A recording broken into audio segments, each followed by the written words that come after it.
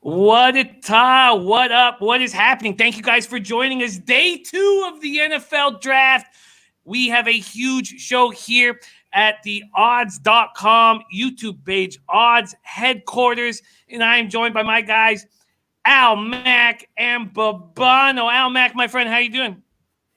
Good, man. I'm excited it's day 2 of the first major sporting event in a month. So, nobody's playing anything. We're just looking at numbers, but let's go. Let's make some money. Yes, you had a nice start to the day. How did your day go off, Babano? Yeah, it's good to be with you guys, Jimmy, Al, and everyone else will be joining us later. But it was a mixed day for me. Up some win some, lose some is the term that I like to use on a day where I pretty much break even. That's kind of like what happened with the props. We won C.J. Anderson. We won Mekhi Becton over C.J. Anderson under. We won Mekhi Becton over. We lost Tristan Wirfs under. I'm surprised Tristan Wirfs fell back to the spot he did. Landed right in the lap of the Tampa Bay Buccaneers, who did an excellent job, in my opinion, snagging him when they did. Unfortunately, though, it's unbelievable, Jimmy. This is frustrating to me, and I'm going to vent here.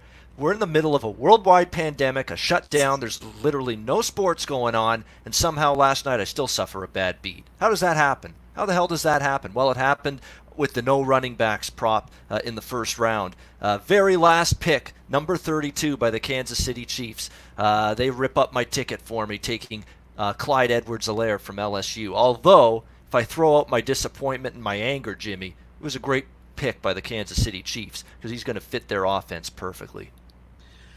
Well, let's talk about the running back situation we're dealing with. When's Jonathan Taylor go? Really soon? I'll say that I think Dobbins could go ahead of him. Taylor is a great runner. I don't think he's going to be a guy that I love catching the football. I don't think he did that as much as Dobbins did. I think from a pass reception standpoint, and I value pass reception running backs being able to catch the football, Jimmy, they're more of a premium now than they were 5 years, 10 years ago, 20 years ago. You got to have these versatile, multifaceted running backs that are able to do that. I think Dobbins can do that a little bit better than Jonathan Taylor, even though Taylor's the better, straightforward runner. And he also had fumble issues. That's been talked about a lot by people doing mock drafts, people analyzing the draft. Jonathan Taylor had a lot of issues with fumbles and ball security at Wisconsin, particularly this past season. So that's something he's got to work on. So I think Dobbins could go ahead of him. Swift, I think, certainly will.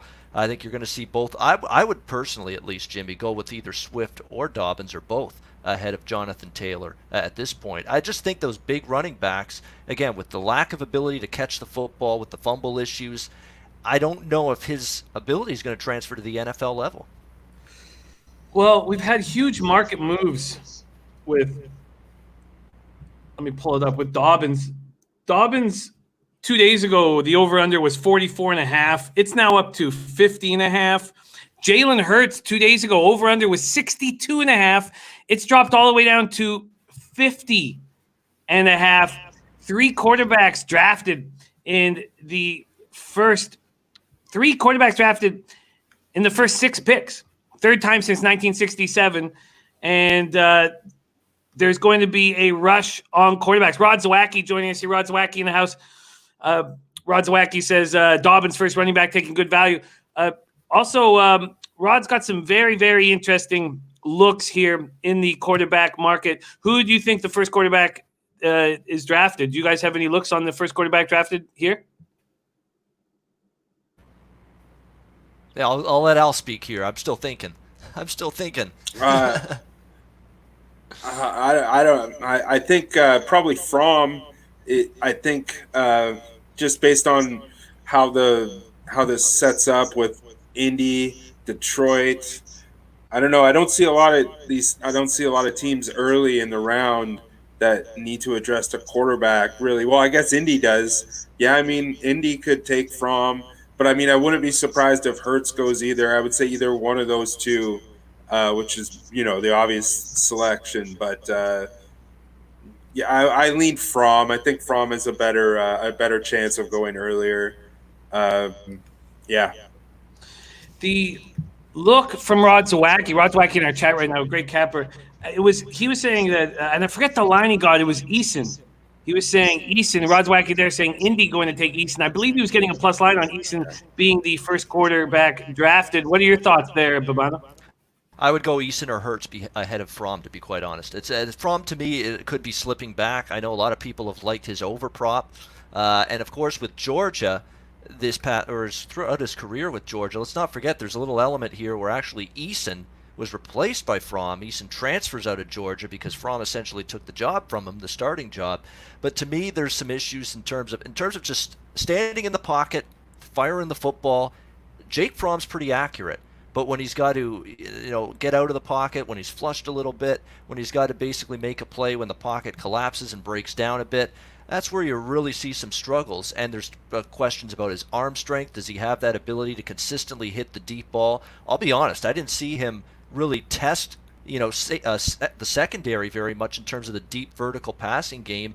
And I think a part of that is because of the arm strength or the lack of it compared to some other quarterbacks. I mean, his ability to complete the deep ball in the vertical passing game is still a little bit suspect. So, in my opinion, I think Eason probably has got the best chance to go first in terms of the quarterbacks. Hurts is a lot like Fromm in that he's probably a project quarterback, a developmental guy. A team is going to have to work with him before he can just throw him in to a starting position at the NFL level. But if you ask me, I think it's Eason, and then I'm going to go Hurts ahead of Fromm.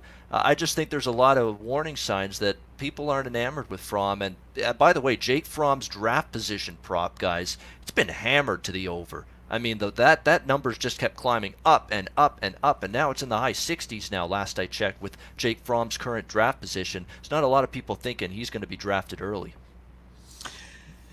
Biggest stories of the draft right now. The big stories of the draft. First off, the Packers drafting Rodgers' successor. Second, what were the Raiders doing? What's Mayock doing? I want to talk about those two things. Before I do, I want to give a shout out to all the cappers in the chat with us. Rod Zwacky, Kevin Reed, Swervin, Albert Ross, Skywalker DFS, Dennis Garcia, Maxwell Smart, Nilo. Thank you guys so much for rolling with us today. We got a packed show. David Boston, 8th overall pick in the 99 draft, will be joining us. We have a bunch of very exciting cappers rolling with us today. Let's start, and I'm just going to grab my phone quickly because a couple of messages coming in and people trying to get in on our stream. But let's start with Rodgers' successor, Al Mack. Does it surprise you that the Packers made a move on Jordan Love? It's shocking, unprecedented. I don't know what they're thinking. He's probably I don't know. That seems to seal the fate of that relationship with whoever made that decision in Rodgers, because he can't be happy with that. So it's going to be interesting to see, even for the preseason, how much of a look is Love going to get? If there people could be talking that there could be a quarterback controversy in Green Bay, and if that starts happening, it'll just be wild, just unprecedented for the Packers who've been okay with Rodgers getting by, being serviceable. They got the one Super Bowl in 2010, I think it was. So I don't know, that it was shocking move, like you said, the biggest story of the draft so far. It was, yeah. It's Babano, is that the Packers saying we're not trying to win now? To me, it's you have needs. You've failed as a franchise to adequately surround Aaron Rodgers with a Super Bowl championship caliber team, and there are, I think, other worries and concerns and needs for the Green Bay Packers right now in April of 2020 than thinking about who Aaron Rodgers' potential successor is going to be. I mean, let's get the secondary shored up. Let's get a little bit better with the pass rush, which I think was an issue for the Packers at times last year. Let's get the offensive line put together. Let's get some more skill position talent, some weapons around Aaron Rodgers. I think those two areas, the O-line and the skill position weapons around Aaron Rodgers, I think those are areas Green Bay could have looked at a lot more than Jordan Love as either a backup to Rodgers now or maybe a guy they envision as replacing him when Aaron Rodgers' time is done. And to me, if you're going to take Jordan Love, especially in the first round, because I thought there's a good chance, guys, he could have been a second round or later pick when it was all said and done. even though his over still cashed for me last night, over 19.5 on Jordan Love. I still think if you've got any intention of taking him in the first round, and with Green Bay doing that, you must believe that eventually he could be a number one quarterback for you. Otherwise, I think it makes no sense, zero, to take him in the first round where you did. For me, guys, though, I would just think that I still got to think about trying to put together a Super Bowl winning team with Green Bay now. Let's not forget, they were a playoff team last year. Some people would say smoke and mirrors, that they overachieved, that their record wasn't as good as it really was, and I think there's some truth to that. The bottom line is you still got to the playoffs before losing to San Francisco. You're still a couple of wins away from maybe getting to a Super Bowl. Surround Aaron Rodgers with pieces now. And that's what they should have done with that draft pick, not looking at the quarterback spot. Oh, agreed. Rod Dweck says Packers should have added for a run now. Actually support Rodgers. Was shocked they traded up for Love. Kevin Reed says, I think Rodgers is still fine for a few years molding Jordan Love. Why don't we bring in the 8th overall draft pick from the 1999 NFL draft? The NFL's leading receiver in 2001 joining us right now. Please welcome to the show, D-Boss, David Boston in the house. D-Boss, how you doing? Hey, what up, fellas? How you guys doing? Hey, David. Hey, how's it going? D-Boss, having you on the show yesterday was like a career highlight for me. 2 hours and 49 minutes of D-Boss. And ate that shit up. I just fucking love it so much. And I can't believe you're joining us again. I got to, be cool. I can't, got to keep my fucking cool here. All right? By the way, I got to throw in one thing. Michael Lombardi, I respect him. He's a guy that was in the front office. I heard a comment from him said that Green Bay choosing Love was one of the best moves in the first round in the entire draft. I mean, I couldn't believe it. I was shocked when I heard that. I couldn't believe that. But, no, I disagree with that. That's putting it mildly. Nuts. That's what we're talking about, D-Boss. What do you make of the two biggest stories, I think, from last night's first round was the Packers drafting Love and what the hell was Mayock doing? Let's start there, D-Boss. What do you think about the draft of Jordan Love? Are the Packers saying we're not trying to win now? Well, definitely saying they're not trying to win now. I think that's unarguable. But I think they're trying to shore up, 2-3 years down the road. Everyone knew that Jordan Love was going to be a project, a guy that had a lot of talent, just needed some guidance, early on in his career, sort of the same way Aaron Rodgers had with Brett Favre. And I think that's the kind of move they decided to make. Is definitely making a statement toward Aaron Rodgers as far as him being the man. I mean, he's put the team on his shoulders for the entire decade. And so I'm sure he feels a little bit salty, in my opinion, but he probably can understand it because the same thing happened to him. So if anyone would understand, it would probably be him.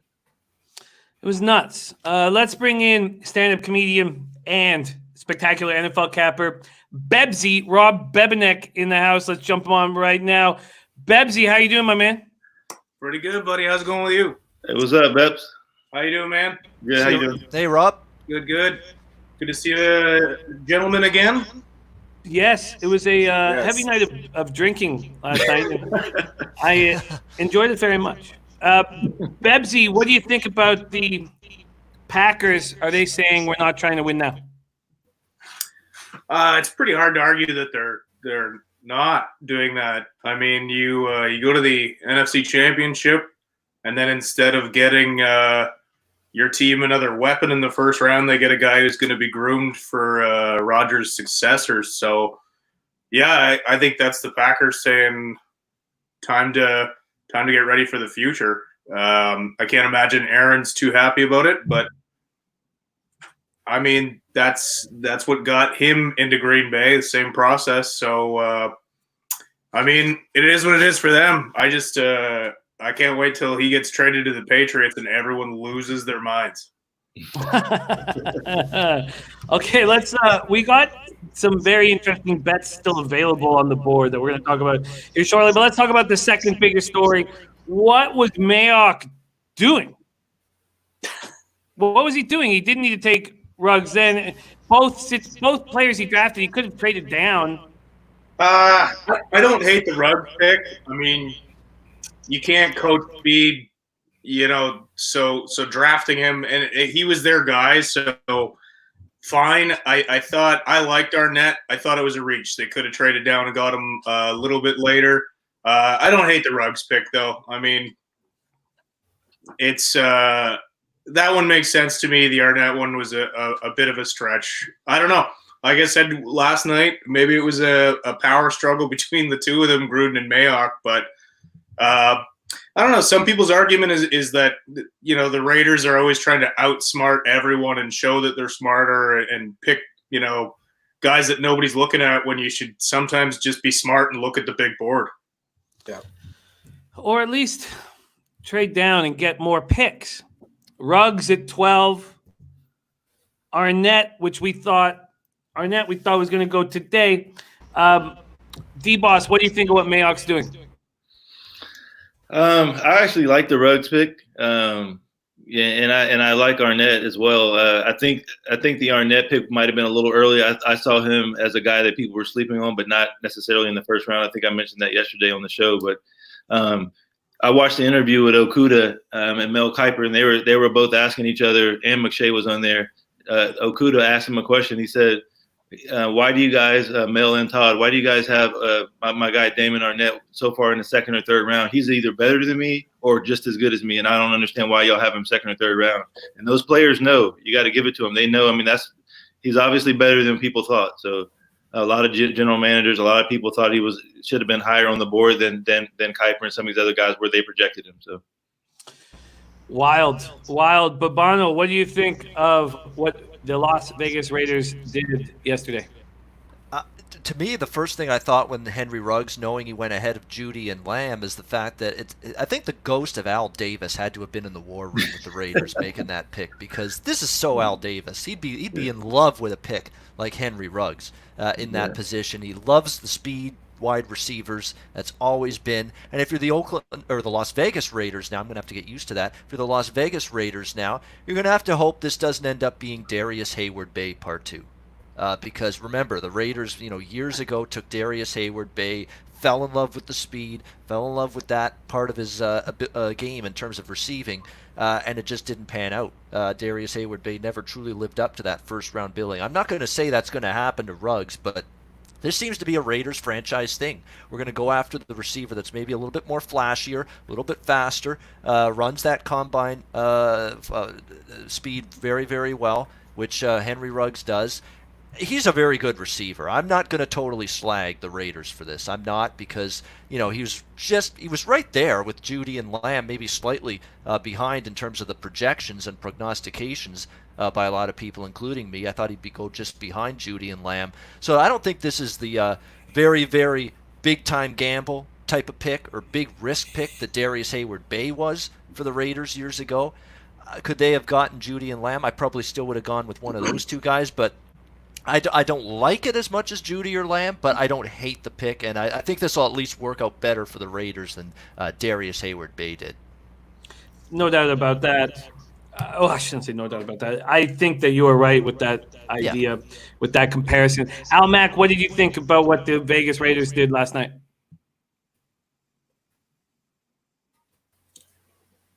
Al, you're on mute. I could lie and say it's shocking, but it's... No, you're good. Sorry, my fault. Hey, sorry. Yeah, I could lie and say that it's shocking, but it's definitely not shocking. The Raiders just continue to disappoint. Changing cities is not going to change anything for this organization. It'll be a good spot, I think, this year to bet under, because I think that this team is going to be worse than they were last year. And I don't know. It'll be interesting to see what they do tonight as well. Maybe they can make up for it, but I'm not going to hold my breath on that proposition. Well, let's talk about some of the action that's on the board right now for gamblers. And thank you guys so much for joining us. Coco Bongo says, I thought I could drink whiskey until I saw Bebsy last night. Maxwell Smart says, Bebsy drinks Maker's Mark. That's a green check mark in my book. We're going to have Twatty Latte and his fire water on a little bit later, drinking the cheapest vodka alive, which I respect. I respect very much. Let's start with J.K. Dobbins. Let's talk. We got Ohio State legend with us right now, so let's talk J.K. Dobbins. So 44.5 2 days ago was the over-under. D-Boss, now it's up to 50.5. That's minus 120 each way. What do you think? Would you take over or under 50.5 on J.K. Dobbins? I went under yesterday at 44 or 46, where I'm still going under. the line movement doesn't have any impact on my thinking at all. Running backs, oftentimes, once one comes off the board, they start to snowball. So I do believe DeAndre Swift. I'm surprised he didn't go to the Chiefs on that last pick in the first round. They decided to go with the kid from LSU, a little bit better catcher out of the backfield than DeAndre Swift. But overall, he's probably the most complete back in the draft. And so I feel like he will go at least the first or second pick coming up today. And then I think you'll see J.K. Dobbins right shortly thereafter. So I would definitely say under 50 for sure. Under 50 and a half. Bebsy, if you had the option to bet over 50 and a half or under 50 and a half, minus 120 each way, as is available right now at Bet365, what would you do? I'd take the under of that as well. Like D-Boss said, you might see a run on them soon. You got to figure Miami's next pick is going to be a running back. They didn't address that in the first round. So, yeah, I think you can start seeing these guys firing off the board. Babano, do you agree with that? You would take the under 50 and a half? Yeah, I'm still on the under because I also took that 44 and a half prior to yesterday. So I'm going to come right back and actually put another half unit on the under 50 and a half. Because I think he's I'm going to rely on my thinking that he's still a better running back prospect than Jonathan Taylor. Jonathan Taylor fumble issues. Jonathan Taylor can't catch the ball out of the backfield like J.K. Dobbins can. There are a lot of things that intrigue me as a GM more toward J.K. Dobbins than Jonathan Taylor for those very reasons. And again, we're getting out of this mold of running back these days in the NFL that can only do one thing, and that's run the football. That worked in the 80s. That worked in the 90s. It's not going to work as much in 2020. You got to block. You got to catch the football. I think J.K. Dobbins can do that better, so I'm going to stick with him under the 50 and a half. The running backs to be taken in the second round, I believe the prop on that is 3.5. I think the over is probably worth a look there. It wouldn't surprise me to see running backs really start to go off the board. You've got Swift, you've got Dobbins, you've got Taylor. And then there's a slew of others that are, I think, players that are going to potentially be late second round running back draft picks by some of these teams. So the over 3.5 running backs is not a bad look in my opinion there. Over 3.5 running backs. Al Mac, do you have any action going on right now for the second and third round? Yeah, I have the Patriots first pick to be a defensive player, minus 140. I have Taylor under 36.5. I'm not that confident about that, but I have Taylor under 36.5 at plus 130, and then I put in Higgins under 41.5 at minus 150. Also, I bet the Rams first pick to be a defensive player minus 130, and then Swift at Bet365. Swift's draft position at 38.5. The over is minus 150. But everywhere else, it's like minus 190 or higher. So just almost on principle alone, I bet Swift over 38.5 at Bet365 at minus 150. I can't disagree with that line movement, but I think that when we're talking about Dobbins, I wouldn't be shocked if all three of these running backs are drafted before the 50th position. So I really do like that under as well. And I'll probably also make that a bet. I like Dobbins. I like Swift and I like Taylor. So I wouldn't be surprised, but I don't think they're going to be one of these first four picks, to be honest. I want to talk about what the Niners did with Bebsy. We have all night to do that. Let's talk about the action that's going to come off the board pretty quick here. D-Boss, very interested to hear what you think about what's going on with the marketplace for Jalen Hurts.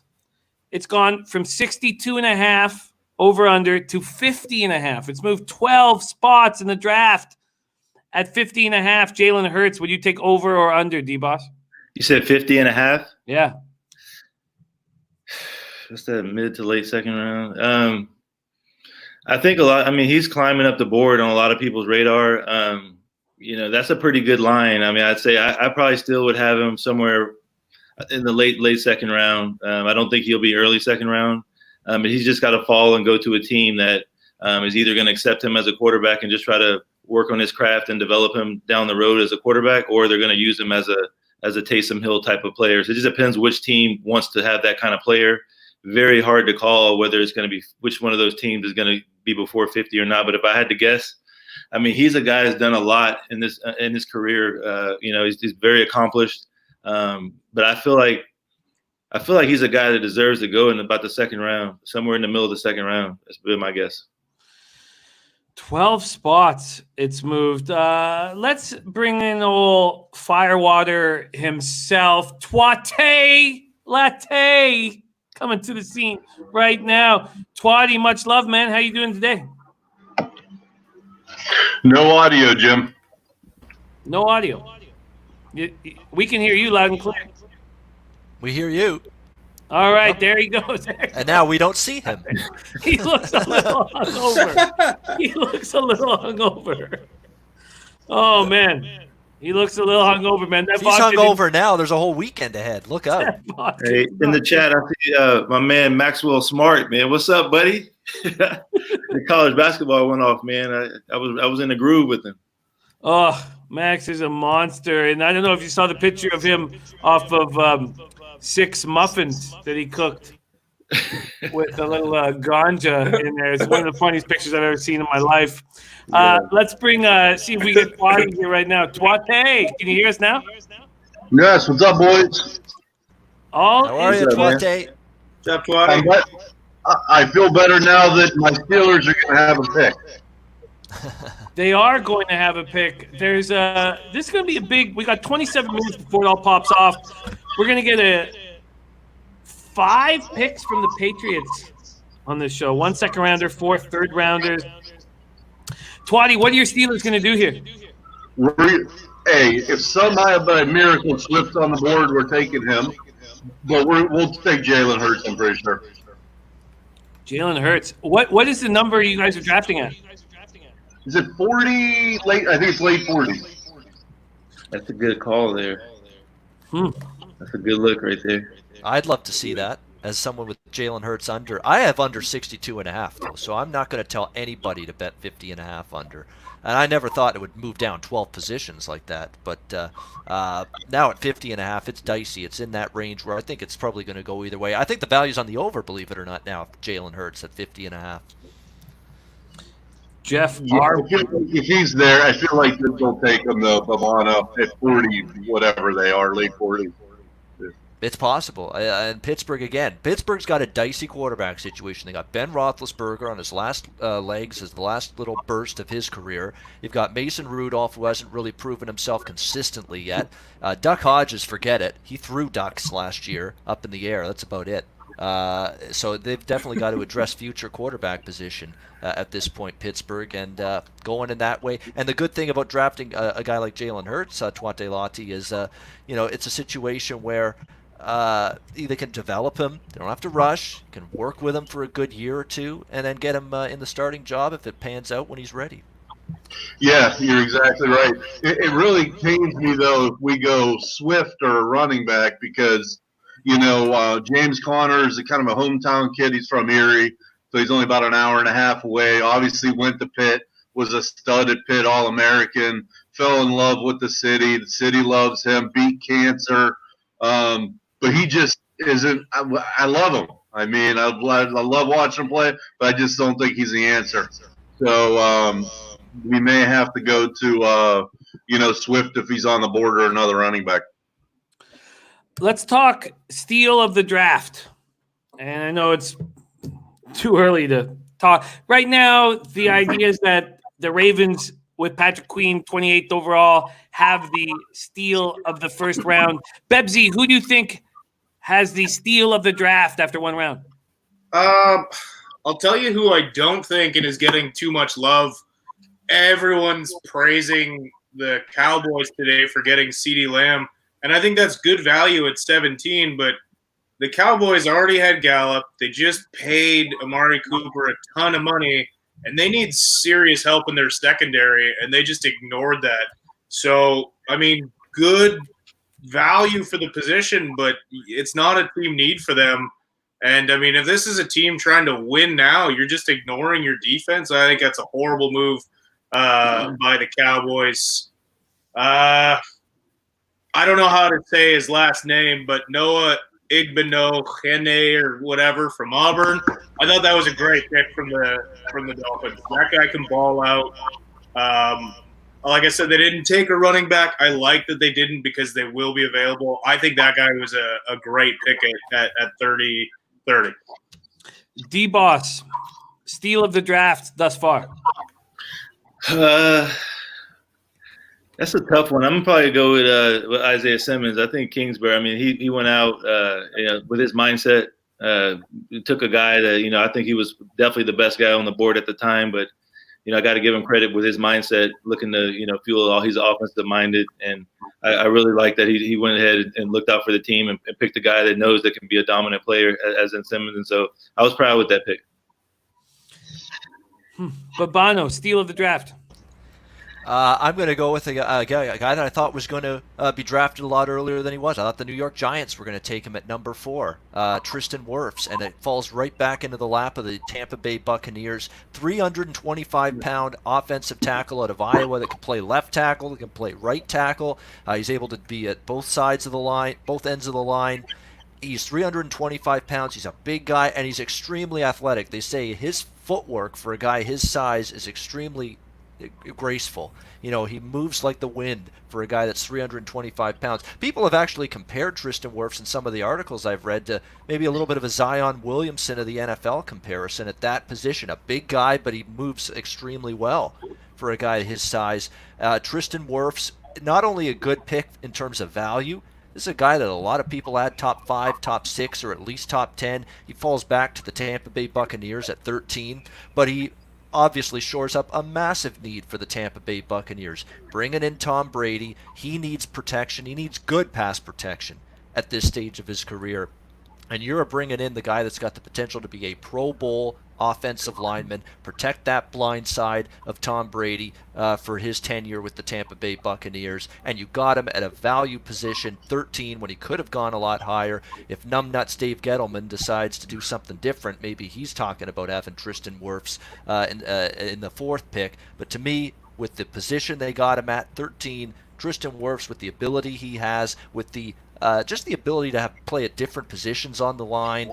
He's got great athleticism for a guy his size. He's going to protect Tom Brady, a quarterback who needs protection. It was a home run, I think, for the Buccaneers. Yeah, and Buzznuts agreeing with you. Buzznuts721 agreeing with you, says Wirfs the steal. Al Max, steal of the draft so far. Yeah, I think I agree that it's Igbinoghene. I think Bebsy said it yesterday. If more people could pronounce his last name, he probably would have went higher in the draft. The kid is just incredibly athletic. A lot of people don't know this, but he was a wide receiver in his freshman year, and then he switched to cornerback. So he's the type of guy he's going to probably be. He's going to be utilized. He's probably going to be a special teams specialist, stuff like that. So as a cornerback, he's going to have a long career in the league, in my opinion, and he'll probably be he'll be a useful player on a team that if it's not the Dolphins, it'll be somebody else. Twate, who do you think steal the draft so far? Well, I guess I'm a little bit against what Bebsy said, but there's one reason it's a little surprising. I'm going with the Cowboys and Lamb, but there's one reason. They only signed Amari Cooper for 1 year guaranteed. Okay, so I would not be shocked that Cooper plays this year and then they ship him off. Yeah, I think he signed 5-year, $100 million or something, but he only has a 1-year guarantee on it. So again, I wouldn't be shocked that Lamb comes in and Amari Cooper's out after a year. So if that's the case, then it was a steal. Now I don't know. Who knows? Maybe they pay Cooper through the whole contract. But if they do cut him or trade him after a year, then it was a steal. I like it. I think okay. Let's talk about Eason right now. 52.5 is his over under. Let me compare that to what it was 2 days ago right now. Let me see if I get the comparison. I'll pull that up here in a second.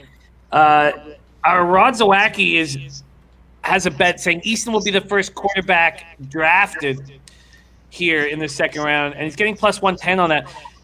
D-Boss, do you think Easton's the first quarterback drafted? Man, that's a tough one. I mean, I feel like he's got a chance out there in the Pac-12. He had a really good career out there, but it's so tough to call. You know, as you get late into the second round, teams are going to start drafting, by scheme, and so I feel like it's a tough call for me. I would stay away from it because I wouldn't be able to call that. 47.5 Easton was that 2 days ago. The mid second round. Now 52.5 for Jacob Eason. Bebsy, first quarterback drafted.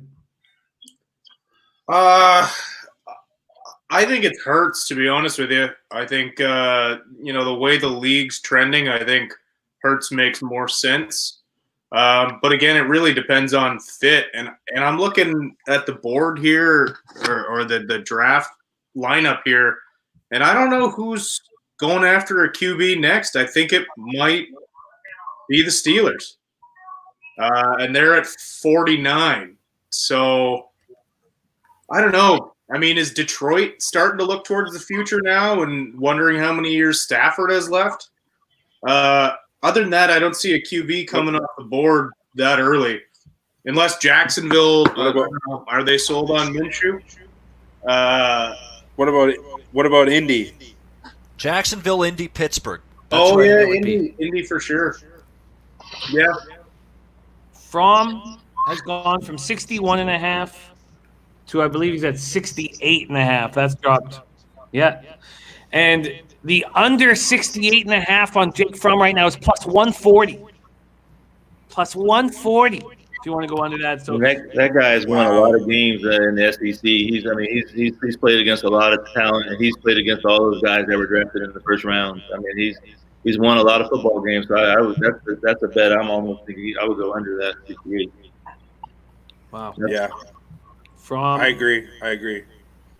Fromm drops 7 spots in the market. 61.5 to 68.5. All right, Bebsy, let's talk about Kinlaw replacing DeForest Buckner. Have you you've got the chance to sleep on it? You woke up this morning, and how do you feel about it? I don't think I feel any different than I did yesterday. I think Kinlaw was the best DT in the draft as far as a pass rushing goes. He's a better pass rusher than Derek Brown. Probably not as good in the run, but I'm worried about his knee tendonitis. That's something I think is a gamble. If it pays off, amazing. The guy's a beast. He's huge. He's got a great work ethic. Everyone loves him from a character standpoint. It's my biggest hangup is the knee. I'm worried about that. I hope if he's healthy, great pick. If not, well, they're going to be looking for another D tackle next year. No safeties have been drafted thus far. West Coast says, will Xavier McKinney be the first safety drafted? Bet 365 has McKinney at minus 250 as the first safety drafted. Delpit plus 350. Winfield plus 600. D-Boss, could you go against Xavier McKinney to be the first safety drafted? Man, that's a tough call. I would say McKinney will be the first one off the board, although Antoine Winfield Jr. is my favorite of the three. But McKinney, I mean, he had an outstanding career. I mean, he's a leader of the defense, ball hawk. He's the type of guy that's ready to start right when he comes to the NFL. Safeties just don't have the same value as corners nowadays. And the fact that McKinney, I mean, he had a lot of interceptions, sacks. I mean, he's a ball hawk, a lot of enthusiasm he plays with, and so he's a guy in a couple of years I can see as a Pro Bowl player for sure. Babano, could you go against McKinney? I have gone against McKinney. I'm on Antoine Winfield plus 600 for safety. Nice. Easy at that price to take a chance with that. Look, I thought Xavier McKinney could have gone as high as 22, 23, and he didn't get picked at all. And I thought for sure he'd be in the first round. So I don't want to say the red flags are out, the warning signs are up, but why is he falling to the point he has right now? I'm a little bit surprised by that. I think the door is open for Antoine Winfield to slide right on through. And by the way, I watched a lot of Minnesota Golden Gophers football last year. I was betting a lot of their games. Mostly I was betting on them last year, Minnesota. And this guy was making an impact play in that safety position so many times last year. You look at the Penn State game, that big game against Penn State when they were at home, and it was a huge game for the Gophers. It was their coming out party for PJ Fleck and company. Winfield gets an early interception in that game, sets the tone. His anticipation skills are great. Like, he almost knows what the quarterback's going to be doing before the quarterback turns and looks at the receiver he's looking to throw to. I mean, his anticipation is remarkable. I think he's an immense talent. I've said this to anyone that'll listen. I think he's got a lot of Pro Bowls in his future. I think he's going to have a tremendous career at the next level. I'm on him under 42.5, his draft position, and I'm going to roll the dice that he's the first safety taken at plus 600. Hey, Babano, I was texting Ansel, his dad, earlier today, and I was actually asking about him. And he said some of the guys have him the first safety coming off, and some of them don't. So if you're trying to bet, I mean, at plus 600, knowing that there's several teams that have him as the number one, I think it's worth a chance. So yeah, Twan was just like we were roommates at Ohio State my last 2 years, so. He was just excited, ready for his kid to get drafted. But he said some guys have him first and some guys have him second. So he doesn't know. He's just happy to be proud of his son. So. Awesome. That's an awesome story. That's a fantastic story. Isn't that an incredible story? Great that you got that connection, David. And I think Antoine Winfield Jr. is going to have that great career. And part of my thinking here, David, is look at Xavier McKinney falling to where he is. Like, I didn't think Xavier McKinney would still be on the board, with the second round about to begin. So, to me, I don't want to say that people are souring on him or there's some kind of thing that's shying teams away from Xavier McKinney all of a sudden. But to me, I'm a little surprised and perplexed that he hasn't been taken already. So I'm going to step up with Antoine Winfield because I believe in the guy's talent. I think he's going to succeed at the next level, and I think a lot of teams like him. He could pull that shocker to be the first safety. Plus 600 banger. Plus 600 banger. Bebsy, who's hopefully the a banger, Jimmy. Hopefully a banger. Yeah. Bebsy, what do you think? I don't know. I think I'm with Babano on this one. I like Antoine Winfield. I just love pedigree. If he balls out like his dad did, the guy's going to be a steal. And again, I expected McKinney to be off the board. He's not. I thought McKinney to the Cowboys was going to happen. Obviously, the Cowboys jumped on Lamb. But yeah, now I'm questioning why he's dropping, and I don't think it would be outrageous to see Antoine leapfrog the two with Delpit as well in there. I mean, before this last season started, Delpit was being talked about as like a top 10 pick. He dropped off hard. I think people just didn't love his ability to tackle at all. He really fell off everyone's radar. So, yeah, I'm going to go with some love for Antoine Winfield Jr. here. Plus 600. That's a beauty. Let's go back to the Dolphins. Very, very interesting draft, first round. You get Tua, that's being legitimized everywhere. And, that looks like could be a very nice spot to get to a fifth overall.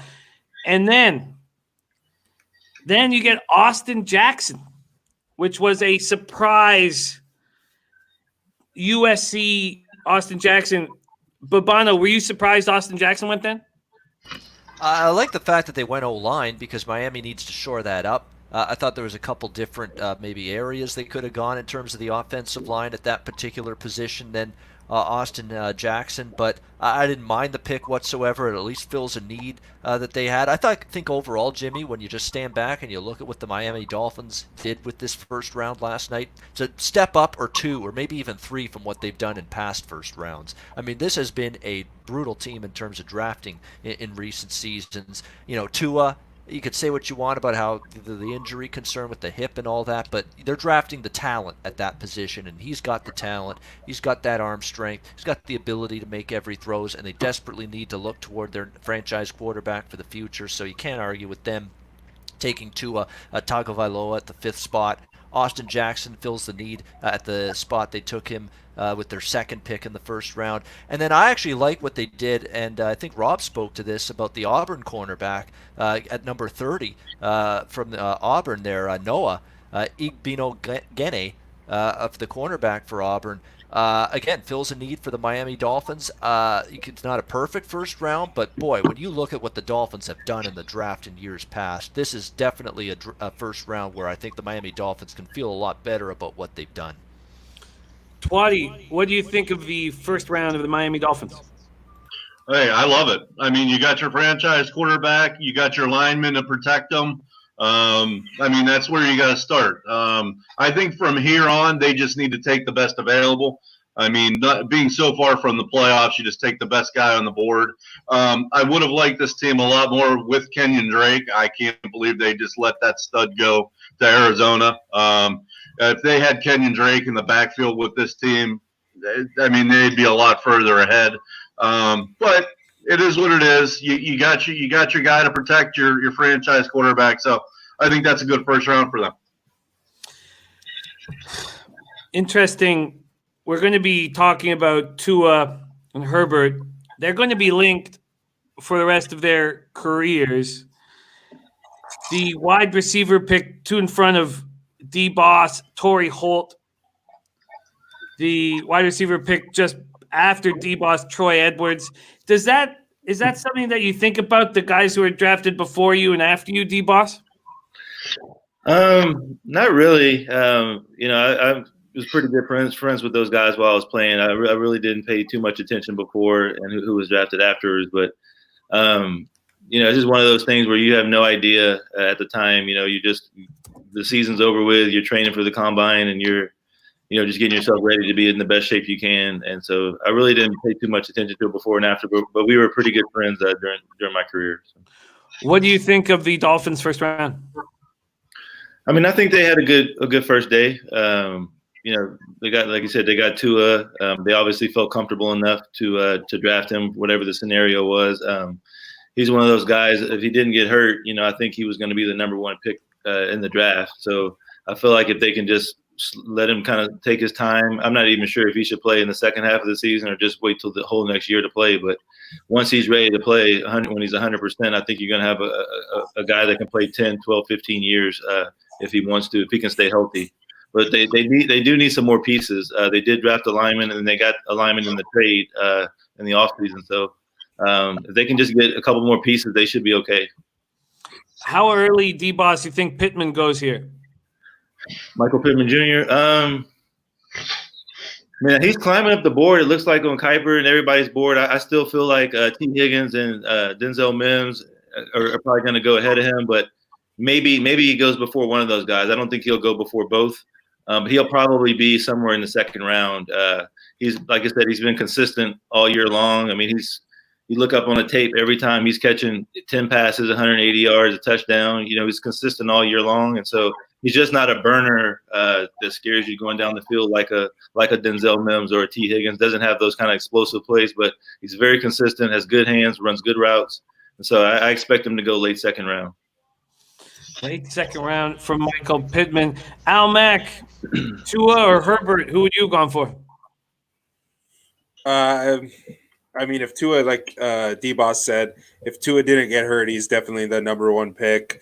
But now because he's hurt and because it's a rough injury, painful injury, something traumatic, hard to get over, especially emotionally when you were so high, and then that happens. It's going to be something that I'm not saying that he can't get over it, but it's going to be an obstacle that he has to get over. As for Herbert just has the size advantage. Probably not as skilled as Tua, but his size just makes him so serviceable in the NFL. I think he's going to have a long career, but I mean, as far as talent goes, I wouldn't be surprised to see Tua turn the Dolphins around, maybe not this year, but next year, once he starts to get back to being fully healthy and this team starts to, they're building a good core. I would suggest that they take a running back early in the rest of this draft here. That's the one piece that I think that they're missing. I think that if they get, if they have a young core built around a running back, a good receiver, and a good quarterback, I think the sky's the limit for this team. The Patriots. Are the Patriots going to have a quarterback for the future when this show ends. Bebsy, do you think at the end of tonight, Patriots have a quarterback for the future? I think I've given up trying to figure out what Bill Belichick's going to do. I really have, and Good answer, Rob. Good answer. I don't know. That guy's going to pull somebody that we've never heard of. He's going to be incredible. My answer is maybe. Sure. Yeah, sure. They're going to get a quarterback. It's not going to be anybody you think was even eligible for the draft. It's just going to be some guy that wasn't even a quarterback in college. He probably ran a trick play once, and Belichick's like, I can do something with this guy. That's that. I keep thinking Bill Belichick one day going to call me and say, you know what, Ian? We can do something with you. Yeah, come on in. We'll work you out here. You can be our quarterback possibly. You got one play, Ian. You got one play. Right, we need you for this one play. All you got to do is hit it. Oh, sorry, guys. Twatty, do you think the Patriots pick a quarterback in tonight's show? I mean, I guess I'm going to go with no for tonight. Having said that, they're not going to stand pat. No pun. I mean, through the season, they're going to get someone else in there. Does it happen tonight? I mean, I'd just be guessing. So I'm going to go with no, but clearly they're going to do something before the beginning of the season. And Almac, you have the first pick being a defensive player for the Patriots? Yeah, and I'm pretty confident in that. I think that, they might get a quarterback tonight, but I don't know if it'll be through the draft, Right. Bengals. I got to get out of here. Oh, much love. Thank you for joining us, and you'll jump back on the show at some point? Yeah, in probably like an hour and 15 minutes. Sounds good, my man. Thank you so much for joining us. Al Mack. See you later. I'll be back. Yeah, see you. Follow him at Spark Al Mack on Twitter. Bengals, Colts, Lions, Giants, and then the Patriots pick from the Chargers. That's going to be starting off this show, and we're starting off in 1 minute. The draft is in 1 minute. 1 minute. Very, very, very exciting stuff. Let's go to you guys. D-Boss, what are you most excited about with round 2 and 3? Is there anything that stands out that you really are very, very interested in happening here? Yeah, I'm looking to see who takes the next quarterback. I'm looking for that, and I'm also trying to see. I think the running backs are going to start running off here in the second round. I think you can see 3, possibly 4, maybe slide in there in the second round. But I do have one sleeper, a guy that I feel like no one's really talking about. You might end up seeing him either late in the second round, or mid-second round, late second round, or even early third. A guy out of Sachet High School here in Dallas, Texas, Devin Duvernay at the University of Texas. This guy has a tremendous speed, 10.27 100-meter dash in high school, state champion. This guy's got Olympic speed. He has one of the best pair of hands I think I've seen out of all the kids in the draft. He won 86 consecutive catches with no drops. He actually had his best game versus LSU this year at 12 catches, 154 yards, and 2 touchdowns, a game in which they almost won, by the way. That was one of the closest games LSU had this year. And this kid is a tremendous talent. So Devin Duvernay, keep your eyes out for him at the University of Texas. Ooh, that's a good-looking spot. Bebsy, what's jumping out at you for the second and third rounds of the draft? What are you most interested in? To be honest with you, I'm surprised Espinosa is still available. So I'm pretty curious to see where he's going to go. I think he's a steal at this point. And I also really like Ross Blacklock out of TCU. I think that guy's a beast. He tore his Achilles in 2018. Came back, was great last year. I think he'd be up higher were it not for that injury. So I think Blacklock's going to be a steal. So I'm really curious to see where he goes. Very interesting. Beach Boss says, I think the Patriots are going to draft Pootie. I miss Pootie, man. I miss Pootie. Miss Pootie bad, man. Exciting. Twatty, what are you most excited about for the second and third round of the draft? Well, obviously the Steelers. I'm looking at Jalen Hurts. I'm looking at DeAndre Swift by some miracle is there. But if for the guys in the chat, I would think if you could pick this up at Jonathan Taylor, if those two are gone, the Steelers are probably going to roll with. I would be absolutely shocked if they don't go after one of those three. They're not going defense because At one point last year, they actually had all 11 starters were first rounders, which is an amazing stat. So their defense is set. Once they got Minkah Fitzpatrick, they were one of the best defenses in football. So they're good. Those are the three guys the Steelers are going to get. Also looking at the Chargers, super excited about the Chargers. They're a Super Bowl contender type talent around there, and then you're going to add your quarterback of the future. You're going to add Kenneth Murray, who's a stud out of Oklahoma. That team, they're one player away. And then the last thing I'd be interested in is all these teams that didn't draft yesterday. Like the Bills and the Bears, how they go. The Bills are stacked on defense. They probably need some skill position players. So I'm curious how them. And one last thing: are the Texans going to take a wide receiver? Now that they lost DeAndre Hopkins. So those are a couple things I'm looking at. I like those. But Bono, what's jumping out at you for the second and third round? Well, the most interesting thing for me in the second round is it's all about Antoine Winfield because I got 2 bets pending. From a financial perspective, it's not even a debate. I'm most interested in that. I mean, under 42.5, which I hope hits. I at least hope I get that bet in the winner's circle, even if he's not the first safety taken. Although I think plus 600, he's got that chance. J.K. Dobbins, would like to see him go earlier in this second round. We got him under 50.5. There's a lot of things that are intriguing about this. The running backs, I think a few of us have mentioned it. This is, I think, in this round, we're going to see running backs are going to be like a clearance sale where they make the big announcement on the megaphone to the customers. All right, all prices have been slashed by 50%. Everything must go. I think you're going to see something like that here with the running backs. You're going to see, I think, J.K. Dobbins taken. You're going to see a Taylor taken. You're going to see DeAndre Swift obviously taken. And then there's some other running backs. Gibson out of Memphis. He's going to work in somebody's offense, especially as a guy that can catch the ball. You look at Zach Moss. I don't think anybody's talking about him out of Utah. I know the Pac-12 gets just absolutely ripped to shreds as being, a phony power conference compared to the Big 12, the Big 10, the SEC, the ACC. But Zach Moss is a good running back, and if he falls far enough, if I'm a GM, I'm looking to take him because I think he can help my team. A lot will be figured out here, and it should be underway right now. I've got my show on. We will see what's happening. Let's talk about some other spots here. The Atlanta Falcons, which I now pronounce properly, are taking a lot of heat for what they did at the draft. AJ Terrell, what do you think that heat that they're taking makes sense? Do you understand why they're taking this heat? Let's go to D-Boss. Do you understand why the Falcons are taking such heat? I do. I mean, notoriously, they drafted, offensive guys most of the time in the draft. But, I mean, in this league nowadays, I mean, the corners, they get drafted. They pay people to cover. And that's one of the reasons why I think some of the safeties like McKinney and Antoine Winfield Jr.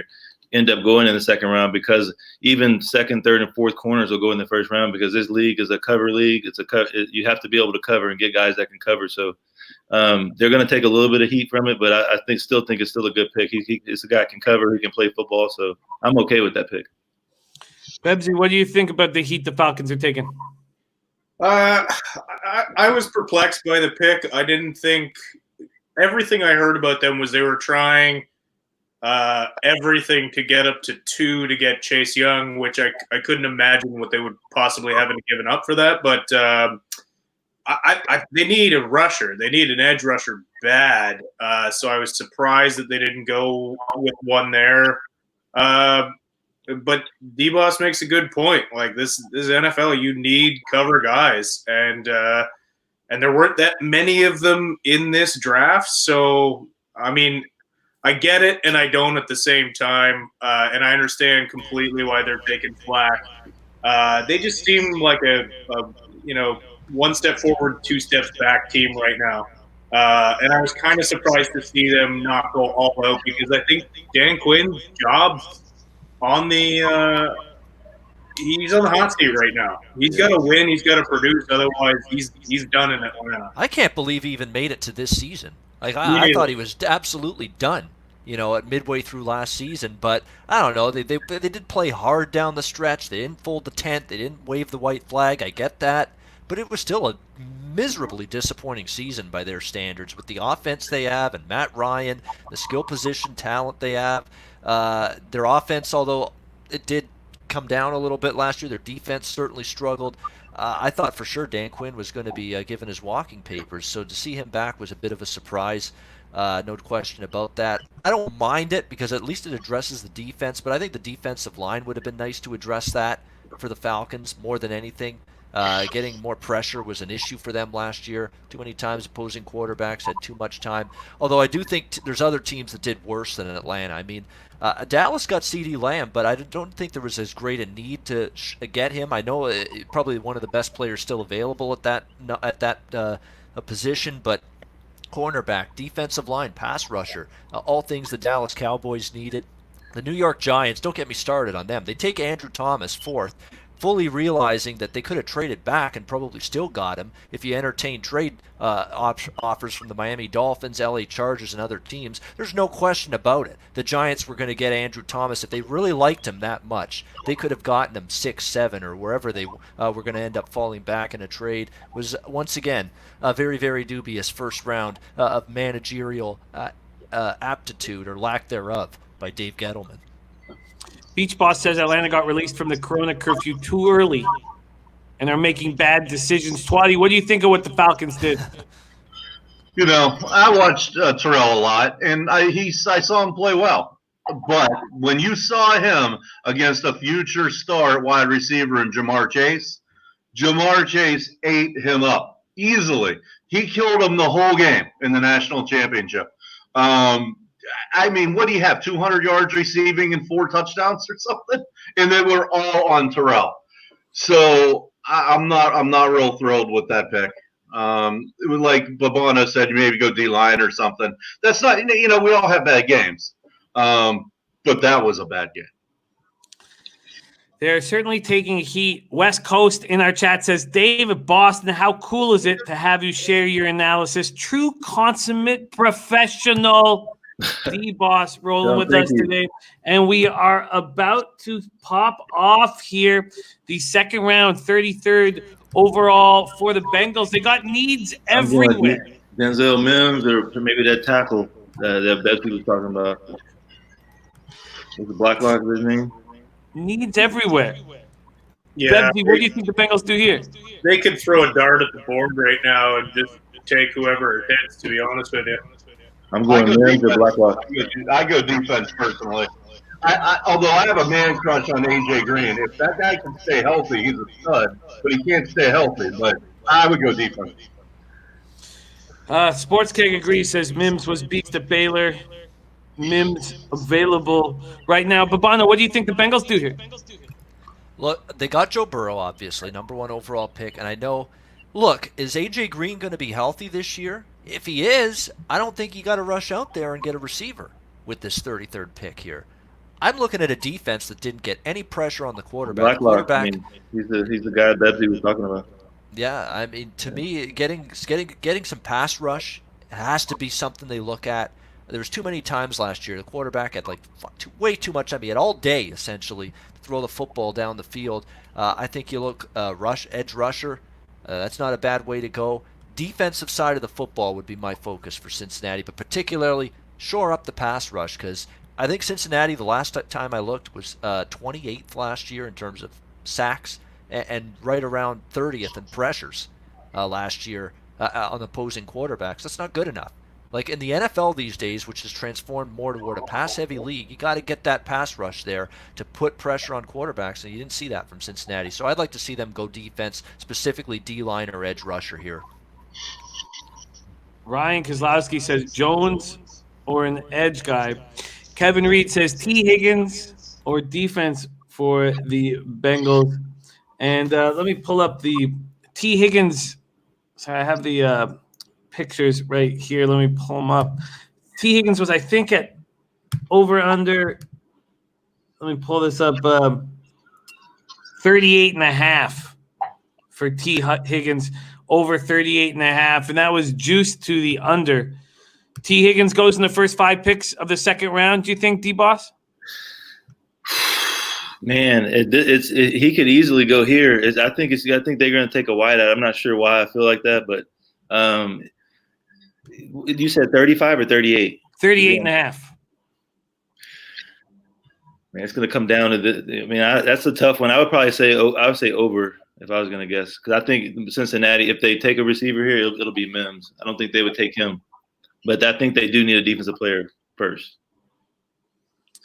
I mean, their first-round pick last year was a tackle. People forget because he got injured and spent the whole season on IR. And they went Burrow yesterday. I think it's got to be D-line. I think you see Blacklock, Espinosa, or even maybe Gross Matos go here. Yep. Yeah, I was thinking that Epinesa or Gross Matos. Was good. Two Big Ten guys. I could see that totally. He's a good pick. That would be a good pick for them. That kid from Iowa. Also. Yeah. Twatty, it's your division at play here. What do you think the Bengals do? Again, I like their offense. I know D-Boss saying maybe receiver. Hey, if you get T. Higgins or Jefferson or someone, I guess you go that route. But, their number 3 is John Ross. I mean, their number 2 is T. Boyd. T. Boyd had a really good year last year out of Pitt. And then A.J. Green, when healthy, is awesome. You got Joe Mixon there who could be a stud. So I go defense. They had a hard time getting to the quarterback. So I roll. Let's try to get someone to get to the quarterback.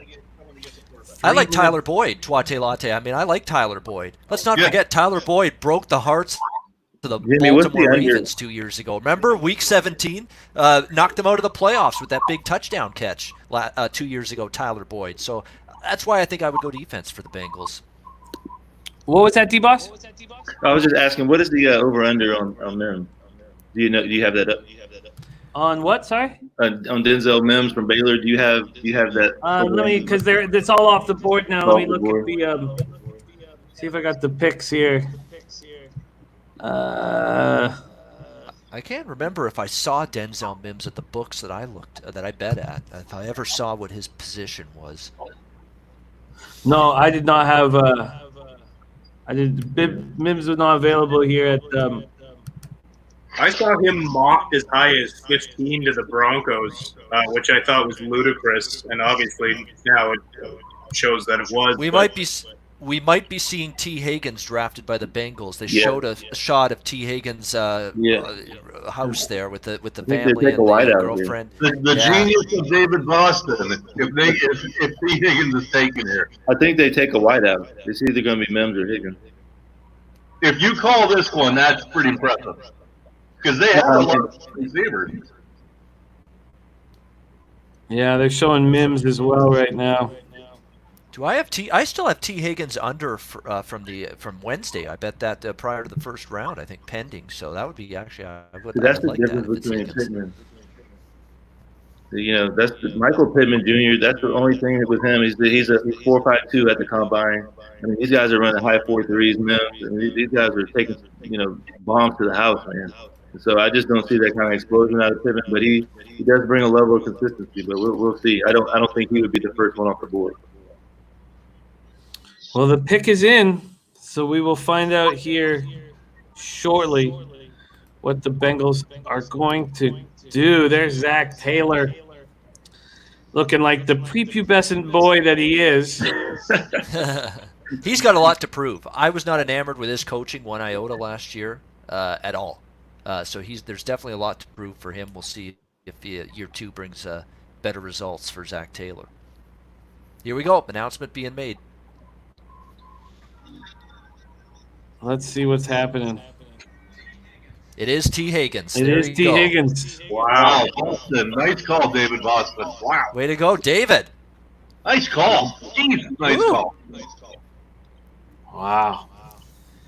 The Bengals have T. Higgins. Well, that's what happens when you buy the new car, in this case, Joe Burrow. You want to put the hydraulics on it. You want to put a little shine to it. That's exactly what they're doing here, T. Higgins. The new car, you got to put Joe Burrow. You got to put the pieces and the parts on it now. Yeah. And nice call, D-Boss. Nice call. Thanks. Yeah, that's a nice receiving core right there. Yeah, if AJ can stay healthy, he never plays 16 games. So, That's probably what they're thinking, David. Honestly, like, Yeah, can you maybe. trust AJ Green to get through a full season? You can't. Yeah, these are tall, rangy kids who down the red zone. He'll make plays down in the red zone as well. So. Sports Keg says I like my hydraulics to be 340-pound tackles. Kevin Reed also liking this, saying that Higgins was going to go here early. And Ryan Kozlowski says Colts might pick a wide receiver too. Colts pick is in already. It's already in. So we're going to find out what the Colts have done. Razor says less pressure on Green. Is the run on wide receivers could continue right now with the Colts, or do we have a quarterback drafted? I don't know. What's his name from the Colts? The speedster wide receiver. He's another one that gets injured. Opening the mail. So, what's his name? Ty. T.Y. Hilton. Yep. Yeah. So maybe you do go wide receiver. Absolutely. I mean, a skill position, wide receiver position in particular. Like, you look at the Colts last year. I mean, other than T.Y., they've got to get more depth at the wide receiver spot, the Indianapolis Colts. There's no question about that. With all due respect to some of the guys they had out there last year, it was difficult to see them making that big-time impact. I mean, so going in that direction is definitely something I could definitely see for the Colts. I'm looking at it right now. You look at who their receivers were last year. I mean, they've definitely got to shore that up a little bit. Quarterback could be an option as well, but I think they might wait a little. They've got another pick later in the second round, the Colts. I think they might wait till then maybe to go quarterback. We are about to find out what They didn't waste time, did they? Bam! Pick us in. Yeah. And then the Lions right after this. This is exciting. This is exciting. I think if the Indianapolis Colts take a wide receiver, that tells me they're bailing on Paris Campbell pretty quick. I don't know. I like Paris Campbell. I think he's going to be fine. Is this pick in? It is, yep. Who is it? Oh, they're still just showing T. Higgins.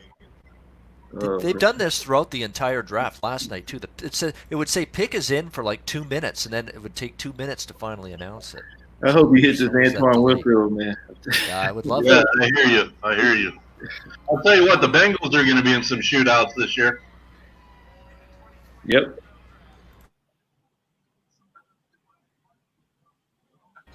Wow.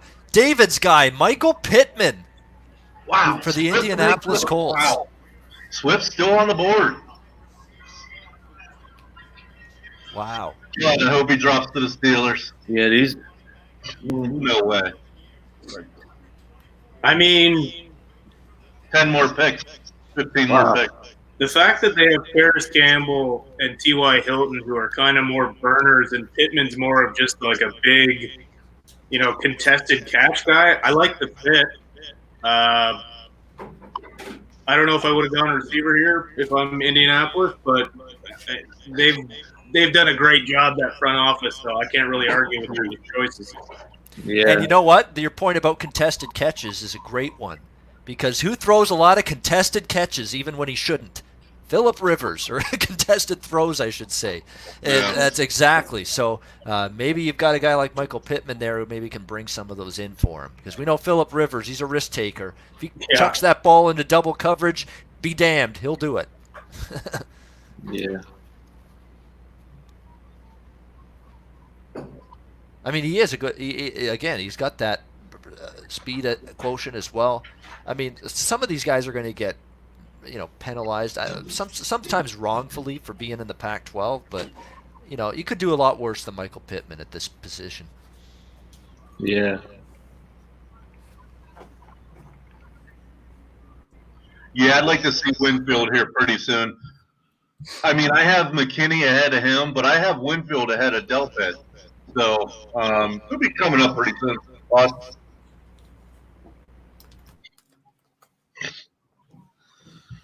Pittman Jr. Man. He's a big boy. But yeah, he is sluggish. He doesn't get in and out of his breaks very fast. But I mean, when Phillip Rivers, like Babano said, when he just lobs those up into a crowd, this is a guy who can go up and get him. Yeah.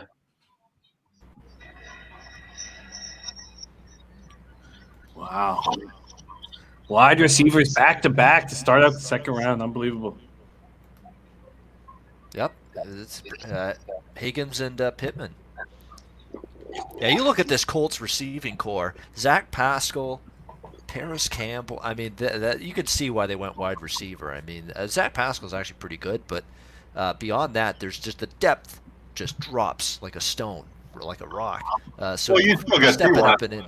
Yeah, after Ty, of course. Yeah, Pascal, and then after that there's a big time drop. So if any injuries are sustained, maybe prior to this pick you wouldn't have been able to maybe adapt for that as much. But you get Pittman in there, not a bad job at all by the Colts.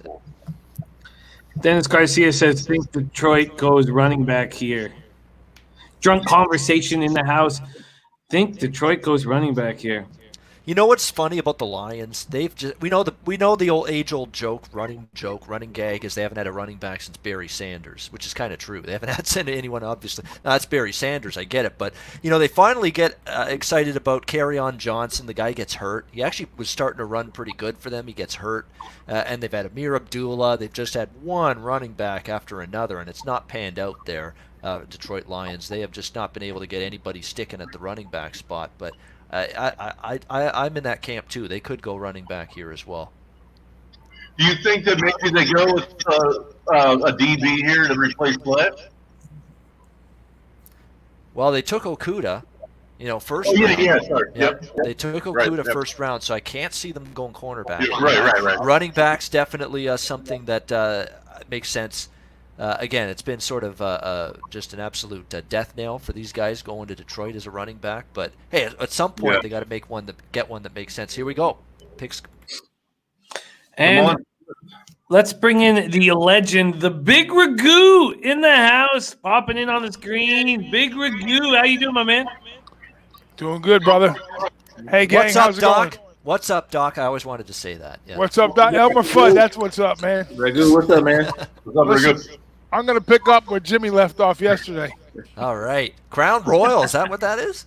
I'm going to do a little vanilla royal here for you guys. So, way to go, bringing the good I only stuff. break this out for my special friends. Oh, respect, man. Yeah, DeAndre man. Swift, by the way, Georgia. Wow. Taken Salute, by Detroit. guys. Cheers, my man. DeAndre Salute. Swift. Yep. I've got there it is, Wicked Awesome IPA. There we go. So, D-Boss, what do you think, DeAndre Swift? I think it's a good pick. Beer Babon. It's a good pick. He checks all the boxes as far as when you look at him as a player. He definitely can pass block, protect the quarterback. He's shifty, runs with power, great vision. I like him as a player. I'm surprised he didn't go in the first round. All right, so Who three picked more up running Swift? backs. Detroit. Well, I will be watching DeAndre Swift in person next year when I go down to Ford Field. Woo! Oh, yeah, Lions trips. I've done a Lions trip before. It was a long time ago. And it was when Ford Field, I think, was only in its first or second year, so it was a long time ago. I love Detroit. I'll be down there all the time. Detroit Motor City. I do sleep at night in Windsor, though. Yeah. The icon says to love the pick. There's Kevin Taylor in the house. Kevin Reed upset the Lions didn't go DL. And Lions take Swifty. Oh, man. If Patricia wasn't – I just don't like Patricia, but I want to like the Lions so badly. I like some people on their team. I just don't like the coach. I mean, it's period. I mean, I don't think I'll ever like. I just don't think it's a good job at all that he's done. No. And unfortunately, Bob Quinn has a connection, the GM, with him, and I think he's going to give him every opportunity to succeed. But at some point, it's got to be make or break at time, and I think we're getting to that point with Matt Patricia. What are the odds that Dave Gettleman drafts a punter right here? Long snapper. Oh, man. We Please. have one of the cappers that we hang out with, Lowbagger. He went to high school in Texas with Stafford and Kershaw. And I was like, man, nobody else in that graduation class was getting any pussy. Right. Where do you go to school at? Houston, you said? In Texas. I don't know where, though.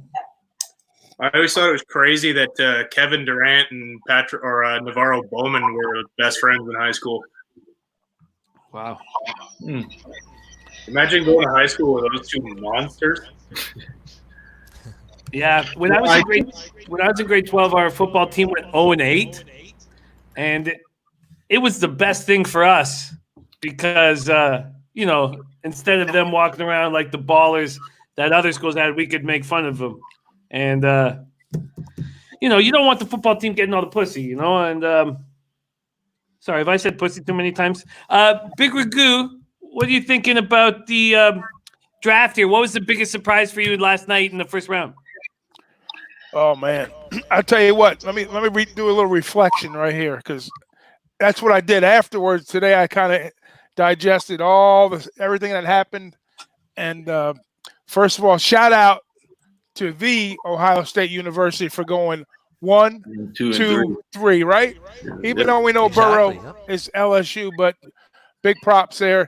And speaking of Ohio State, shout out to our guy D-Boss for absolutely nailing the Ruggs pick with Gruden. We kind of knew that was going to go that way. We weren't sure if it was going to be Judy or Ruggs, but D-Boss hit that nail right on the head with that. So that was awesome information there on our guy. But, now he's going to be part of the Chucky show. And, with that being said, that kind of left the door wide open. Jerry Jones was creaming his pants because his fellow Oklahoma was still sitting on the board, and they went out and got Lamb. So that was good for them. That worked out good. I think overall everybody got what they wanted, more or less, I would say, because of the fact that, where we're at in this virus situation, a lot of the interviews, some things that didn't take place. Didn't take place. So I think that kind of left a lot of doors open for a lot of different opportunities. So I think most of the teams went the direction they wanted to go in. Maybe a few surprises here and there, but my big thing was Hilary, being up on the board when he was, which I kind of figured he was, but there was some information going around with some sharps that originally he was like 18-1 to be the first running back pick, and then Dave Mason kind of put him in the field at 5-1 to kind of protect his interests. I listened to an interview from him today, so that made a lot of sense to me there. So, and I was all over that too, and that kind of helped push the running back total over the half, which I know a lot of guys were on the under, but I was leaning towards the under also. But I figured if they didn't take Swift, he was going to be the first one to go, and it came out that way. So, I think the biggest surprise was probably the kid from Auburn. The one that we couldn't pronounce his name. And I think Bepsy was saying that he thought he was the steal of the draft in the first round, right? Is that what you said earlier? Because I kind of caught a little bit of that conversation. I really love that pick. Yeah. And I think I said this last night when I was hammered that if people could have pronounced his name, he would have gone higher. Yeah. I think he was like depth ranked like 6 or 7, somewhere down in his position. But he's a solid player without a doubt. So they just seen the need for him, and they put him right where they wanted him. So, D-Boss, we got a question from the chat. Ryan Kozlowski saying, where did you go to high school? I went to Humble High School, right by George Bush Airport, like 5-10 minutes from there. What was your football team like in your years there, like 10, 11, 12? We went to the semifinals my senior year, and I was on the team with actually 4 guys that were in the NFL at the same time. So Bertrand Berry was on our team, running back. David Givens was another receiver. Sammy Davis was a corner. I actually played with him at the Chargers, and then myself. So we had a loaded team coming out of high school. Can I ask you about the Chargers a little bit? We touched on it last night, but what was Doug Flutie up here with what he did for? I mean, most people in Canada love him for what he did for the Argos, but for me, I loved what he did with the Lions. And we had the Flutie brothers throwing to each other. And what was it like playing with Doug? I enjoy playing with him. I think he started probably the last maybe 9 or 10 games when I was at the Chargers. Drew Brees was still struggling a little bit, early in his career down at the Chargers, and so it was the year before he got hurt. Drew, some reason I think coming out of training camp, a lot of the coaches and a lot of the players were kind of down on Drew. He threw a couple early interceptions in some games that cost us the game, and then all of a sudden Doug Flutie came in and he started the rest of the season. So I pretty much played most of the time there with Doug Flutie. He was a great guy, plays with a lot of energy. Actually, a really good deep ball thrower for his size. He was a hell of a player, man, a winner. Yep. I remember Doug well. I remember his CFL days. Well, I'm a huge CFL fan, as you can tell. Hamilton proud, baby. Ticats. I hope I see the CFL at some point this season. It would be amazing. I'm worried about that league as well in more ways than one. But Doug Flutie, great quarterback in the CFL, won Grey Cups here. I thought he got screwed in Buffalo. To put Rob Johnson as the quarterback there over Doug Flutie was a disgrace. It was a complete anybody, any fan with a mind that could think and knew football knew that Doug Flutie was the better of the two quarterbacks, but they were loyal to Rob Johnson there, and they ended up getting what they deserved, the Music City Miracle that year in the playoffs, losing to Tennessee that year. And then, of course, Doug goes to San Diego. He had a nice little run in San Diego, but he had a great career. Got nothing but good things to say about Doug Flutie, and now he's a broadcaster for Notre Dame football, so he's still keeping it going. D-Boss, how much time did you spend in Toronto? I was there training camp, and I think I left. I had a fracture in my foot. They had diagnosed it before the season started, and I tried to play through it, but I couldn't. I think I left after like the second game of the season. So you came up here to try the CFL out, huh? I didn't know that. I did. How did I not know that? Jeez. I left Tampa in 2007, and I had to go on injured reserve after the Seattle game, and so I didn't know that I had a fracture in my foot. And so when I went up to Canada, the doctors there, when they took X-rays of everything, they diagnosed me with a foot fracture. And so I tried to play through it. Went through the training camp, and I made it to the second game, and it just got too painful for me to play, and I ended up leaving. Can't blame you. Those foot fractures are just painful. Yeah. I don't know, but I've heard bad stories that they're not fun. They're not fun, and it's very, very difficult to move around the way you want with them.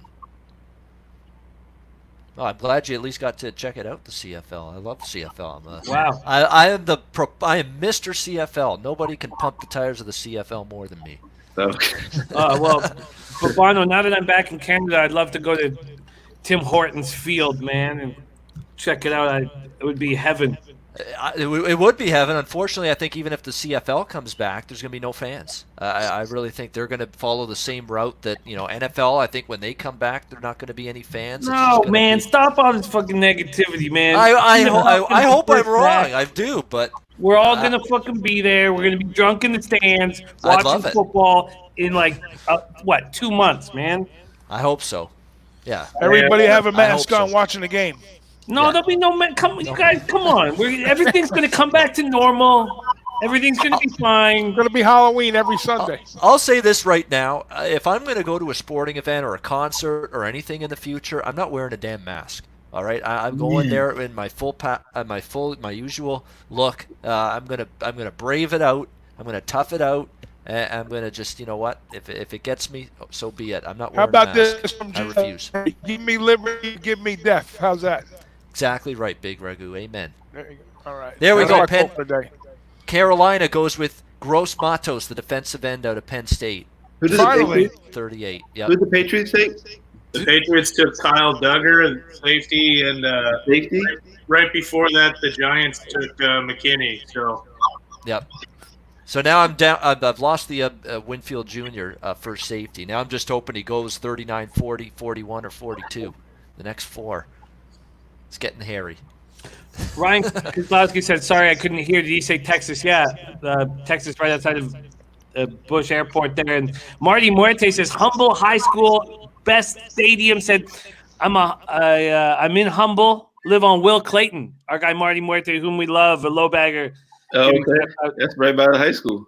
Friday Night Lights, baby. Yeah. B-Boss, where are you, man? You shut the camera down because of the internet? Me? Yeah. You can't hear it? No, I can't see you. Oh. Oh, no. He's Money in the Bank. Yeah. We see you good. Yeah, he looks fun. I got him. For me. Yeah. Oh, yeah. All right. Kick me back out for a second. I'll take myself out. I'll come back in. Okay, go on. Oh, I can. Yeah. Okay. Hey, Jimmy, I got to bounce here. Is it okay if I come back in like 30 minutes? Oh God, D-Boss, man. We just 2 hours and 49 minutes yesterday. It was like fucking heaven, man. Yeah, do your thing, man. And anytime you want to jump back in, we'll fire you right up. Yeah, I'll come back in 30 minutes. Beautiful. Okay. All right, man. What's up, man? See you guys in a little See you bit. soon. Okay. See you soon. Yeah, I think I'm going to do a dinner break after the second round. Yeah, no, I all haven't good. eaten I'm since just going like to 2 be. o'clock. I'll just be drinking here for the next 5 hours with Bebsy. I got Bebsy and Twatty. Twatty, you going to pull out the vodka at some point? I'm thinking about it, fuckers. I'm on the Moscow Mules right now. Oh man, Just switching it up a bit. I'll probably be back into the whiskey soon enough. But I'm hitting this whiskey, man. Friend of mine made me a Moscow Mule, Rob. It's not bad, actually. Yeah, they're delicious. I liked it. It's a refreshing cocktail. Yeah. All right, we got the Big Ragu back. We have a very special guest making his debut here on. Well, it's not betting with the bag, man. This is the Odds.com. There we go. NFL draft show. Stand-up comedian Tim Steves up in this motherfucker, man. Hey, Steve, what up, man? Shit. what's going on, Bebsy? What's up, Timmy? How are you, boys? Hey, Tim. Hey, boys, great to be here. Listen, you guys were off your fucking asses last night, man. Wow. Like, trying to keep up with Bebsy last night was a fool's errand. Woke up with a fucking melon head, man. So, you might recognize where I'm sitting, Jimmy. I do. You remember losing a giant pot sitting right here? Many Bad giant memories. problems. Open those wounds. Rip that Band-Aid off. That's a cold intro, Steve. Yeah. That's a cold intro. But I also wanted to mention that Jimmy's mom played in my home game, and in the history of hosting my home game down here in the bunker, the only player ever to send me a thank you card the next day in the mail. If this comes about a week later, and called me a delight. Thank you for inviting me. You were a delight. Do you know how many people in my life have called me a delight, Jimmy? One. Your mom, I think, especially in a card. Oh man, and my mom's no joke, right? At the on the poker. No, obviously she held her own, especially against my donkeys. Right, my Monday night donkeys in the bunker are pretty loosey goosey, and she's super strong. You know, she knows what she's doing. Yeah, man, zero jokes. Zero jokes, man. She's good, man. Also, Yeah, we stocked up on the right papers, right? I told my wife to make sure we weren't short on the Zags.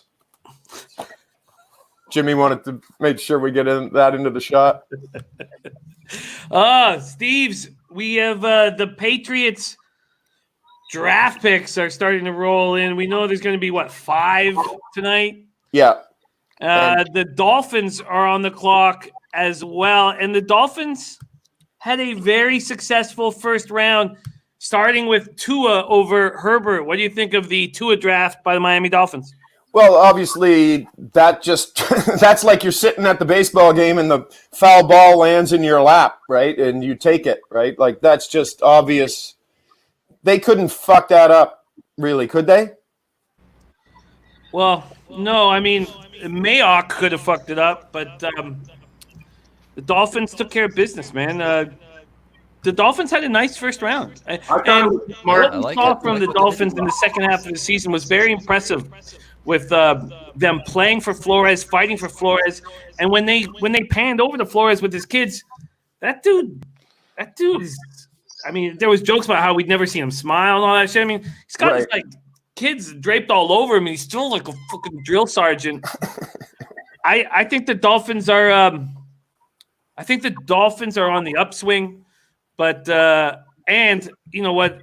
I'm looking forward to see Fitzpatrick for as long as possible. Yeah, I enjoy gambling when he's involved. I enjoy overs. Can my Bills win the AFC East though? Come on, man. I think so. I mean, we had a adult film star that I've had a difficult time getting out of my head. on the show yesterday, and she's all over she's got no fear. No Brady, no fear. She doesn't care. Yeah.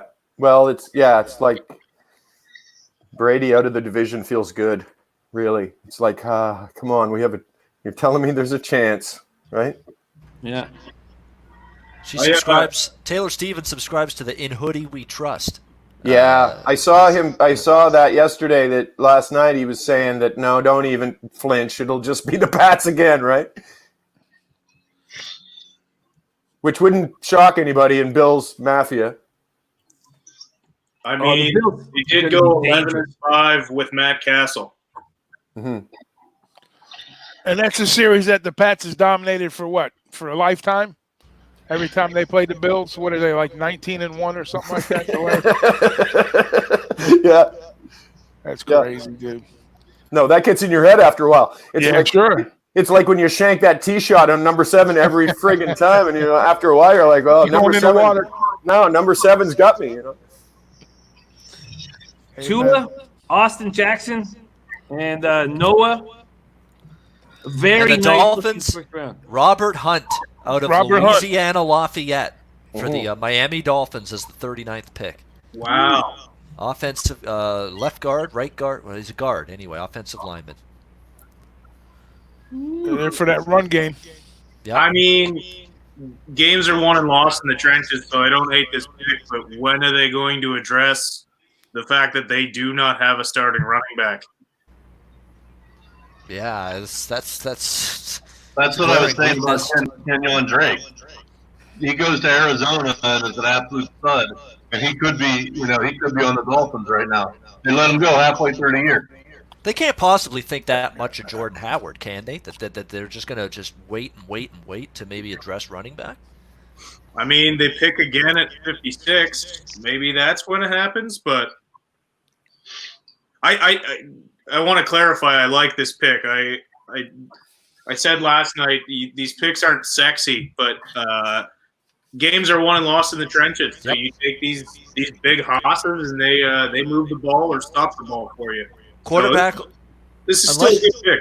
Yeah, and Robin, that's a great point. And unless you are really reaching, I'm never going to criticize a team for going quarterback, O-line, D-line, secondary. I mean, those are the premier positions right now in the NFL in terms of team success.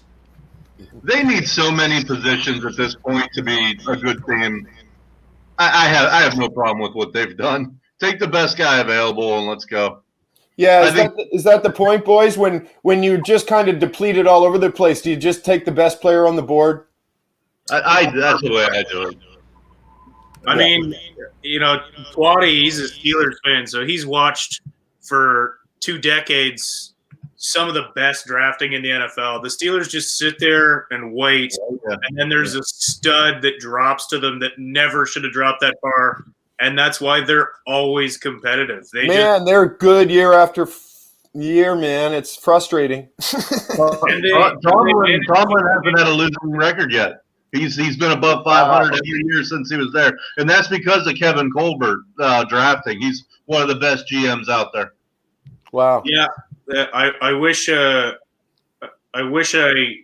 could get somebody in the Steelers organization to draft a wide receiver for the Niners, because they just draft a million guys and eventually, they got Debo to stick, but Blackhawk. Yeah, Juju was third on the team in receiving last year after being first ahead of Antonio Brown the previous year. So Deontay Thompson and James Washington had better years than Juju. They know how to draft wide receivers, that's for sure. Yeah, I mean, they pulled Sanders deep. They pulled Antonio Brown deep. Mike Wallace. I think the last time they picked a wide receiver in the first round, I believe, was Santonio Holmes. Yeah. Hey, let's talk about a running back that I know. A couple years ago, there's a kid at FSU. His name is Cam Akers. Oh. And then they inherited a coach called Willie Taggart. And then Cam Akers' career went to shit. Everything at Florida State went to shit after Yeah. Will Taggart got there. That's the end of What do you think? Florida What do you think pretty about? My point is, what do you think about? We know Cam Akers is a heck of a running back. Yeah. What do you think his value is going to be going into this draft? You think anybody's going to take him in the second or third round, or you think he's going to go late? His like him in over-under fourth is round. 71.5, I like them. and it was juiced heavily to the under. Juiced strongly to the under. Minus 150 under 71.5, plus 110 over 71.5. I think he'd do well in Pittsburgh. Well, right now, with who's on the board, we're going to probably go Jalen Hurts or Jonathan Taylor. But I wouldn't have a problem with Cam Akers. The problem I have with Jonathan Taylor, really, this guy played 4 years in the Big Ten, and he got a shit ton of carries. I mean, this guy has already had a career. Some games he's rushing the ball 40 times, for 10, 12 games in the Big Ten, and he played till he's a senior. So I wouldn't mind Cam Akers as opposed to Jonathan Taylor, and they're looking at Jonathan Taylor seriously. So I wouldn't have a problem with that. I think he's a little more agile. I think the best running back available is J.K. Dobbins, hands down. He's big. He can catch the ball out of the backfield. He's an underrated running back, and he doesn't have, like Waddy said, he doesn't have the wear on the tires like Taylor does. I think that's the biggest concern of Taylor.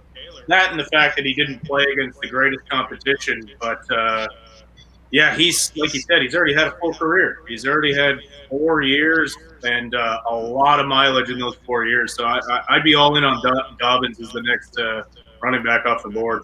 What about A.J. Dillon? Unfortunately, it's not J.K. Dobbins. Jonathan Taylor has just been taken by Indianapolis 41. Oh, wow. There it is. So I got to hold up for Jalen Hurts. I don't like it. I don't like it ahead of Dobbins. I mean, obviously Swift's been taken, so at least they didn't take him ahead of Swift. But I think they would have. Where'd Swift wind up going? Swift ended up going to. It was a few picks ago. I'm blanking now. All of a sudden, on who took him. Shit. Was it the Colts? The Colts went back-to-back running backs. No, it was Lions. Sorry, Lions took Swift. Yeah. Oh, the Lions got him. Yeah. Shit. Yeah, Lions took Swift. We were talking about that. They're looking for the next Barry Sanders. They've been looking for 20-plus years. Yeah.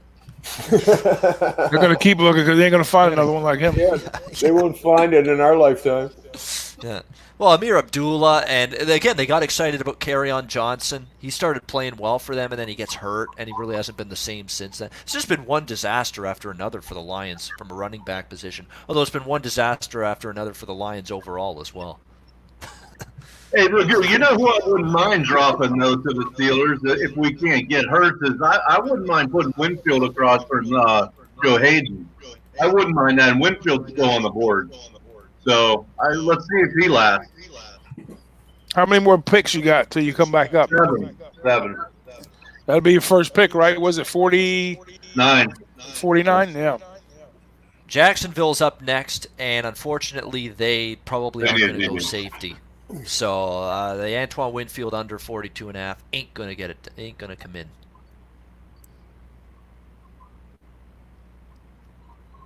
Shit. I'm just hoping Dobbins comes in because I got him under 50.5.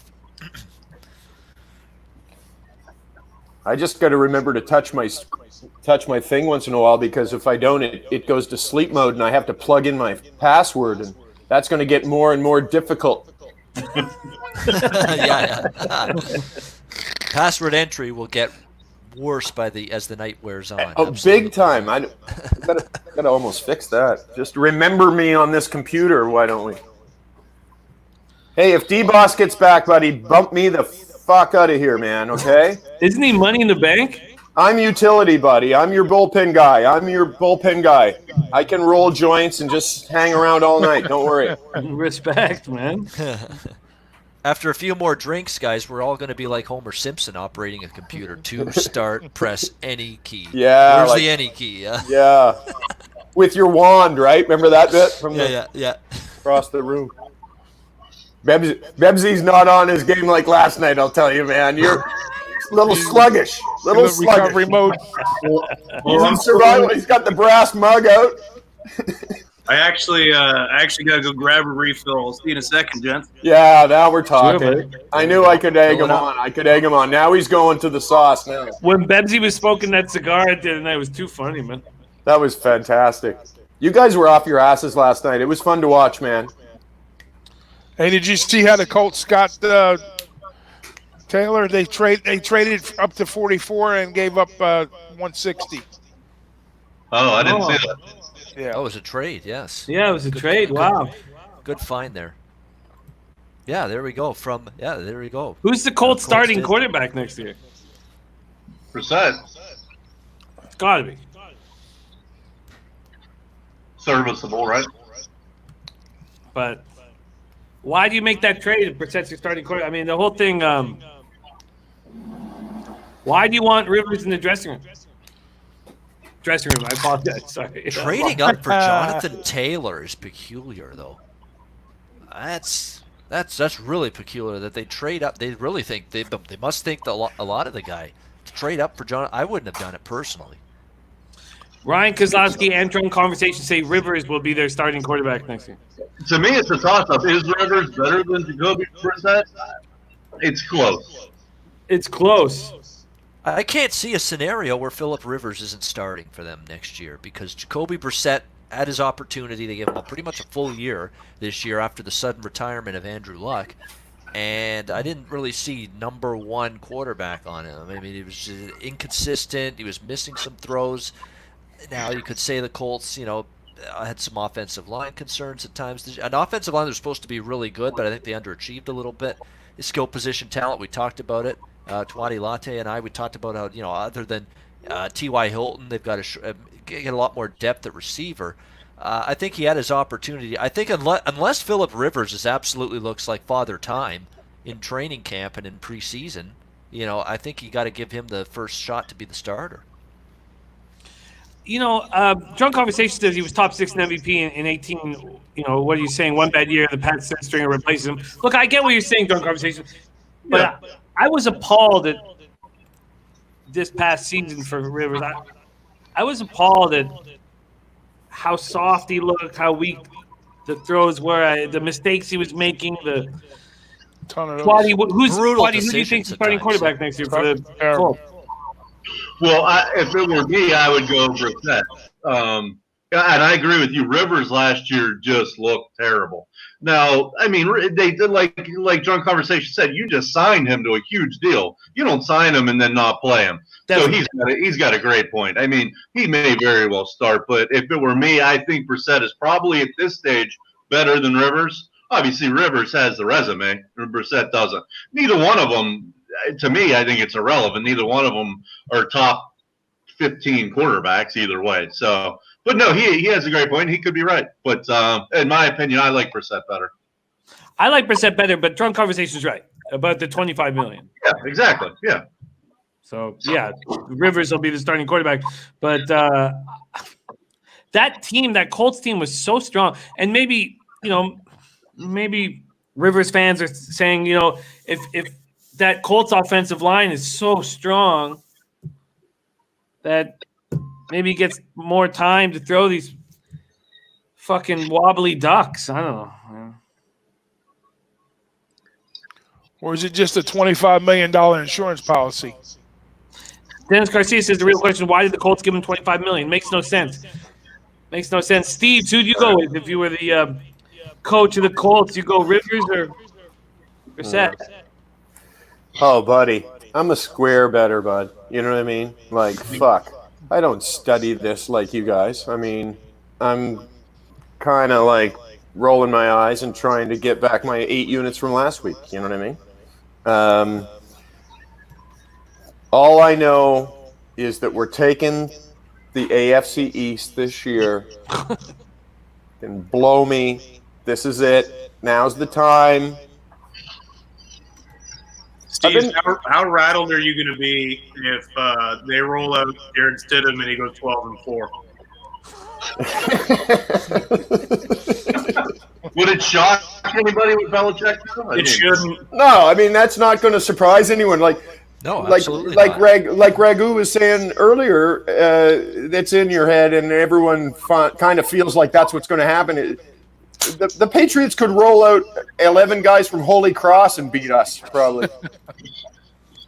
I'll be honest, this is a surprise. Jacksonville with 42 has just taken Laviska Shenault from the Colorado Buffaloes at wide receiver. There's a lot of receivers I would have taken ahead of Laviska Shenault. And, you know, there's Denzel Mims is out there. Chase Claypool's still out there. There's a ton of wide receivers I would have maybe went with ahead of that. That's a little bit of a reach, but Jacksonville goes with Laviska Shenault. I get it, them taking a receiver because they just cut Marquise Lee, who the Pats picked up. I don't dislike Shenault. He's not a great route runner, but he's an absolute truck with the ball in his hand. He's kind of like a poor man's Deebo Samuel, and he's bigger than Deebo. I don't hate the pick, but I'm with you, Mims, and I said yesterday my draft crush to Claypool, so. I agree. Not the guy I would have taken, but I still like Shenault. The guy is a weapon with that ball in his hands. Yeah, and you look at the Jaguars. I agree with you, Rob. The point they need to address wide receiver. I like DJ Chark. He broke out last year, had a nice year. D.D. Westbrook's got upside, but they had to address that. I at least like that they addressed a position that they need to fill. What about Pittman from USC? David Boston likes him a lot. Yeah. And again, that was for them. It was filling a position in need too. I maybe have gone a different direction, but at least just like with Jacksonville a minute ago, you need to shore up wide receiver. So I don't mind the fact that in terms of Michael Pittman, the Indianapolis Colts went in that direction. The Colts adding Pittman and Taylor already today got to feel good about themselves. Yeah, I agree. They're doing good. Yep. Frank I don't love Taylor. Coach. I can't say I love Taylor. That's the one where I'd say I'm not going to give the thumbs up to that one. But I definitely like Pittman and like what they did with that selection. Yep. I think they're making a statement with that pick because that offensive line, like Jimmy says, is so strong and powerful. They just want to play that physical style of football and just ram it down your throat. That's an excellent point because Big Ragu, because their offensive line is really good and it's really good in run blocking. And it's going to be a nice 1-2 punch with Marlon Mack as well. I think they should have gone Dobbins personally, but those two guys are going to do well together. Yeah, it could be a situation, guys, where maybe the Colts' offensive line, because of how good they are, how deep they are, how good they are at run blocking, you could plug any running back into that system and they'll produce for you. And I think that's kind of what they're thinking. Mack can produce, Jonathan Taylor can produce, and they might, because I know when that Colts offensive line is fully healthy, they're pretty damn good. All right, Bears are up. They're making their pick right now at 43. It is Pick his name. Cole Kmet, the tight end out of Notre Dame, goes to Chicago. Ooh. I like it. Yeah, I guess Trey Burton's out the door, so made room for the Kmet pick here. This is their first pick in this draft, is it not? Yes. Yes. Chicago didn't pick in the first round. Yep. Walter Scott, no, I believe Frank Gore is currently a free agent.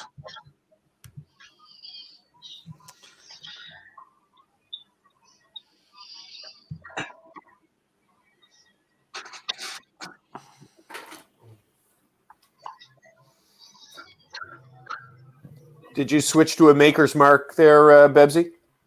No, I was still rolling with another Moscow Mule, and then I'll probably slip back into the whiskey. Yeah, you did good. You were inspiring last night.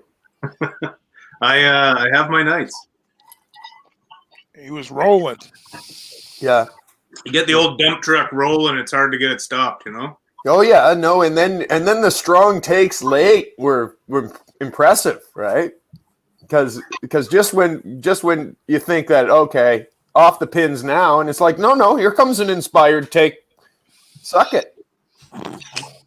I missed those. I must have got off too early. By the way, to close the loop on Chicago and their pick of Kmet, their tight end depth chart right now, I'm looking at it. Yeah, Jimmy Graham, who's, of course, on his last legs right now, essentially. I don't even know if he's viable in terms of an impact tight end anymore. Adam Shaheen, Ben Brownecker. I mean, it's definitely a position they needed to address in some form at some point. So in terms of need, you can't argue with them going in the direction of Cole Kmet here. Yeah, Jimmy Graham, I mean, he can't even bend over anymore. It's sad to see it. It really is. Yeah. I mean, he's done. Yeah. That happened quick, didn't it? Yeah. I mean, it's been a while since Jimmy Graham has been a guy that teams planned for. Right. Yeah, they don't scheme and game plan. Yeah, for Jimmy Graham. No. I think it's wild that AJ Espinosa is not off the board yet. I don't know. Maybe I'm putting too much value on him, but he can play. This is startling to me that he's still sitting here at, what are we, 44 now? I think all the DEs had a tough time getting landing spots early. Well, it wasn't a suit beyond Chase Young. It wasn't a really strong DE class, but this might even be a good spot for him. Playing opposite Myles Garrett for the Browns that'd be a really nice spot for him. I don't know. I'm surprised he's not gone already. Yeah, I really like him. I think he's a baller. You're right. He should have been gone. Jalen Hurts still hanging in there for my Steelers. 5 picks away. Hey boys, I wanted to ask you, Sharps, how much weight do the interviews play in the draft when they actually, maybe this year might be a different scenario with everything that's going on, but in an average year, how much are the face-to-face interviews playing into these draft picks? I think they matter, Tim. I think they matter a lot. I think GMs think they matter a lot. I'm not necessarily sold on them. They want the human element. They want to know the person. They want to know what kind of character you got, what kind of leadership skills and qualities you can bring to the football team. I think that's what a lot of GMs get from the interviews. Of course, this year it's been thrown completely out of whack. Team facilities are shut down. You can't work out these players. The only thing you can do is do a phone interview or a phone conversation with these players this year, so it's a completely different environment. But in normal years, in normal situations, Tim, I mean, I think they value that. They want to know the person, that you're not going to screw up off the field, that you're not going to be a delinquent, that you're not going to be late for practice, that you're going to have that kind of character, that, hey, you're going to care about being part of a team, you're going to care about being a good teammate. I think that's what a lot of GMs take out of those interviews. So I think that's the value in terms of it's not going to help you make football decisions for a player, because the film will do that. Your belief and your basically the evaluation you've made as a management group in terms of the ceiling the player has is going to do that. But just getting to know the human and the person, I think that is the biggest edge you'll get, Tim, from the interview process. And I think for in that regard, it's probably worth it for the teams to go through it. And probably some franchises value that kind of character guy more than others, right? Especially if the other guy has got as good or better, maybe slightly better talent than the guy. Well, no, if I can jump out of the gym versus I'm 5'10" with a really good character. Yeah, exactly. Yeah, there's going to be a point where there's too much of a trade-off. You still want the talent and you still want that impact to make the team better. But if it's like in the same ballpark where there's one player being considered with another, but the one player you're leaning towards, that guy you've done the interview with, and wow, he's talking about being a great teammate and things he's done in college, to help his team out from a leadership standpoint, that's what might lead a GM in that direction with that player instead. Sure. I think a big thing too is having your own doctors being able to look at a guy, especially for a guy like Tua Tagovailoa, his injury concerns are the biggest thing about him. Everyone knows he can play football, but you can't get a doctor to come and look at him. Then that's a big impact. He might have gone too. They might have been teams might have been trying to trade up for him if they could have had a look at him. It was fortuitous for the Miami Dolphins to be able to sit there and wait for him at 5. And I'm not sure if this was a regular year, I'm not sure they'd be able to do that. I think people might have been clamoring up to get him. But yeah, like Babano said, those interviews, they come down to a guy like Kyle Shanahan, for example. The Niners are all about character. They've drafted specifically players that have no red flags character-wise, which might be why they didn't have any interest in Judy. Apparently, they didn't like him at all, and they loved Ruggs. And everything I've read about Ruggs is that he's a super high character guy. He's a big locker room leader, and and that's important to a lot of GMs. I think it's important to everybody, but I do think certain teams do put a higher price on that. Wow, Grant Delpit to the Browns. Oh, shoot. Safety. Like I say, I would have gone Antoine because safety specifically is a position the Browns needed to address, so I can't fault them. I mean, I would have gone Antoine, but you can't argue with Grant Delpit. I mean, Grant Delpit, as you saw, 2019 award winner for top defensive back. So it's a good selection. Good selection. Yeah, the Browns have a really nice secondary now. I mean, they had a good secondary last year, but you add him to the mix. They really shored that up. Yeah, if you have the Delpit from 2 years ago, this is a massive steal. If you get Delpit from this past season, then he's just okay. And that was the biggest hang-up on Delpit is he's kind of boomer bust, because if he plays like he did in his sophomore season, he's a light show. But this season he dropped off. Now, some people say there were injury concerns, but this guy can cover the whole field. He's sideline to sideline. He's a stud in the passing game. His biggest knock is run support, which more and more safeties are, needed for that. And that's where Antoine Winfield definitely has a leg up on him. He's a bigger guy. He doesn't shy away from contact. But hey, if you get Delpit from his sophomore year, this is a massive steal. And it's funny you mentioned that. It's like him and Burrow. They switched roles. I mean, Burrow had the mediocre year 2 years ago.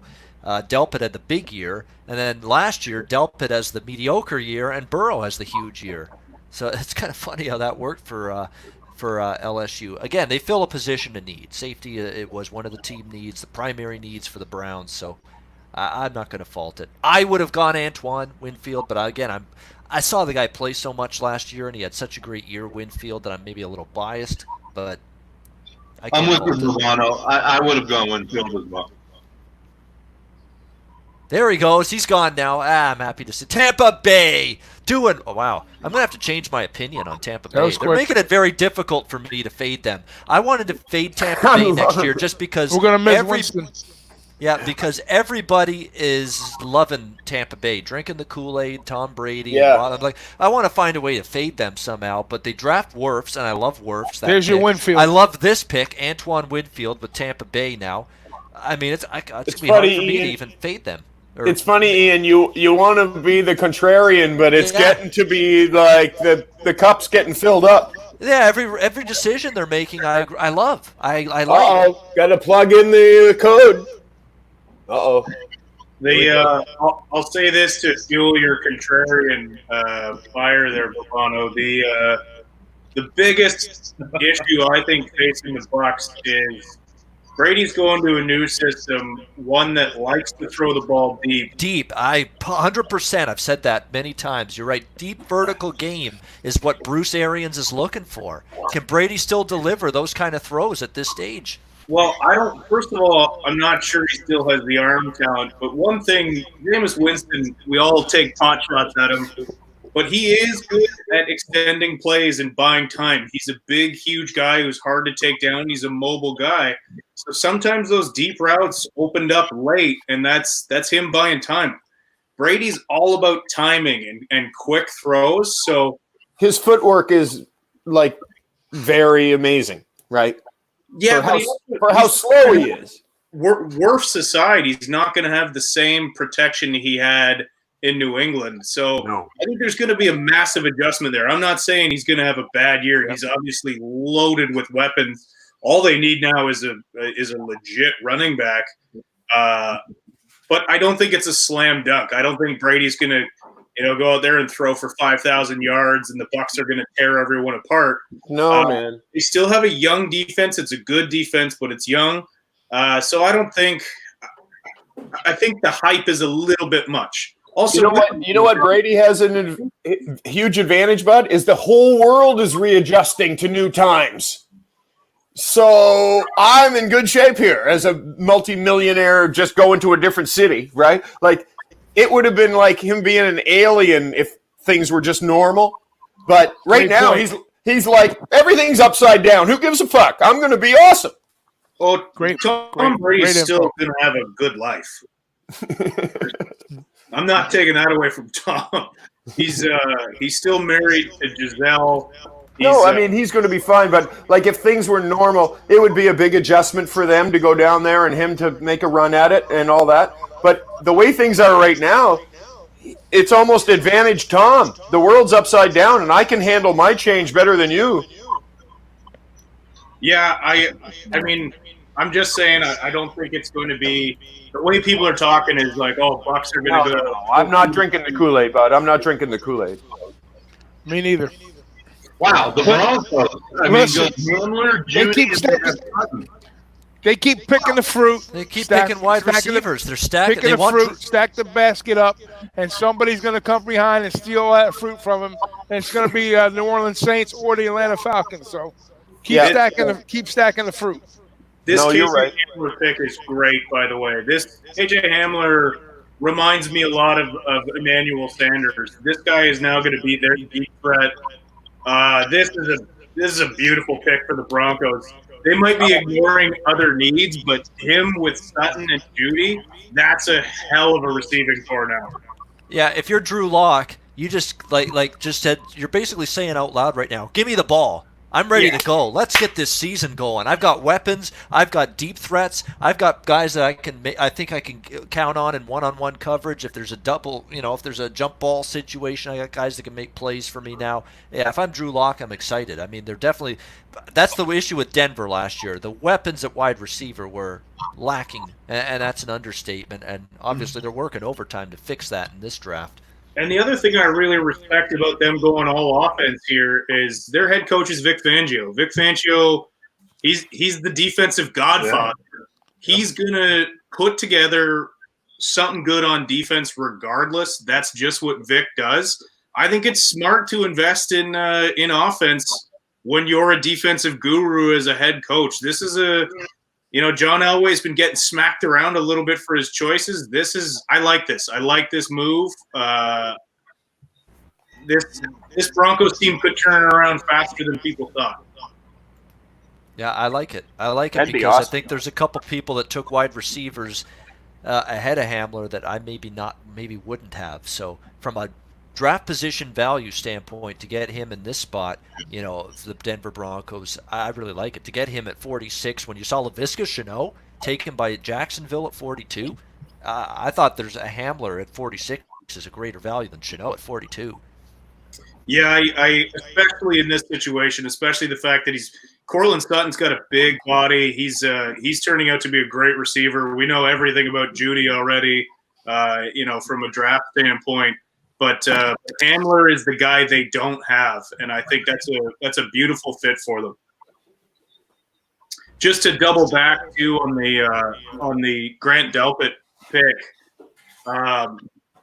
I think Cleveland might actually be good this year because, like I said last night, Joe Woods went there from San Francisco. He was the defensive backs coach in San Fran last year. Prior to that, he was the defensive backs coach in Denver. He's an incredible, incredible coach, and he's going to do wonders with that secondary. They're going to have a legit defense in Cleveland, and if their offense can get their shit together, the Cleveland Browns might actually finally be pretty good. I'm not going to say very good, but they might actually be pretty good this year. Hey, Rob, we've used might, actually, and finally to describe the Cleveland Browns being good for 10 years at least now. So what's another year added onto the list? Right? What's another year, right? Well, you know what? On paper, you're right. They're doing a lot of the good things. They've had a nice draft so far. I like what they're doing. You know, Baker Mayfield's still got to eradicate some of the bad decisions he made last year and improve himself at the quarterback spot, but they are addressing the O-line. Twati Latte, you mentioned it. Their secondary is a lot better. They've got themselves a really good-looking pass defense, the Cleveland Browns, in the very near future. At some point, you can talk about, you got Baker, you got the O-line improving, the secondary's great. At some point, you got to say, you know what, enough talk, action. Because action speaks louder than words, and that's where the Cleveland Browns got to go now. We got D-Boss joining us again. D-Boss, some exciting stuff going on in the draft. Winfield gets to play with Brady. I mean, man, you must have been smiling ear to ear when you saw that. Yep, I'm happy for him. Wow. And what do you think of Hamler going, 4 picks after Chanel? Yeah, they back-to-back wideouts. They're trying to load him up down there. I think it was a pretty good pick. You know, he was made a lot of plays there at Penn State. Very explosive guy. So it's a good combination between him and their number one receiver. Wild stuff. And Komet goes to the Bears. Delpit to the Browns. And we are 2 picks away from Twatty Steelers on the clock. This is exciting. Yeah. And now we can see if the Falcons can make up for what was deemed a disappointing first-round pick. So, Jimmy, don't you really need a running back if you're the Falcons? I mean, they need a lot, but they lost both Freeman and Coleman. I mean, the Falcons cost me a lot of money, and when I look back, if they don't get a running back, that's on them. I don't know. I was just going to say, if they don't get a running back here, they're putting a lot of eggs in the Todd Gurley basket, and that's a risky basket to be dealing with right now. It's very risky. I mean, how much did he even play last year? 2 years ago, he was dinged up. Last year, he was dinged up. I mean, that knee is just barely hanging on. So we'll have to see. This to me is defensive line. Yeah, that's what I was thinking. I can't see them going running back this early after picking up Gurley. They obviously have some faith in him. I think they still have to draft a running back, but this has got to be deep. Marlon Davidson, defensive end, Auburn, Atlanta. They may go linebacker too. Linebacker they may take Terrell Lewis. There's a couple of guys in there that could play on the line, come from the edge, blitz.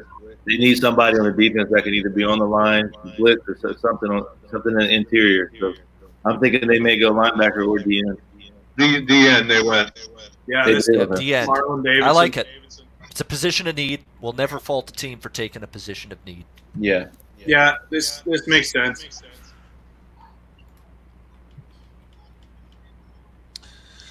Dennis Garcia says, I'm terrified Pittsburgh takes Hurts. Terrified. If we don't take Hurts, I'm hoping we take Akers or Zach Moss.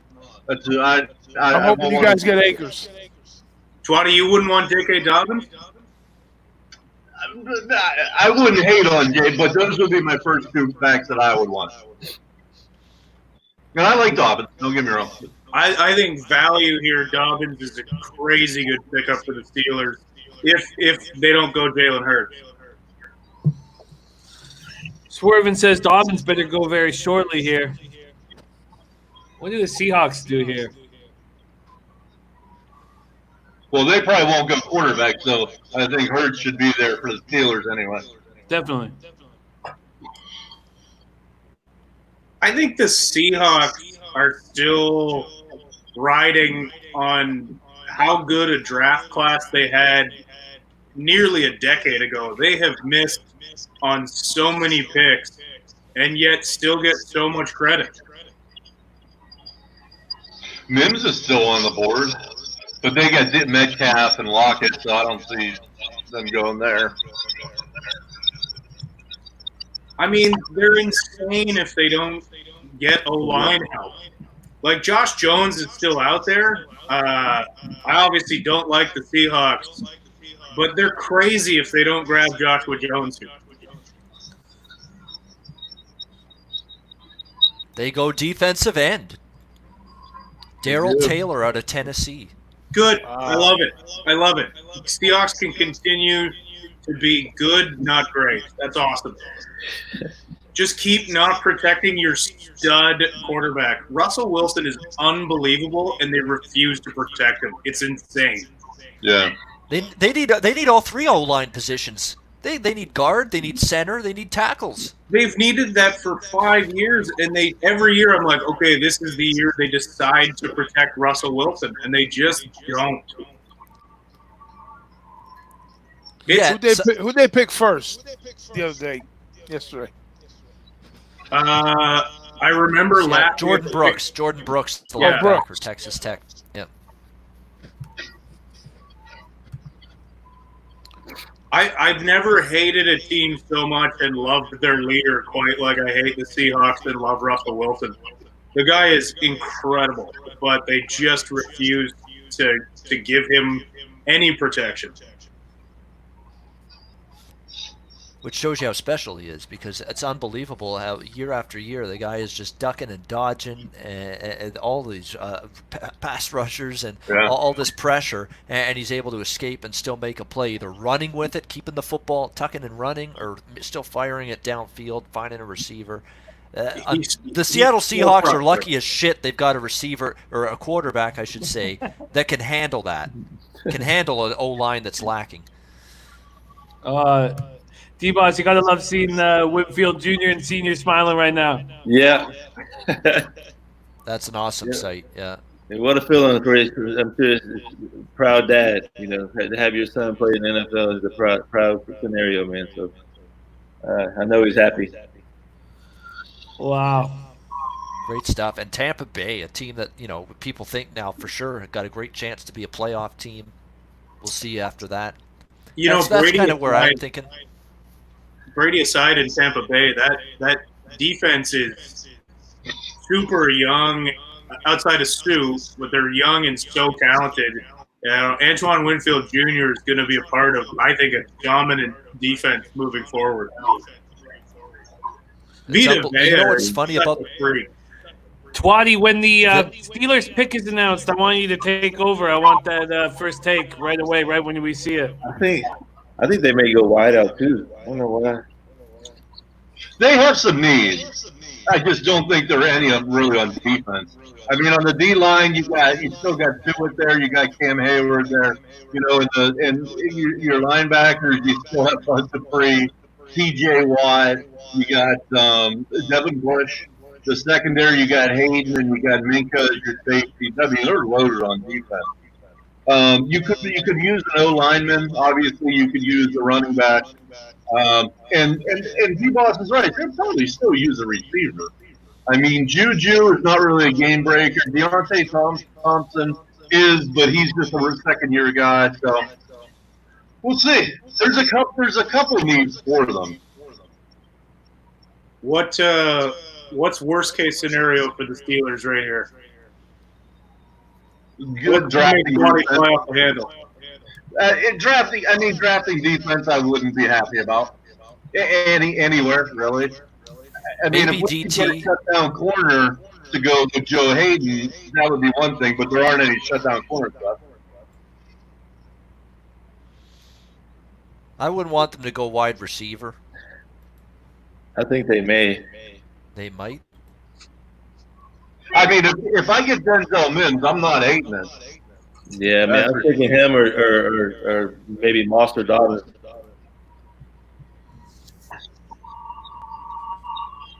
I think Dobbins makes a ton of sense here. Dobbins or Moss or Mims. That's probably going to be Mims. Yes. That running back, certainly I could see. Quarterback.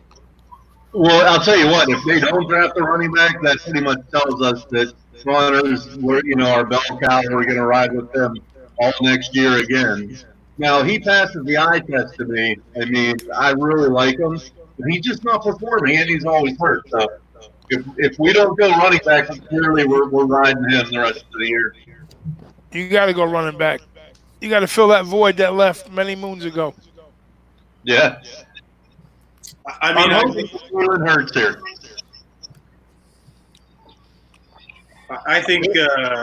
They really love James Conner if they don't.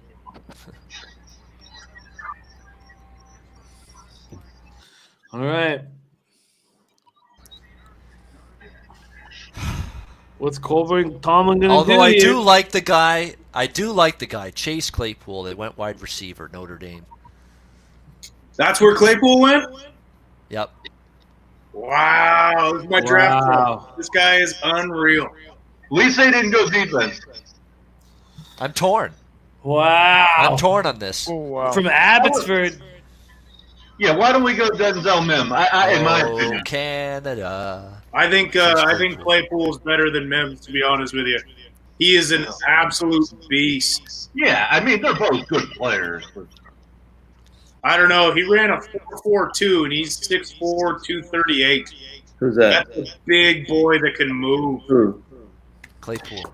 Claypool ran a what? He ran a 4.42. 4.42. Okay. Yeah, that's a Like, good look at, he's time. got a big frame. This is Oh, look man. at the footwork. Yeah, look at the open field ability and the just the little acceleration he gives you. Yeah, for a guy that size, that's impressive. I can't wait to watch this kid play. He's this guy's an absolute beast. But the Steelers now have 4 receivers that could start. I mean, they're not great receivers, but they have 4 viable receivers. You need a running back. So clearly James Conner is our man all next year. I mean, we got Benny Snell who's going to back him up with. I mean, that's Benny fucking Snell.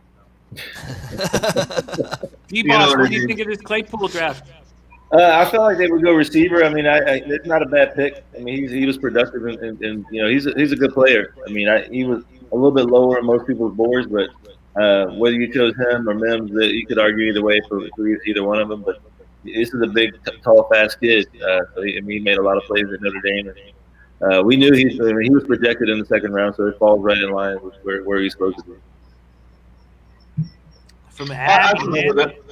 British Columbia in the house. BC, yep. I'm torn because he's a really good player, Chase Claypool. He really, really is. But from a need standpoint, I think there were other needs. But he's a great player. That's why I'm torn on this pick for Pittsburgh. I got to agree with you. I think need-wise, it probably wasn't the right pick. But I haven't been shy about how much I love this kid. Yeah. Yeah, so what does this mean? I mean, so we know we have Ben for 1 or 2 more years. So does that mean that we love Mason Rudolph? You know, he again, to look at him, you think this is going to be an all-pro type player. You know, he's got the strength, the arm strength, big, tall, but he played like shit last year. So if Ben gets hurt, again, we're going to have Mason Rudolph out there. And when Ben retires, what are we doing? We going Rudolph? You know, so I think we needed to get Jalen Hurts there. Dennis Garcia is absolutely right. Anybody who bet the Hurts over prop as it went from 62.5 down to 50.5, anyone who said over just cashed. Yeah, 50.5 Hurts is cashed. Yeah, we're up to 51 with Dallas. I've got 62.5 on the under with Hurts, so I've got some wiggle room still, but even that's going to get a little dicey. Eason hasn't gone off the board yet, which is surprising because I think Eason probably goes ahead of Hurts, to be honest, and haven't even seen Jacob Eason taken yet. I'll tell you where a good place for Mims would be is Houston. They haven't picked yet either. They've got to be coming up pretty soon, right? Yep. He would be that'd be a good spot for him and Deshaun Watson with Hopkins being gone. Yeah, Wolf.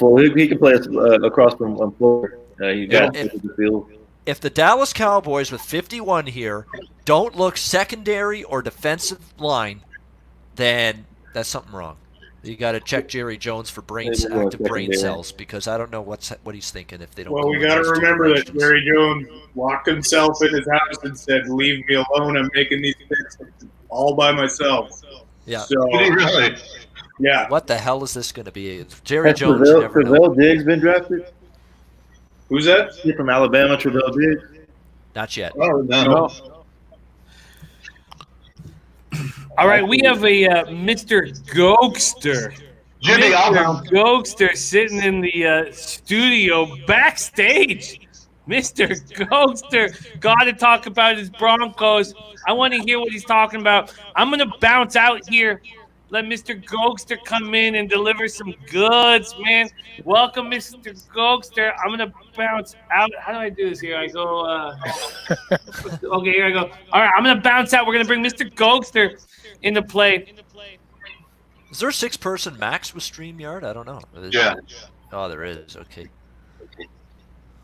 There he is. There he is. How we doing, Gokster, guys? how are you? Bill What's going Vegas. on? Hey, Good what's to up? meet y'all. What's going on there? How we doing? Good to see y'all. Twatty, it's been a while there. D-Boss, never met you. Great to meet you, my friend. Nice to meet you.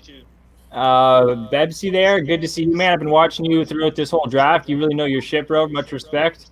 And Mr. Ian Cameron, what do I say? Good to see you, pal. Many moments at the bar down there in Miami, I remember last summer. Yes, with you. yes, Yeah, along with absolutely. Ragu. We had a nice conversation with the Yes, sir. bartender there, yeah. Yeah. But with this draft there, unfortunately, I was at work there. I wasn't able to get on in time for Denver's pick there. Can you guys tell me who Denver picked there in the second round? Denver, yeah. Hamler. We took Hamler. Wide receiver, Penn State, KJ Hamler. So they're loading up the weapons for Drew Lock. Okay. Well, Yeah. I think we need to address our offensive line still. Our tackle there, we have Borles. We got him a couple years ago from Utah. He's just been taking penalties left, right, and center. We're going to need some more guys on the line here. I thought we were going to go offensive line. We were thin on the receiver, though, guys. Like, other than Cortland Sutton, we had Deshaun Hamilton and other guys slipped my mind, but we were really thin there. We got Fant as well, but we're going to need to address this offensive line, or else our second-year quarterback's not going to last too long, if you ask me. Yeah, that's where they got to. I agree with you, Ghoster. That's where they got to go now, because I'm seeing they have needs at all basically the offensive line positions. They could go tackle, they could go guard, they could go center, and really they're all needs they could use right now. Yeah, we brought in a couple guards there. Again, they're slipping my mind, but we brought in some good guards from some other teams. So we did address the guard, kind of the center, the inside position, but it's the blind sides, the left and the right tackles that are still. We've been just fishing for guys, and we're going to need to draft someone. And I know this is a deep offensive line class, so I hope we jump on this. But what's going on there, guys? Everyone in the chat there, Ryan, OG, Drunk Conversation. We got West Coast. This is a real treat here. Just came off work there. Knowledgeable. Cat's been doing a great job. Yes. But, I gotta say, for all, how much I make fun of Jerry Jones, like, that was a good pick by the Cowboys there. Who they pick? They picked Trevon Diggs. Oh, So wow. Diggs finally went, huh? Wow. Yeah, they took Diggs out of Bama. Who? There you go. Oh no, Yeah. no, this isn't in Stefan's yet. brother. It's just somebody wrote. Oh, shit. Oh, I thought they got Diggs too. Yeah. Okay. Missed that. No, it's still saying pick is in. I just read on the chat and I thought it was Oh, somebody. I was mentioning it earlier. I just asked that he got picked earlier. That'd be huge. They're on commercial right now on the broadcast. Yeah, I'm like, it could they shows they couldn't Diggs have taken it online. already. Wow, Diggs. He's nice, guys. I think he's one of the nicest players, low-key, in this draft. I know he was a running back, too, I believe, this Diggs guy. So he's got the vision, similar to my guy Champ Bailey here. He played running back as well. You guys know Champ, what he did on that island. So I think this Diggs guy, I think he's going to be nice from what I've seen in Alabama.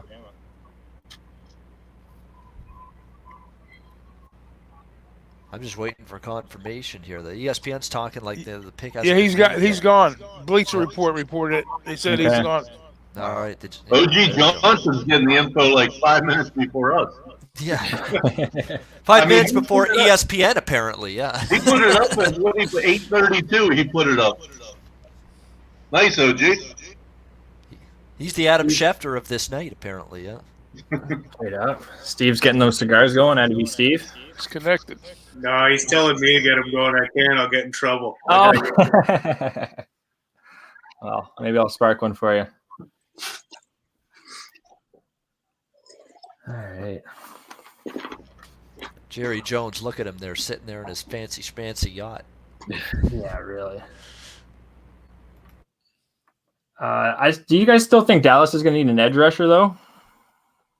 I think Yes, Dallas they needs a lot of help on D, to be honest with defense. Yeah. Secondary, but they obviously addressed that with Diggs secondary. But next they got to go to the D line, for sure. Edge rusher, yes, I could see them going in that direction. They've got to fill that void as well. Defensive tackle, edge rusher, defensive tackle, and edge rusher. Give me one or the other with their next pick, and I'll be happy if I'm a Cowboys fan. But this is good. They needed to fix the secondary. Like Awuzie and some of the guys they've got in that secondary. Now, you can't go with those guys long term. You got to shore that up, and Trayvon Diggs is going to help that.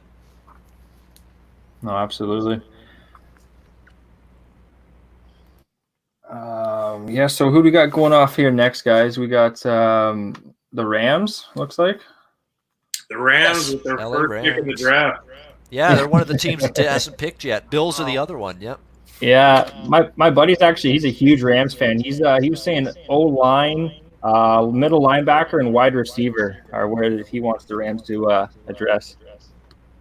They need the O-line so for much. sure. That team's been decimated this offseason. Yeah. They need a running back. They need help on that O-line. Mm-hmm. They what need about middle linebacker? D-line. A linebacker's not a bad way to go to. Mm-hmm.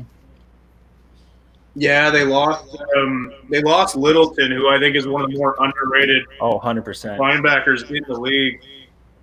Yeah. This is a team that just ran into salary cap hell, and a lot of it had to do with Goff's contract, Gurley's contract. I mean, Aaron Donald, you pay him whatever. He's Donald, yeah. In the league. Forget about it. Donald for sure, yeah. Yeah. But the Goff contract and the Gurley contract really handcuffed them, and then they went out and got Ramsey. They went all out, and didn't make the Super Bowl. And one of my buddies, who's a crazy football nut too, he's a huge Rams fan, and I said to him, I was like, "This is all in for this year," and he's like, "No, they're still good. They got a good foundation, and look, this team got decimated this year." And they don't even have draft picks to put it all back together. The Rams are going to be hurting in 2020. Oh, well said. They have the 25th here. They got 2 in round 3, but it's the Rams. Like you said, they invested so much money into their top players, bringing in Ramsey now, who is probably one of the best corners I think in the league. But you just don't have much money to sign these other guys.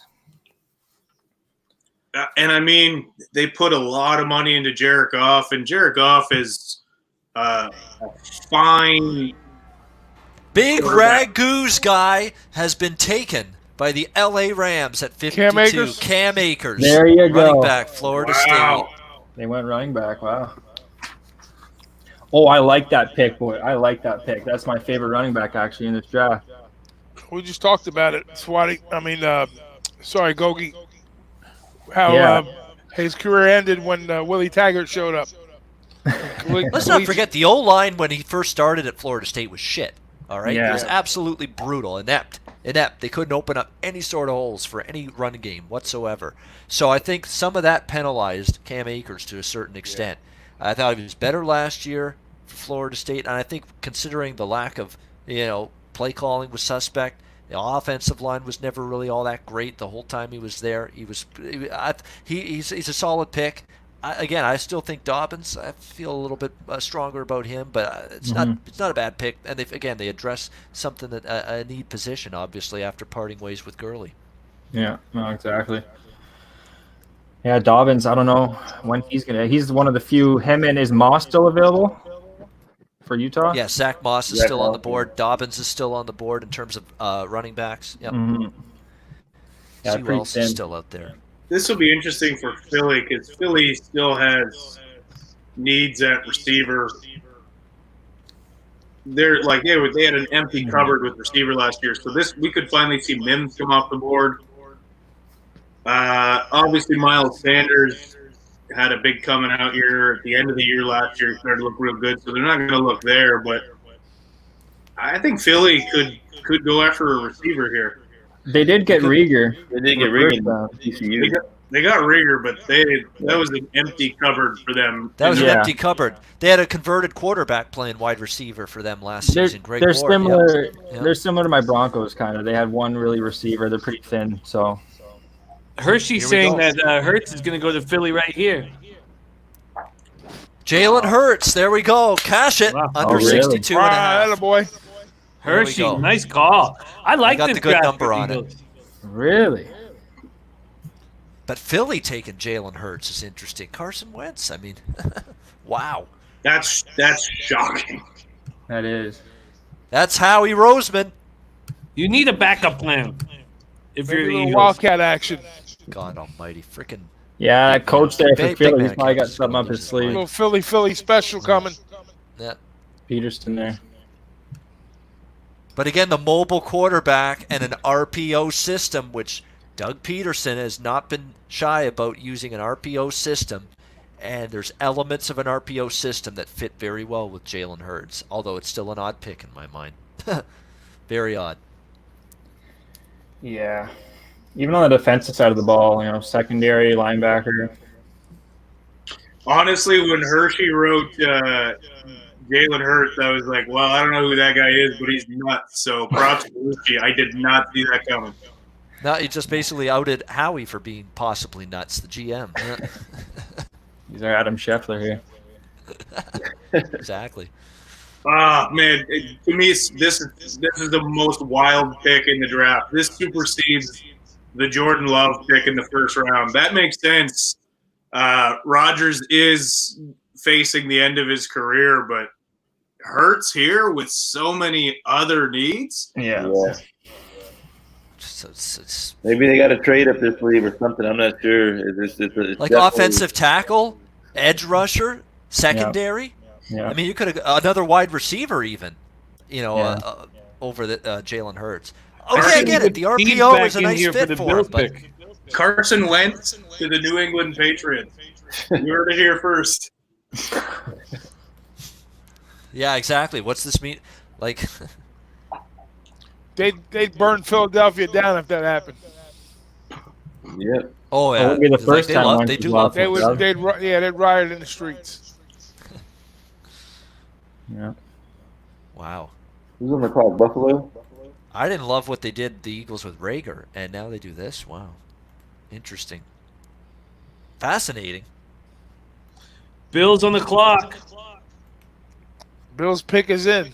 That's their first pick, I'd too. love to see an edge rusher, believe it or Let's not, go, for the Bebsy. Bills Who we here. got? Oh, man. I got a D lineman here. Yeah, let's see Espinosa come off the board. Jerry Hughes is getting up there. We've been talking. to him And, for yeah, 2 and days now. Addison as well. Shaq Lawson gone. Jordan Phillips gone. Suddenly that D-line, which was pretty good looking last year, it's got to be addressed. I mean, value Espinosa here to the Bills would be huge. Yeah. I had him 34th in this draft. He's still available, so that's a Yeah, steal. that would be great. If I'm the Bills, if I get Espinosa out of Iowa. OG says yeah. Bills getting Espinosa. Wow. Makes Well, he hasn't sense. been wrong Stronger. yet. He hasn't been wrong yet in the spoiler alerts, so or the Adam Schefter inside info. So why Straight doubt up. him yet now? Yeah. Yeah, it looks like Bills get him. Is that who they drafted? Our OG, our Adam Scheffler's reporting it. He hasn't been wrong yet. Yeah. I think this is tremendous value for the Bills if they do end up getting Espinosa here.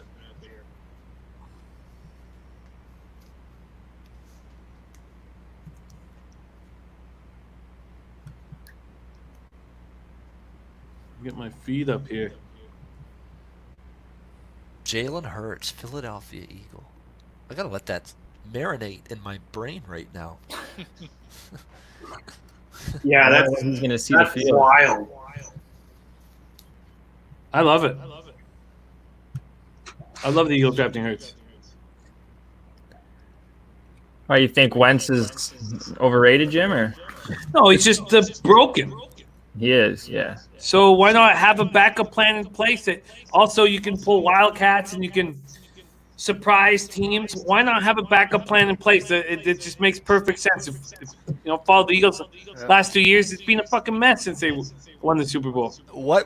Jimmy? What aspect of the Eagles is souring on Wentz? Is it his ability or is his health? It's what they have too. It's just that you can't trust Wentz when you're dealing with the vertebrae issues. You can't. What are you supposed to do? I mean, there are people that seem to think. Yeah, there's people that I know a bunch of Eagles fans right here. Espinez is it. Yep. Oh, gee. He's right on the money with that play. He's got like a hotline there. That is a great, it hasn't actually shown up yet on ESPN, but I'm assuming it's going to be Epinesa. That's not a good. That's a great pick by the Buffalo Bills. That's an phenomenal pick. Phenomenal value. And this is their first pick of the draft. Congratulations to the Bills. I hope they win that division this year. By the way, this Mr. Bean is proving that he's not the dummy that the other Mr. Bean from 20 years ago is. Yeah, he knows what he's doing. Yeah. Not a chip off the old block. Eh? Yeah, exactly. Yeah.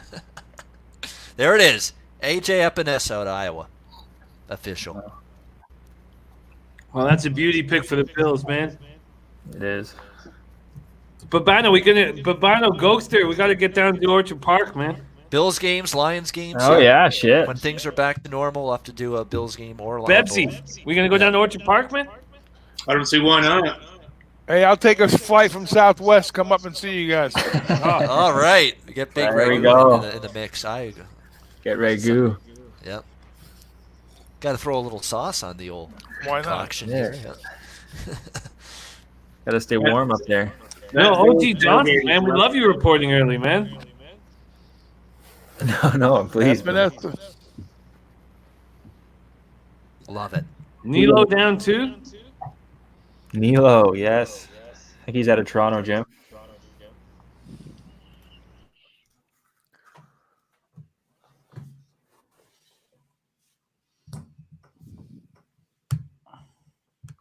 Espinesa, I love it.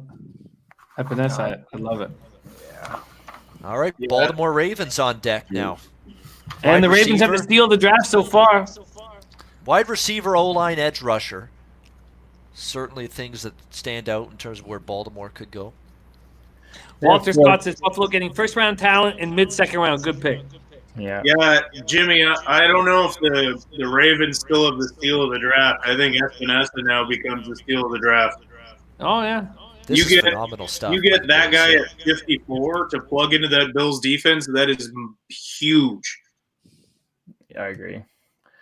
Bills are going to be dangerous. Yeah, and Baltimore's got 4 picks here on tonight, so they got quite a bit.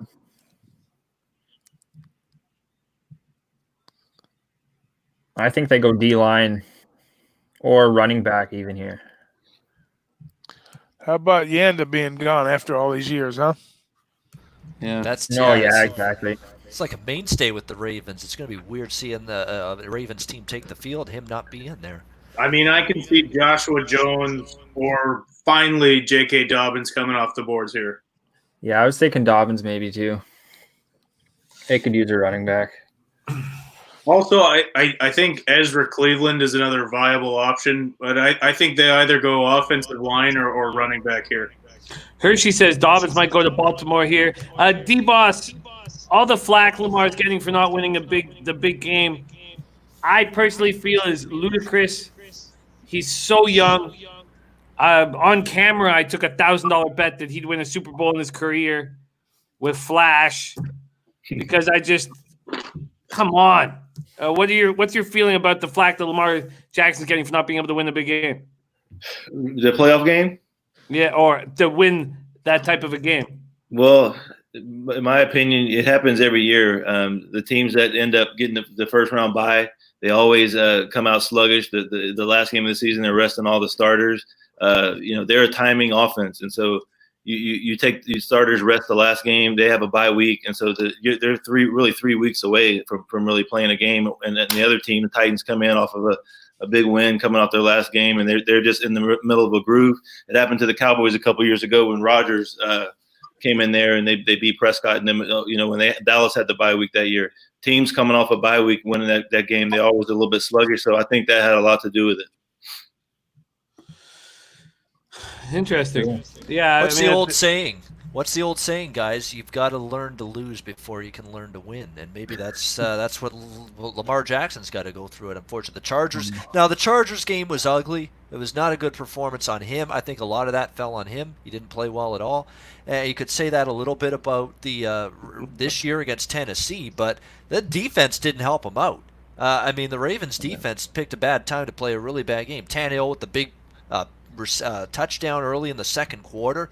The big throw that really put the Ravens behind the 8 ball in that game. There was a lot more blame than just Lamar Jackson to go around.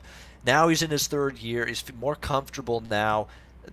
I wouldn't write off Lamar Jackson being a Super Bowl champion at some point. He just has to keep working at the passing game because he's still got to fine-tune that. There's still some throws that are there that are throws that should be completed, and sometimes they're not.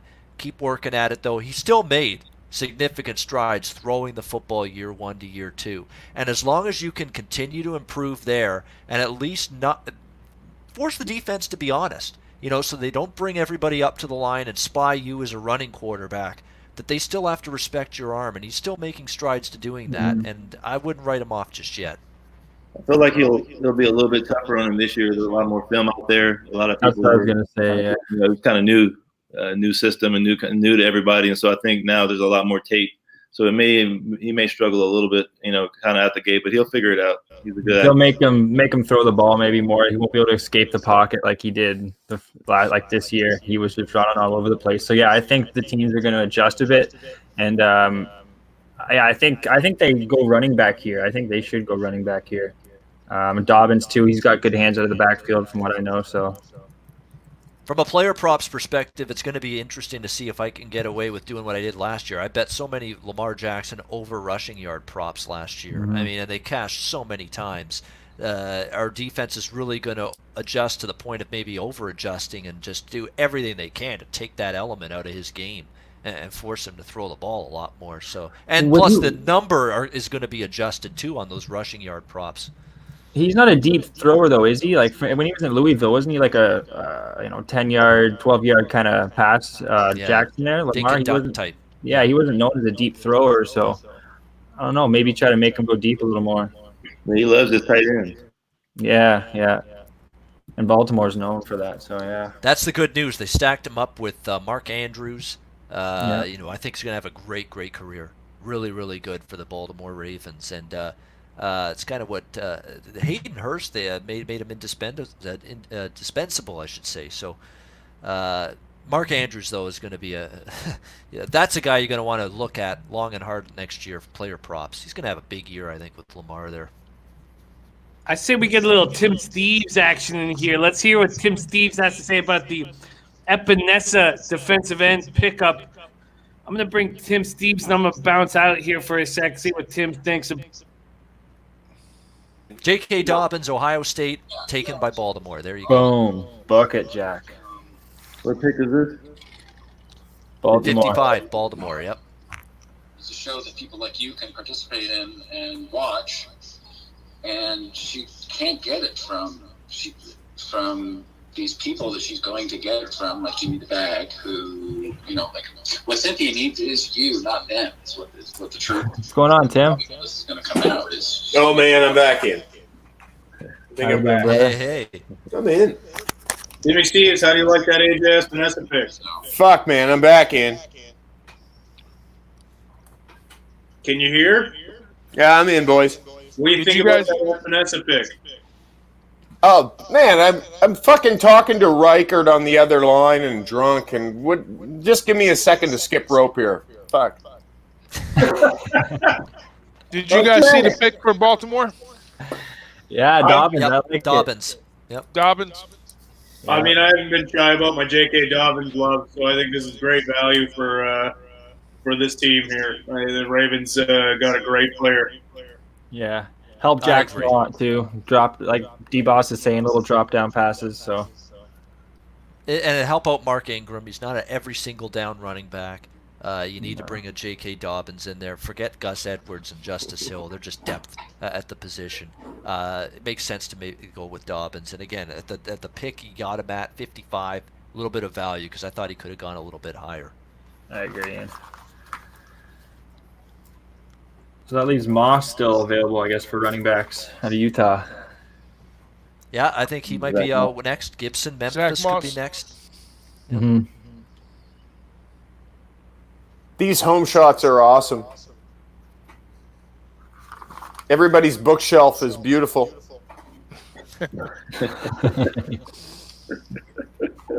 I could put books back here, but it's I've just got the one magazine. But you can't see Kawhi. That's my Kawhi Leonard behind me. No hard feelings. No hard feelings. Tim, I don't want to rain on your parade, buddy, but I'm looking around here. I don't see a single bookshelf. No. I got my Kawhi. Got my Kawhi. But it's just read this book, guys. Great book. Gridiron Genius. Michael Lombardi. Yep. Okay. Nice. All right. I think we may go. What's going to happen here, boys? Miami, 56. Here we go. I got the quarterback out of the way. Could see Moss here. Yes. When you get tired of reading that, you read this. See, they addressed the O-line last pick with They took Robert Hunt, so O-line. There you go, Mafia. Cheers, brother.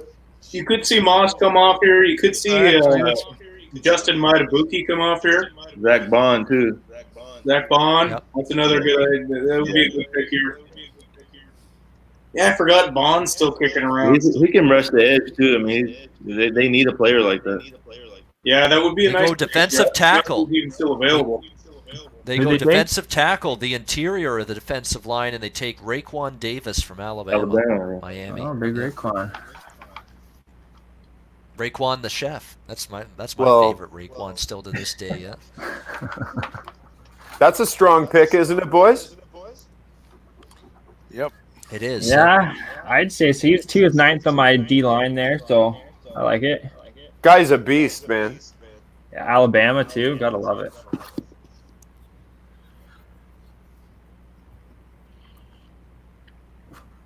So Miami, that's what their 5th pick of the draft. Jesus. They've got a lot of new blood, man. Yep. Yeah, I got 1, 2, 3, 4, 5. They got 6 picks here in the top 3. Wow. Back to the Rams now, 57. I like Raekwon Davis. I think Robert he might be a better player and better value here for the Dolphins. But Raekwon, Bama product. He's probably going to be pretty good. Yeah, 2nd round. What do the Rams do here? They got their running back. Do they go with a linebacker or a corner, you think? Maybe a lineman? I see linebacker. Linebacker too? Yeah, I think so. Yeah. Linebacker's a pretty good call. Yeah, I think that's definitely a position. That's what my buddy was telling me. He that thinks we needs go some linebacker insulation. here. Middle linebacker. And that being said, let's see who we got left. That's a tidy-looking draft right now for Miami. Tua, Austin Jackson, Noah, keeping Robert Hunt, and Raekwon Davis. That's pretty it could good. be I a agree. draft that turns the franchise around. I agree. They They've may addressed go a lot of Bond issues. here. Zach Bond. And look, Brian Flores is smiling.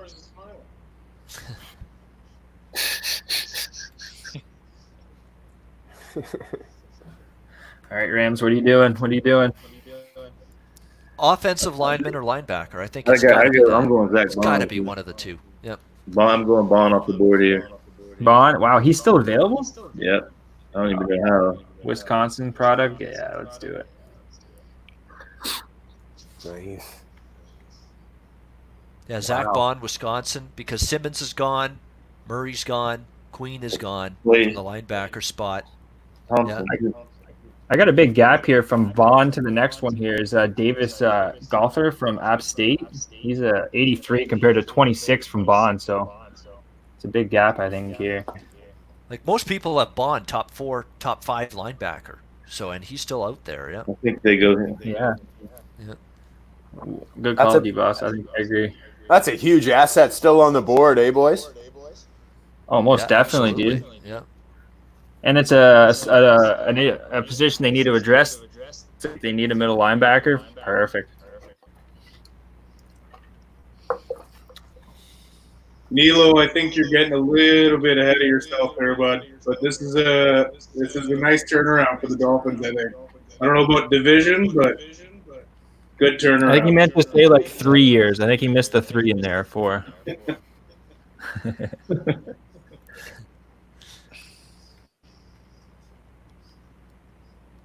Can't wait for the day the Patriots are on the bottom of the standings. Can't say I've seen that day. I'd love to see it. I think most people would. It's been a long time, Ian. Yeah, I know. I just gotta hope it's gonna be sometime soon.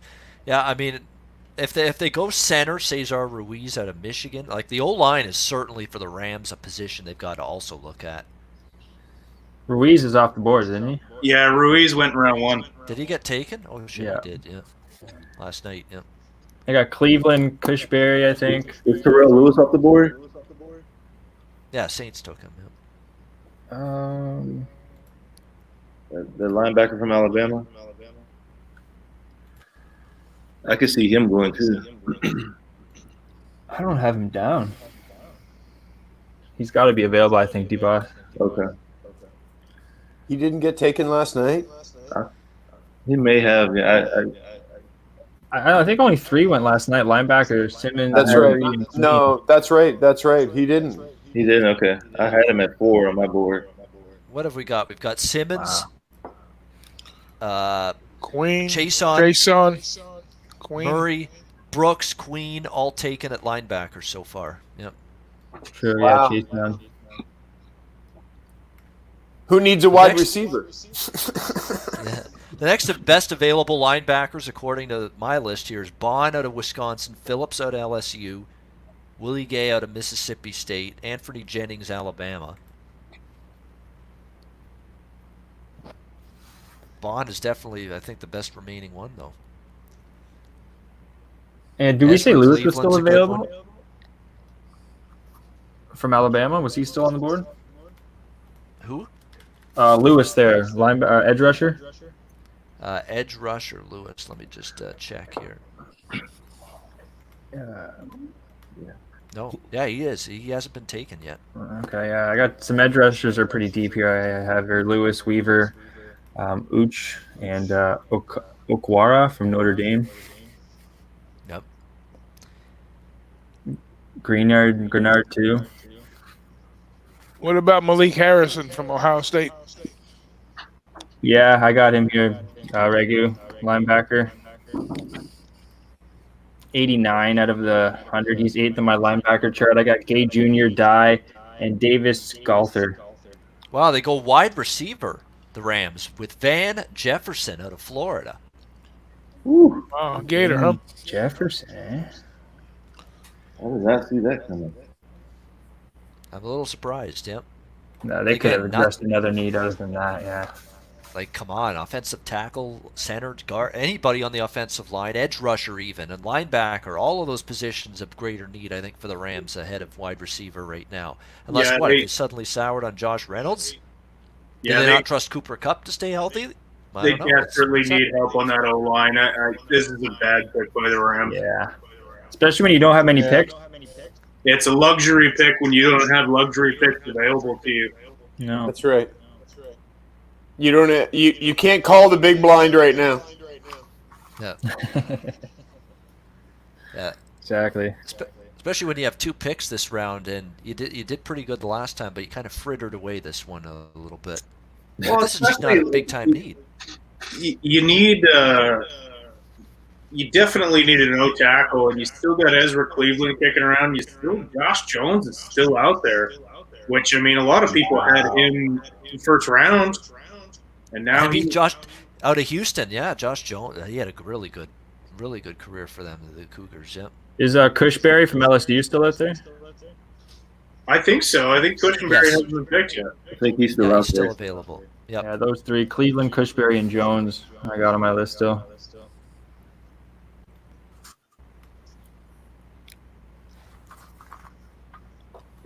All right, we're down to Minnesota Vikings at 58 now. Next up, after taking Jeff Gladney from TCU at 31, and of course Justin Jefferson, the wide receiver, at 22. So Hey far, guys, I want to make a little room for Jimmy to bounce in here. I'm gonna No, step out. let me get out of here, man. Let me get out of here. No, you stay right where you're at. You stay right where you're at. You sure?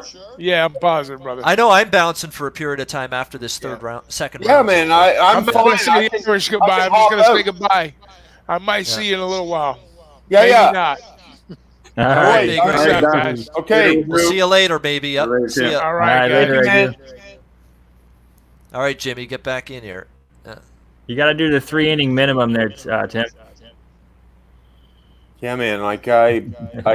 I just feel like I'm encumbering all you sharps, man. Get out of here, man. I'm a square, Sometimes man. Yeah. Not on the felt. No, maybe not. Fuck, I'd love to get back to that.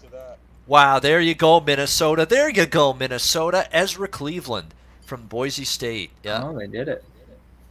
I think Minnesota is quietly having a fantastic draft. Oh, big time. I do Jefferson, too. Gladney, and now Yep. Cleveland. They had All the best day needs. yesterday, in my opinion. 49ers and Vikings were the top two in the first round. Yeah, I like that Arizona State wide receiver. This is some Niners great guy. work by Minnesota. All needs, too. Wide receiver, check. Cornerback, check. Yeah. And now I'd love O-lineman, to a good see one. the Browns do something, man. What do they got next? Third round.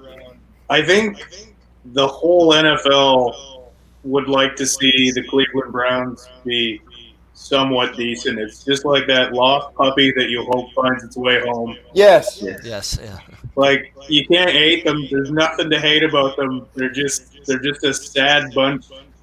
You I just think it's 100%, Bebsy, like you said, like punched in the face puppy, and like let's get a home, let's get a permanent family for this little Browns team here. Yeah. I think it's the genetics for the Cleveland. It's in the genes. Getting rid of Freddie Kitchens was pretty important. When they hired him as the head coach, I couldn't believe it. I would have fired him right after running a draw play on 4th and 7 in the one game. Like, what the fuck are you doing, man? Like, are you kidding me? What the hell could you possibly be thinking? 4th and 7, you're going to run a draw play? I mean, my gosh, holy fuck. You got to be All right, kidding me. yeah, I like it. Ian's getting fired up and dropping some F-bombs. I couldn't believe it. It blew my mind seeing all this just nonsense and stupidity coming from that guy from a play calling standpoint. Do you know how many times the Cleveland Browns? See, I'm getting really fired up. I'm remembering losing some bets because of this tomfoolery and shit show that was Freddie Kitchens. Tomfoolery. Yeah, red zone issues. You know, first and goal at the 5, second and goal at the 5, third and goal at the 5, fourth and goal at the 5, and you go for it and you still don't get jack shit. Kind of sounds it like happened Bill over O'Brien. and over again. Yeah, I mean, it was just an absolute nightmare, and it had to happen. Stefanski's an upgrade by default because he's Bebsy had to replacing refit Freddie his hat. Kitchens. Yeah, Man, if they don't take Mims here or they don't take Bond or Lewis, I'm gonna be floored. Mhm. I think that Terrell Lewis can be a pick here. Mims and also could be a pick, and Zach Bond also. I think Mims, considering how badly they need a receiver, is a massive steal here. Yeah, because they lost Anderson, didn't they? Yeah, Anderson's gone. Their coverage bare. I think Crowder's their top receiver right now. Jay Crowder. Jets are looking at Crowder, Perriman, and Enunwa going into this season as their receivers, top 3. Okay. Big kid. But again, an injury-plagued season last year. What are we going to get out of him? Yep. Yeah, they're in trouble. Hershey's saying Mims to the Jets, perfect fit. It is a perfect fit. That'd be, yeah.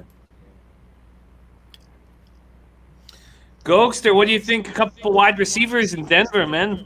Well, I see why they went with Homer there because he is that slot spot. I thought they were going to take Ruggs to start the whole, I thought they were going to get Ruggs. I think they need that slot spot. But now that we have Homer too, we're really deep, Jim, but we still need a guy on the line to protect our new quarterback here because he's not going to stay upright, really, in my opinion. We added Melvin Gordon, but I do like the additions, Jim. But I think we could have used an O lineman over a third or second receiver drafted here. But I'll take it. I'll take it. Well, the way this is going, Josh Jones might still be kicking around. Wow. Yeah, fuck. That's wild. Oh man, commercial break. Let me give you a little story. D-Boss, I was bad at football. Obviously, look at my shoulders and got baby hands, and my brother. We have different dads. My brother's dad had big shoulders. My brother was a good football player. In Vancouver, it was all about weight. It wasn't age. When you were like 8 to 13, 6 to 14, it was weight. And my brother, they did the initial training camp for the beginning of the year, and my brother was too heavy to play with the team he was playing. And my brother has big ass earlobes. And the star quarterback was the coach's son. And my brother did the weigh in, and he was too heavy to play with the group. And he was ashamed. I was watching. He wasn't. He just, his face went red. He's too heavy to play in the group. And then the star quarterback said, "Why don't you chop off those lobes? He'll lose 20 pounds." And my brother ran at him and started smashing his face into the ground. Maybe 8 smashes, blood, screams. And my brother was ripped off of him, and he's no longer the quarterback. Well, no, I don't know. That's the last time we had anything to do with the Gordon Sturridge Football League in Vancouver. But I'll never forget that line. Never chop those lobes, he'll lose 20 pounds. Chop those lobes. Chop those lobes. Oh my God. Chop the lobes, bitch. Chop those lobes. I'll never forget it, man. And my brother just ran at him and just gone down and just fucking ground and pound. What I like to do is roll giant joints and then rip up golf cards for filters from the season before. So right here, I see I shot a 94, and I'm more than happy to carve this fucker up for filters. 94 from the red, or 94 from the whites. Now, come on, now, easy. No. I can. I'm a 14. I'm a 14. Okay, I'm a 14. Okay. So I shoot mid 80s. I can shoot mid 80s. So a 94 is like we're carving that up for filters. We're carving that up. We'd be a close game, Tim. We bet some money there. It'd be about a minus 110. Yeah, buddy, we could play. No, and also I would get you smoking my shit and then advantage me. Oh, I don't know about that. I'll bring my own, brother, so we'll both be. I like it. Maybe no advantage me then. If you're bringing your own, then no advantage me. Then you're probably we just probably have a fucking heads up. Denzel Mims, bingo. Oh, there you go. The Jets. No. If you're rolling your own, then we're probably no advantage, Timmy. Then, but I do get 3/4 of a gram into an average zigzag, like the standard zigzag. I can stuff an average zigzag right here. So you're saying, Tim, you just ram it in there. Yeah, there you go. I really like Pack to just it go in. crazy. I don't move up in papers, though. If you move up in papers, then I'm fucking off the fucking deep end, right? Like, I can't do that. So I just stay with the zigzag and stuff that and then leave it at that. And that's been my modus operandi for fucking... Oh, wow. 20? No. Keep it going. 40. Oh, 30 years. Oh, wow. Yeah. I make it look good, baby. You want to look this good at my age, bud. D-Boss knows what I'm talking about. You want to look this good. So did someone get picked? Yeah, they took Denzel Mims. Denzel Mims. Okay. They took Denzel Mims, and somehow Adam Gase still looked unhappy about it. And Ravens trade their pick to the Patriots. D-Boss, we have a question from the chat from our guy West Coast. Says, Jimmy, ask D-Boss what he thinks about the new generation of coaches. And would he have liked to play for them? New generation of coaches? Like the younger coaches, or the Zach Taylor, like a McVay, or yeah. I mean, it's different. I was with the oldest of old school with Marty Schottenheimer, so obviously there it's a different ball game with McVay and some of these guys that have a different personality, different relationship with the players. Players can relate to the coaches more, I think, nowadays than some of the older coaches that were back in the NFL. So there's a lot of younger coaches here. I think they've done a good job, but obviously, in my opinion, Kyle Shanahan was one of the masters, one of the young coaches, one of the master play callers. But even the times when he had opportunities to I guess really shine or win the Super Bowl, he's kind of come up a little bit short. But this particular guy is always going to be one of my favorite coaches that I've gotten a chance to watch. One of the younger coaches, Kyle Shanahan. So I look for him to be back in the Super Bowl at least one or two more times in his career. He's gonna damn well hope he gets another crack at it, because the 2 cracks he's had at it so far leave you with nightmares. I mean, the New England game against Atlanta last year with the lead against the Chiefs, brutal. Yeah, I mean but he's still a mastermind. He gets guys open. I just think he's come up a little bit short in those games, but. Yeah, there is a lot of young coaches. That's actually a good question. I was just previous. I had played with John Gruden for 2 years, and then I had Nick Saban down with the Dolphins, and then I had Schottenheimer, and then from that point I had my coach with the Cardinals, Dave McGinnis. So I had a lot of old school guys, not some of these younger coaches that are out nowadays. Yeah. I remember, David, because you're playing for the San Diego Chargers around that era with Flutie and Breeze were the quarterbacks, and Marty Schottenheimer was the head coach. I remember those Chargers teams, early 2000s. Yeah, Marty Schottenheimer. You hear Donald Trump. He's saying he's the king of ventilators at the White House. Marty Schottenheimer was the king of the regular season. Yeah. But playoff time came around, and not quite the same amount of success, and that's unfortunate, because it's not for lack of trying.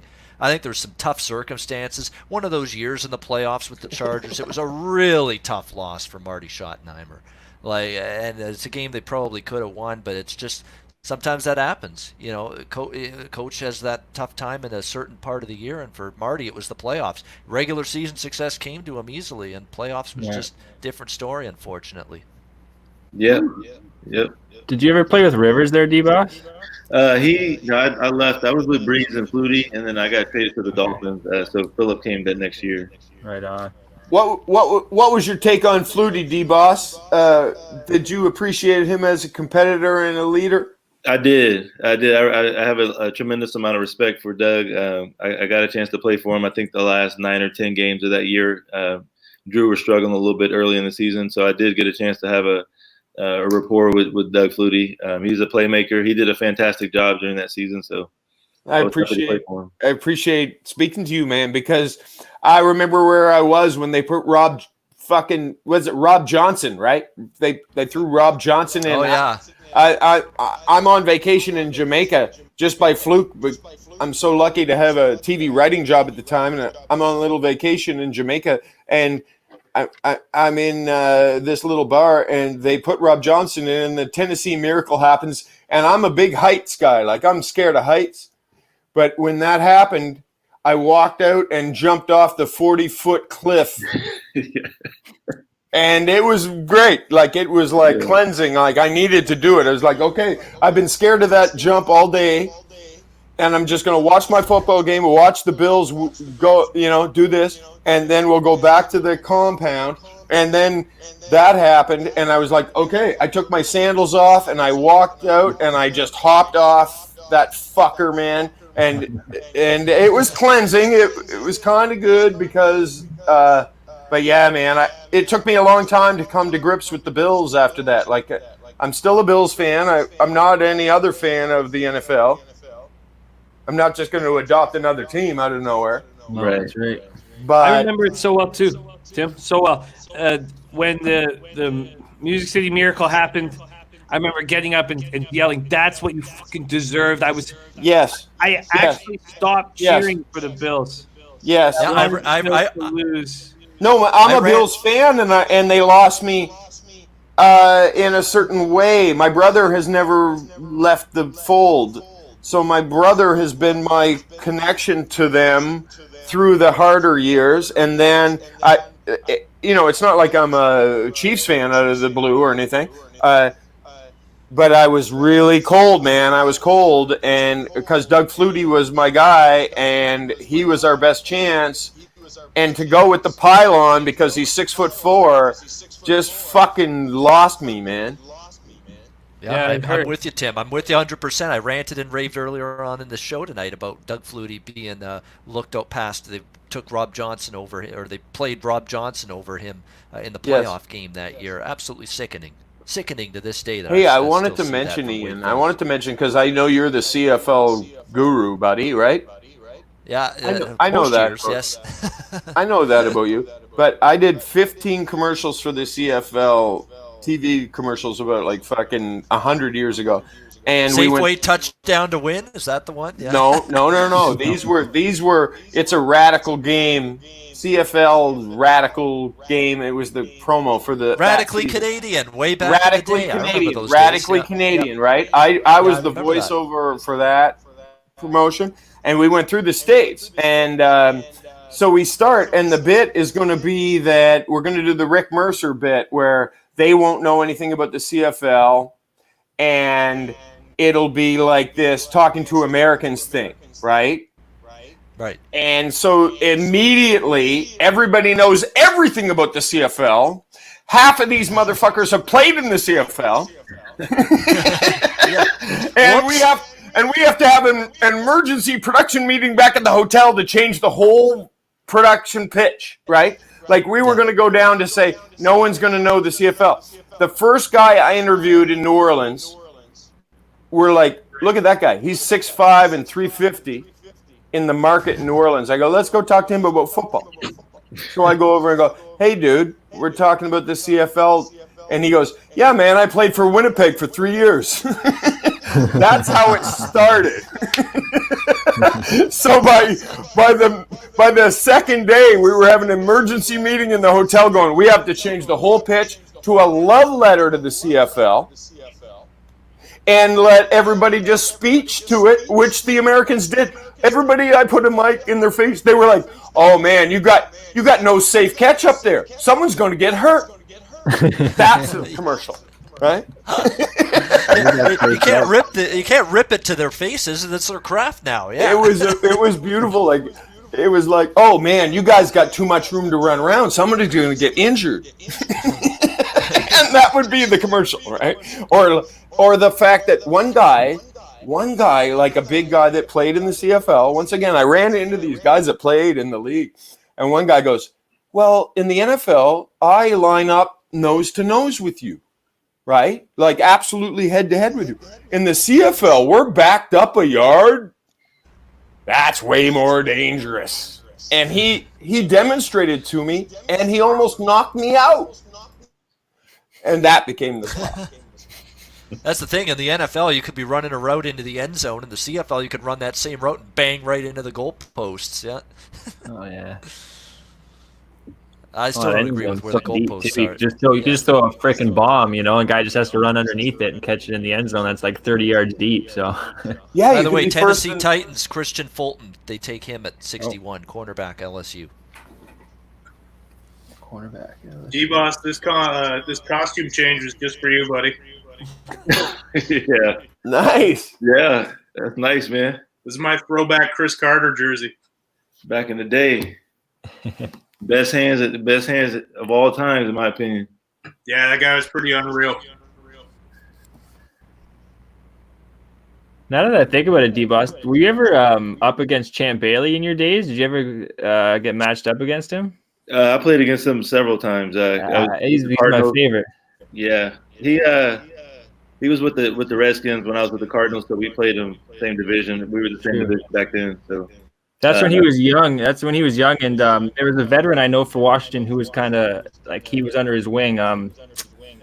Daryl. Yeah, him. Yeah, he was at the tail end of his career whenever Champ got there. Daryl Green. So he was Daryl Green. That's it. Yeah, that's it. Yeah, he was a Blazer though in his days at Daryl Green. He's one of probably the top 10 fastest of all time in NFL. Yeah. But Champ was good, man. He was young just like me. We both were 20 when we were drafted.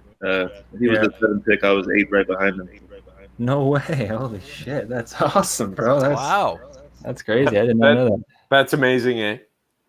That's crazy. Yeah, my favorite. Wow, that's awesome, Boston. Because I was I'm a Bronco fan, so I grew up hating the Chargers. But it started when Phillip Rivers started. So really, I didn't mind the Drew Brees and stuff. I was a kid, but once Rivers started playing and rubbing in our face, Rivers, he's a sore loser and he's a sore winner too, right? You can't really find the middle with the guy. But much love, man. That's awesome that you played against him and the career you had. That's great. Yeah, appreciate it. Jake Plummer was the quarterback when you were in Arizona, right, David? Or had he gone to Denver already? Jake Plummer was, he was there for most of the career. I was with the Cardinals. I actually played against him in the Rose Bowl. He was at Arizona State when I was with the Buckeyes. So yeah, he had that stash and that long ass flow, right? Yeah. West Coast says if the Chargers had kept DeBoss in 2004, Breeze might have succeeded and never left San Diego. Breeze in Boston raised a Super Bowl trophy. Thank you very much, A.J. Smith, Lord of No Rings. A.J. Smith traded DeBoss to Miami, left the Chargers with a receiving core of Tim Dwight, Eric Parker, Reg Caldwell, and an old Keenan McCardle. Wow. Nice work, Sam. Wow. Green Bay 62 have taken A.J. Dillon, running back, Boston College. And A.J. Dillon, before the injuries, this guy is ripping it up at the running back spot for Boston College. Then he gets hurt one after another, and there's major red flags, major question marks about him after that. This is one of those picks where it's a gamble, but it's a gamble that could work. I like it.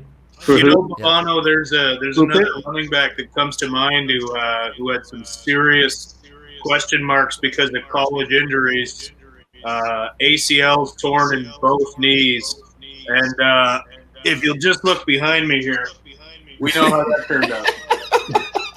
Yes. Well said. What do you think of Dillon going here to the Packers? What's wrong with this picture? I'm getting a fresh one.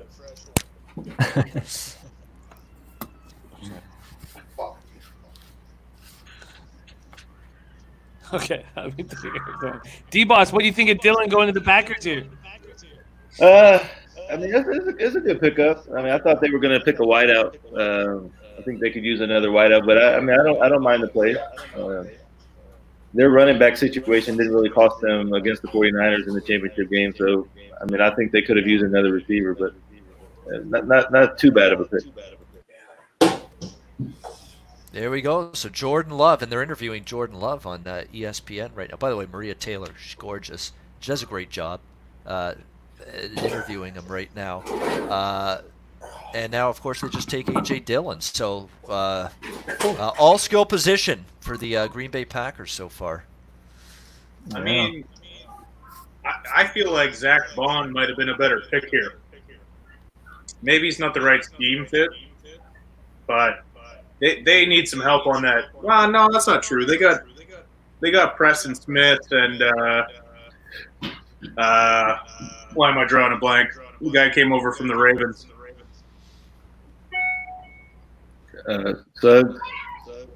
No. Who are you talking about? The outside linebacker for the. Wasn't C.J. Mosley, was it? No, the Packers. No. He led the league in pressures last year. All right. Preston Smith and Other Smith. Other Smith. Darius. What's his name? Darius. Yeah. Yep. It's Darius Smith, yep. What happened with Rashawn Gary last year? Did he do anything? I don't remember him doing too much.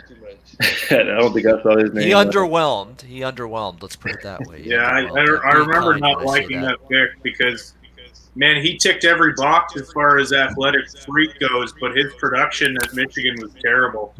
I thought it was a bad pick in the first round, and so far I've been proven right. I'm fascinated with this A.J. Dillon pick because, again, if he is the A.J. Dillon of his early years in Boston College, it's going to end up being a nice little pick at 62, but is the durability is going to be that black cloud that's constantly going to be lurking over this pick when he's in Green Bay. Mm-hmm. Come on. All right, 2 picks left in the second round. Kansas City at 63, Seattle at 64, and then that's the end of round 2. Man, I'm thinking KC goes corner or linebacker here. They got to adjust their defense. I'm thinking this could be a good spot for Bond. Yeah, I don't know why the Rams didn't take him, but he's still out there. This would be a great spot for Bond. Great spot for him. Hey, not bad. I hope not, actually, because that's the division for the Bronx. We've had 5 running backs here in the second round, so that over 3.5 cashed in. Yeah, So that's good. I knew once one of them goes, they always snowball right after that. Yep. Oh, here you go, boys. It's been, you got to show what you're doing, right? That's it. Full transparency. Full Classic, transparency of beard. Yeah, classic Irish. That's JMO. I've switched from the Moscow Mules, and now I'm having a dark and stormy. Because you know what? Fuck it. We're in quarantine. Might as well have a little bit of fun. Dark and stormy, right? Might as well have a little bit of fun. It's my little bit of joy I have in life these days. No, you're doing good, buddy. You got to count your blessings. Yeah, You know what's something? And getting pissed. That's Don't be like Ellen over there on your 40,000 square foot ranch, complaining about being cooped up. There's that Terrell Lewis. Oh, did I give you the impression I didn't have a 45,000 square foot ranch? Oh, I know I look like I'm cooped up in a townhouse in downtown Toronto, but no, I'm a billionaire. There's that Great Terrell pick, Lewis. Chiefs. Willie Gay, Mississippi State linebacker by the Kansas City Terrell Chiefs. A Lewis, need. exactly. Good Nice. pick. Yeah. Ian's keeping us on track here, man. Ian's keeping us on track. Well, for one more pick, Tim, and then I'm getting some dinner. So Terrell I'm Lewis. gonna taking tail my break all, after this next pick. Hey, brother, I'm I gonna got tail about all two your after the CFL picks for the rest of my life. Well, I'd like to think you'll do well if you do that because CFL is one of my better sports. It's not. Yeah, well, I'm gonna be up your ass, There you brother. go. All right, there we go. CFL. Terrell I'm hoping Lewis. we have a season at this point, but I'm hopeful. Well, let's just take it day by day. Terrell Lewis. Let's just take it day by day. But we will have CFL and NFL sometime. Willie Gage, Yeah, I think we'll have both, but with no fans. That's exactly what I think we're going to end up seeing. We're gonna end up seeing some unusual shit, man. Yep. Hey, I gotta jump out of here. You got a bounce, D-Box? I gotta bounce. Okay, bro. great, All right, Great. David. Good stuff. great to chat, bud. Hey, great to see you guys. Nice meeting you. Dude, Thank Nice you, to hang with brother. you. buddy. Yeah. Take care. Yeah, stay safe. Jim? AJ back. I gotta bounce, buddy. Good. D-Boss, you are a legend, but you're I also appreciate it, gracious, and we're very, very thankful to Yeah. get a chance to share the screen with you, my friend. With all that's going on outside, health to your family, and thank you so much for joining us, my friend. Hey, same to love. you. Safe, David. Take care. You guys stay safe Much, too. much love, man. You too, man. Shout out to you, Have a David. good rest of the night. Good luck with the bet. D-Boss. See ya. What a guy. D-Boss in this That's joint. awesome. That's awesome, Jimbo. Yep. Yeah, so cool. That is Hey. cool. Like, let's be honest. He can say and talk about things we can't. And that's suiting it up, No, loosening it no. up, going on the can't. field. No. You can't even. What do we even like? You know what I mean? Dick jokes Friday late show. Me and Bebsy. Hey, bud. Hey, Bebsy. Ian, I got a quick CFL question for you because I don't watch the shit at all. The Niners got Jonathan Kongbo's rights. What can you tell me about Kongbo? Go. No, I was just going to say, yeah, again, there's a lot of guys that are trying, that you'll see this every year. They go from CFL to NFL. They take their shot, so to speak, try to make it. He's got great athleticism. There's no question about that. Good instincts. It's all about can it translate to the NFL level. I thought he played really well here in his CFL time, but with every player, Rob, that's going from CFL to NFL, some of them it'll work for them and they'll stick, and some of them it won't. You look at Cameron Wakes had a great career, in the NFL coming from the CFL. It's been a tremendous career for him. But then some people, they're back in the CFL about a year later. So it depends. There's a really big ceiling, and it's really hard to pinpoint who's going to have the success and who's not. But he's got the capability to have that success there. I'm hoping he's kind of like Cam Wake, because that would be a hell of a pickup to add him to that Niners defense. If I mean, he's going to be at most a situational pass rusher for them, which look, they're going to need. D Ford played 25% of the snaps last year. That knee is not right, and I think they need a guy that's going to spell him.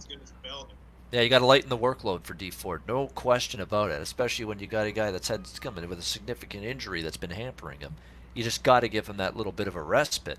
I mean, when he's healthy, he's unreal, but health has been his biggest problem throughout his entire NFL career. With the Chiefs, he's had back issues, he's got knee issues. But I love him I'm okay paying him the money to come in and rush the passer, because they can't contain him and Bosa and Armstead, and now, well, DJ Jones is underrated too, and now Javon Kinlaw as well. But I'd really love it if Congo stands out. Whatever. I'm going to have a couple of puffs right here. Look at my starting kicker last year for my team, the Hamilton Ticats in the CFL. He went to the NFL. Liram Hiralahu. LA Rams signed him because Greg Zuerlein, of course, went to Dallas, so they had to find another kicker. So now we'll see if Liram Hiralahu can get it done in the NFL with the Rams. Yeah, I mean, there hasn't been a ton of successful crossovers, but there certainly has been a few. I mean, Cam Wake is obviously the pinnacle, but guys like Flutie and Garcia did it as well. Warren Moon, if you go way back when, yeah, dating ourselves a little bit, but yeah, Warren Moon, another one. No, you're old as fuck. Not that old. Don't rush not me. As old as, not as old as me, buddy. That's for sure. No. No. Immediately agreed with. You're not 60 yet, are you, Steve? No, man. Come on now. I can't drive 55 though. Do you get the discount at Shoppers, 55 and over? No, I am. Fuck, is that where we get it? I think so. Oh, shut up. 10% off Tuesdays. This is already depressing enough times. Sorry. You know what I mean? But I am 55. I'm 50-fucking-5. And that's just hard to believe to me, you know? Yeah, a lot of. By the way, this last pick of the second round at 64 was supposed to be Seattle's pick. They've traded it to Carolina. So now Carolina making the pick at 64. Panthers, and here comes. They are selecting Jeremy Chin. One thing I don't understand about Seattle is they try to do the same thing that Belichick does with trading back and gathering picks, but they come up short so many times. They never seem to get, other than their early 2010, 11, 12, those picks. Yeah. They had some hot picks those years, but really they just whiffed. So go ahead, Seattle, take 23 picks a year. You missed on 24 of them. Yeah, I believe this might be our first FCS player drafted. Not FBS, FCS. Southern Illinois Salukis, Jeremy Chin, safety, drafted by Carolina. I think you were right with that. Yeah, I think this is the first FCS player to be drafted. Wow. Division II.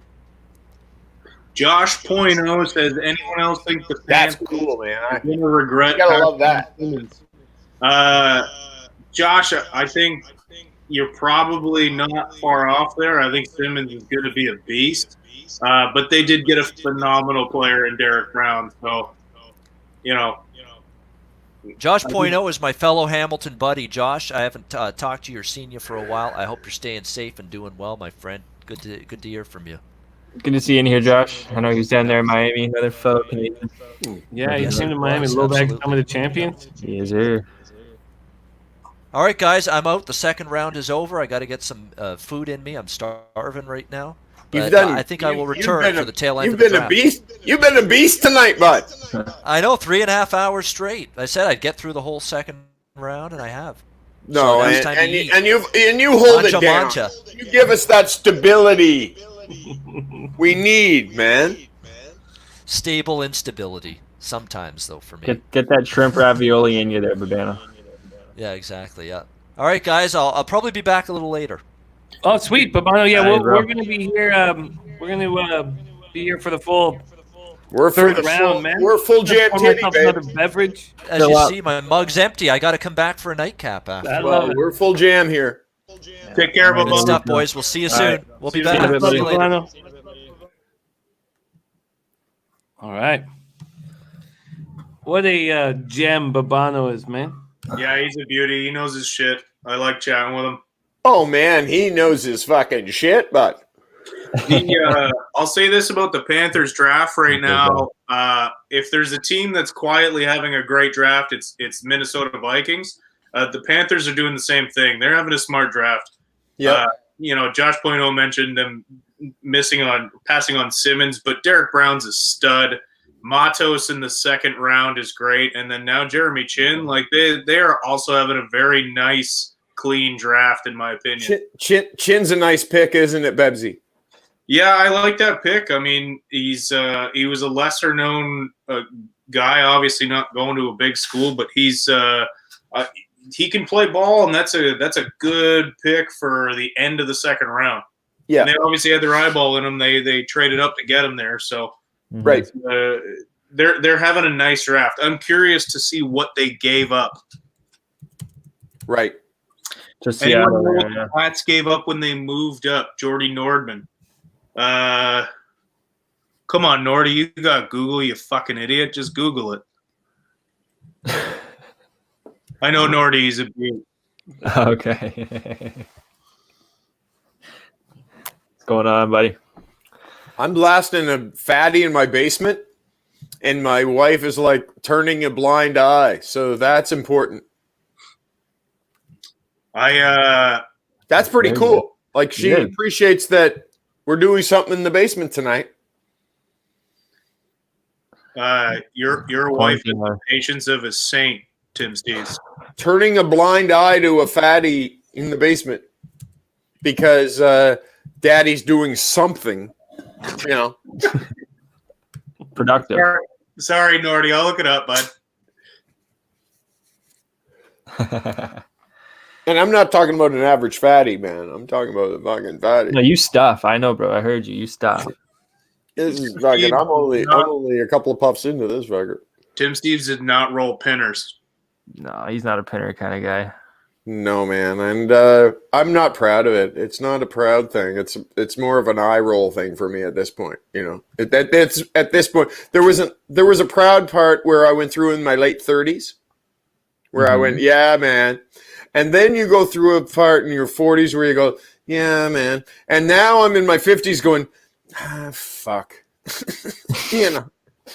Just fuck it, eh? Yeah, no, it's not the play. It's not the way to go. Yeah, I wouldn't advise it.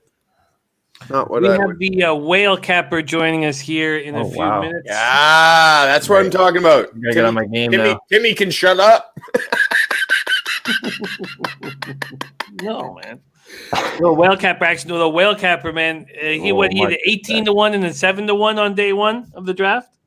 18-1. Yeah, it was all Dude. Thomas. It was around Thomas getting drafted by the Giants. I'm not entirely sure exactly what he hit, but I think, yeah, but 18-1 and 7-1. Wow. Whale's a one of a kind. Yeah, He's a very smart guy. sick. I would like to get 3% better this year on my NFL, and that is my mission with you sharps. You know. This is for Jordan Nordman. The Patriots got round 2 pick 60 and round 4 pick 129. Baltimore got round 3 pick 71 and round 3 pick 98. So 2 round 3s from the Pats to a 4th, and it's actually a fucking great trade for the Pats. A 4th and a 2nd. The Pats get 60 and 129 versus 71 and 98. I think that's great value for Bill Belichick. Fuckers. Man, they hire like Harvard students or Fucking something. cocksuckers, man. Yeah, they're smart. But I mean, this isn't popular, but I absolutely love Bill Belichick. The guy's a well, what am I gonna say, man? What you don't like him because he's a winner, right? Like, he's not like the guy sucks. Fuck, buddy. I've been in the AFC East my whole life, sucking on that fucking cock sandwich like Sammy Vega said last night. Sonny Vega said last night, right? Sonny described the cock sandwich last night, and I was like, that's the AFC East. He's without question the greatest coach of all time, and arguably the greatest GM of all time. I got nothing but the utmost respect for Bill. And that what was it, the 8th round quarterback pick? Did they get him in the 6th round? Yeah, fifth round. Or Tommy, 7th round, right? Yeah, they got him in the. They got broke. Fuck, man. You're just getting me upset. They got him in the fucking 8th round, and then they all become the Montreal Canadiens of the 70s. This is maybe not a popular opinion, but if Tom Brady goes to any of the 31 other teams, we probably don't know his name. Oh, I don't even think that's an unpopular opinion. I think that's probably a fair shot, bud. I think that's a fair shot because for some reason the sweatshirt in him became this like kissing my son with my mouth open union that worked, right?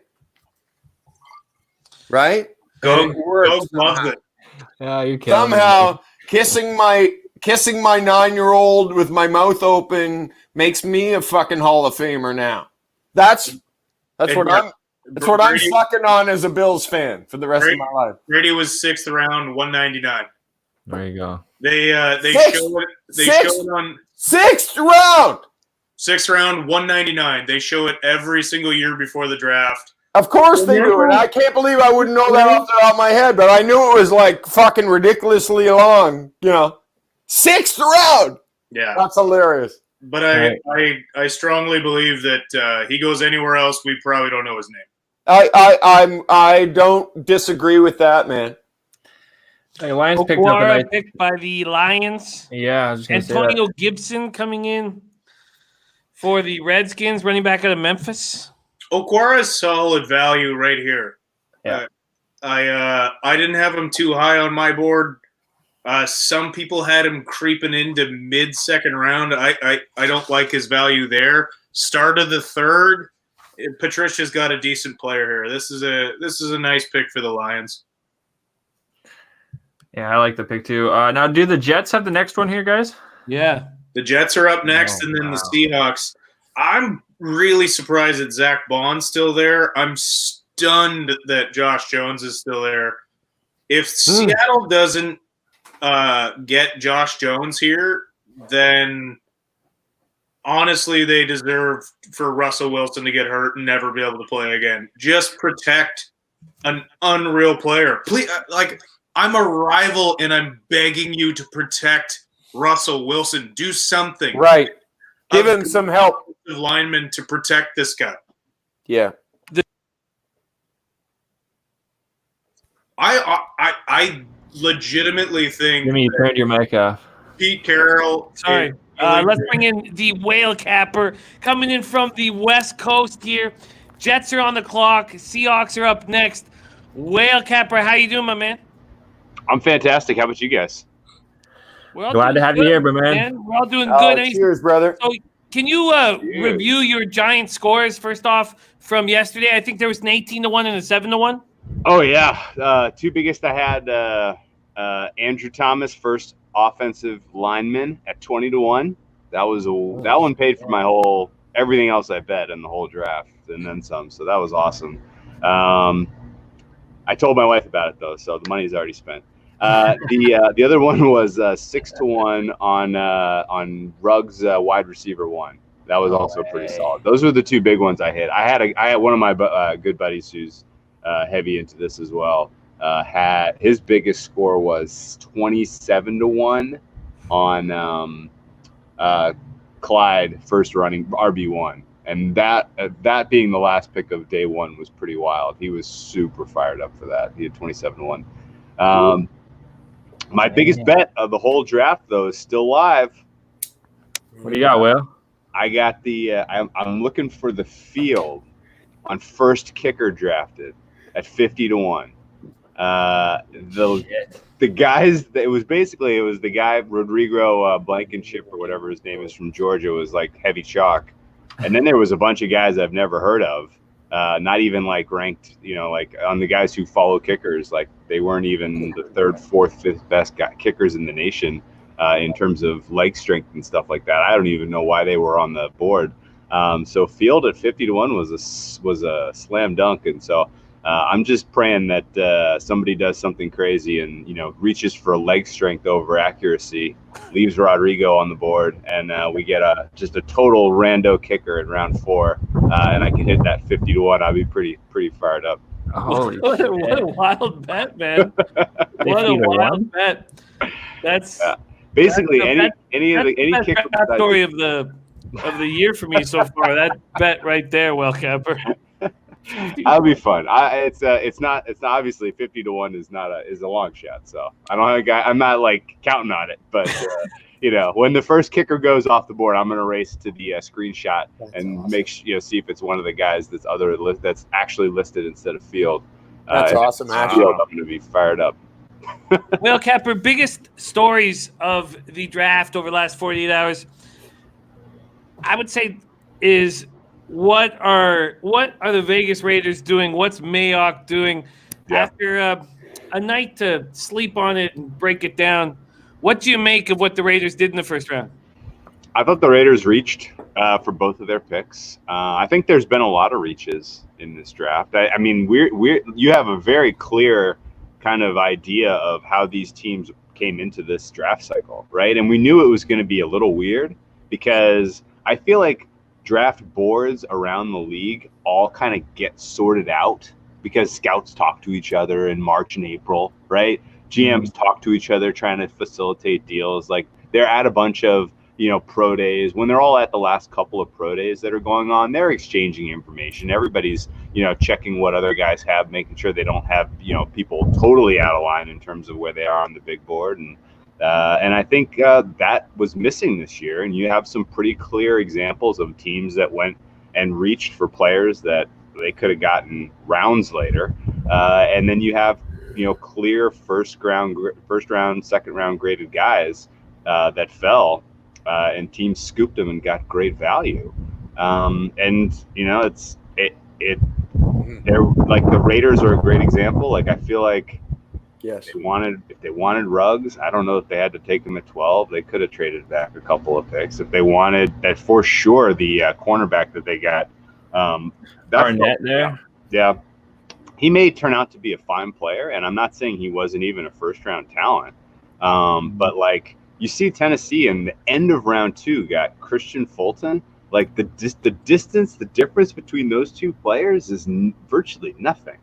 And Titans got him with pick 63 or 62, and the Raiders took a reach on a guy at 19. That it's those kind of things will turn that'll bite you in the ass in the long run. So I definitely think the Raiders reached a lot. The Seahawks probably the most egregious reaches, and the Packers taking players that are just not even close to in line with their needs, and potentially disrupting kind of the team chemistry with who they've taken in the first and second round is a real head scratcher too. Those three teams stand out to me as losers. Rams stand out as a loser. They're still not addressing the offensive line, which is a major problem for them.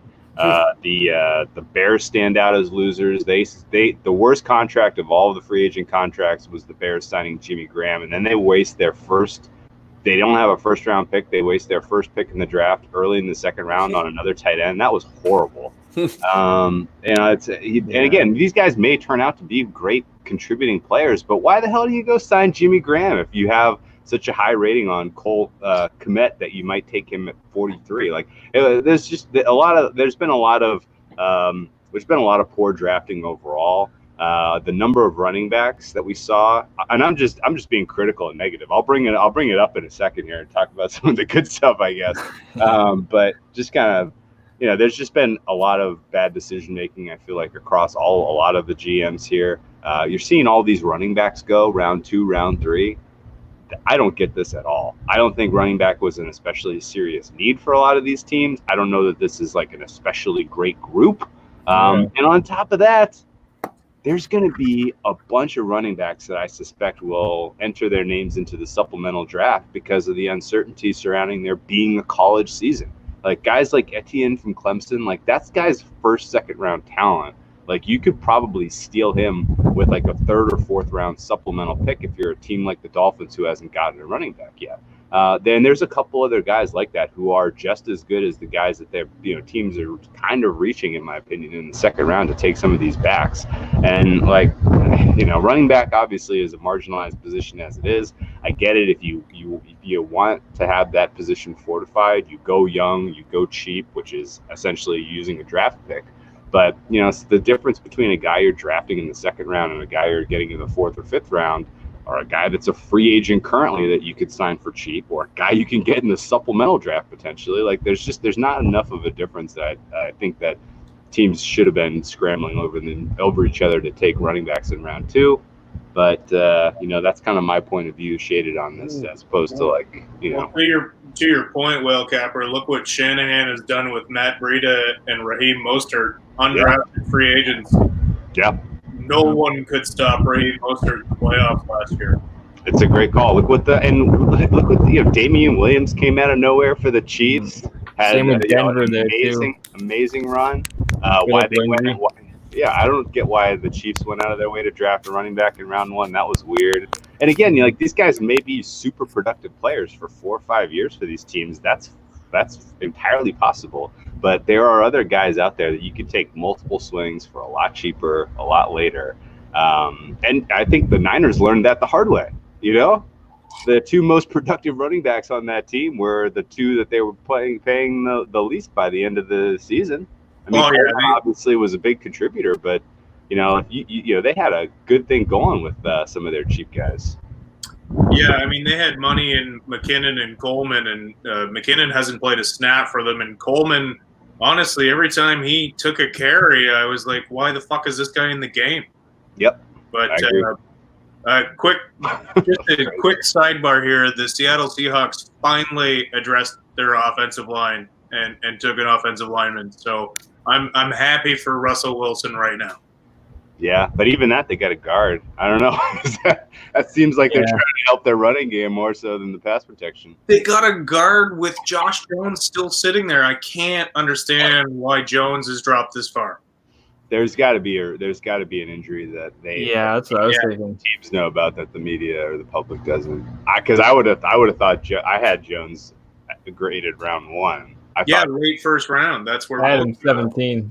I thought he was a realistic possibility to go 2.1, and now here we are 3.7, and he's still on the board. Wow.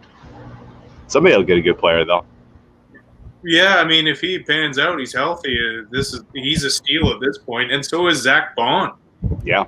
I like Josh Jones to land at the Cardinals in a couple picks here. That's a nice fit for him. Fuck boys, I'm the square better here, but it seems like there's some real quality on the board still, man.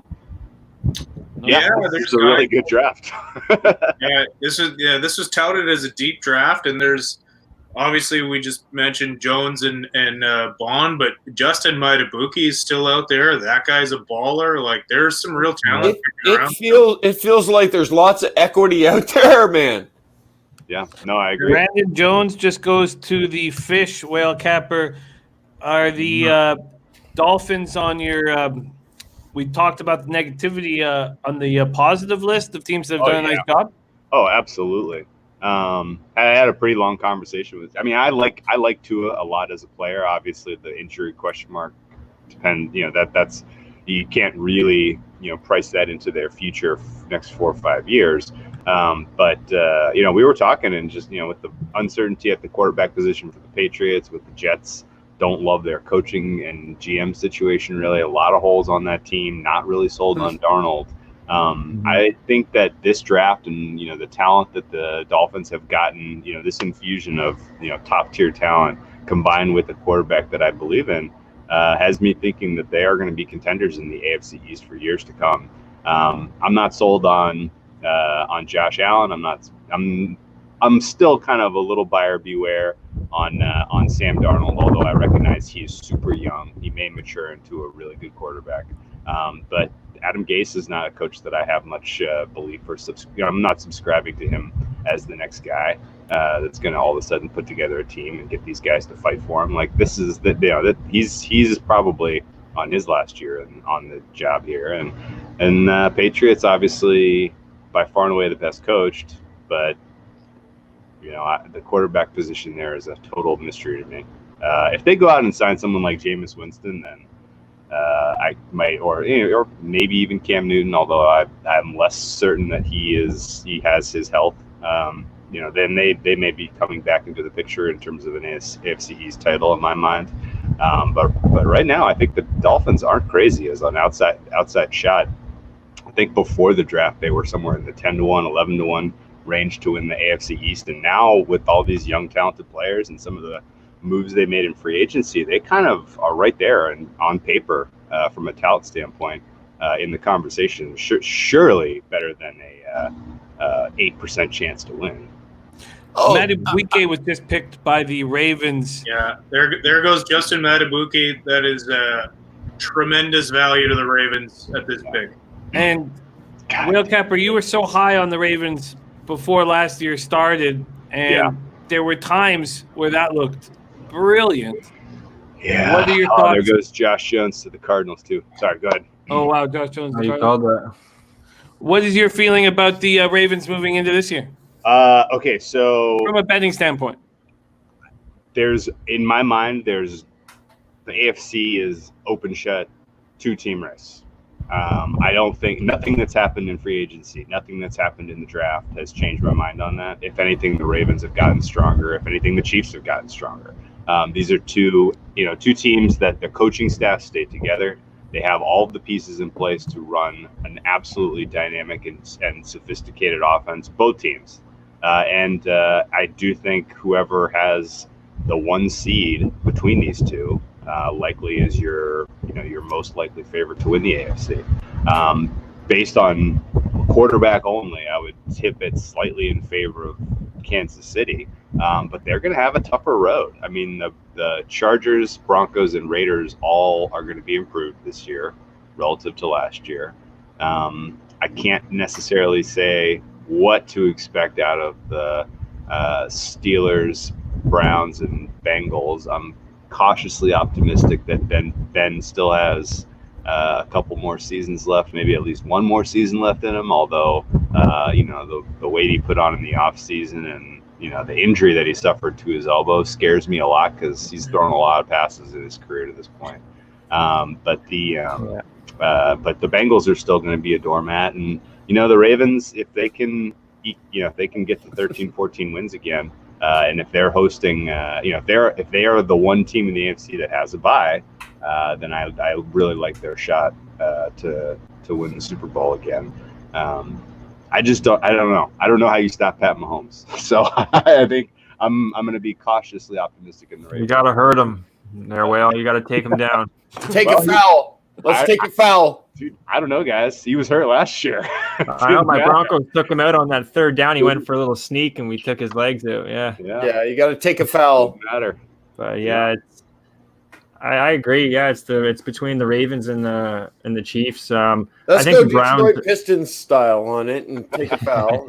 Browns are going to be much improved though. New coach. Yeah, that lineman as well. I think they're going to be much better. They will.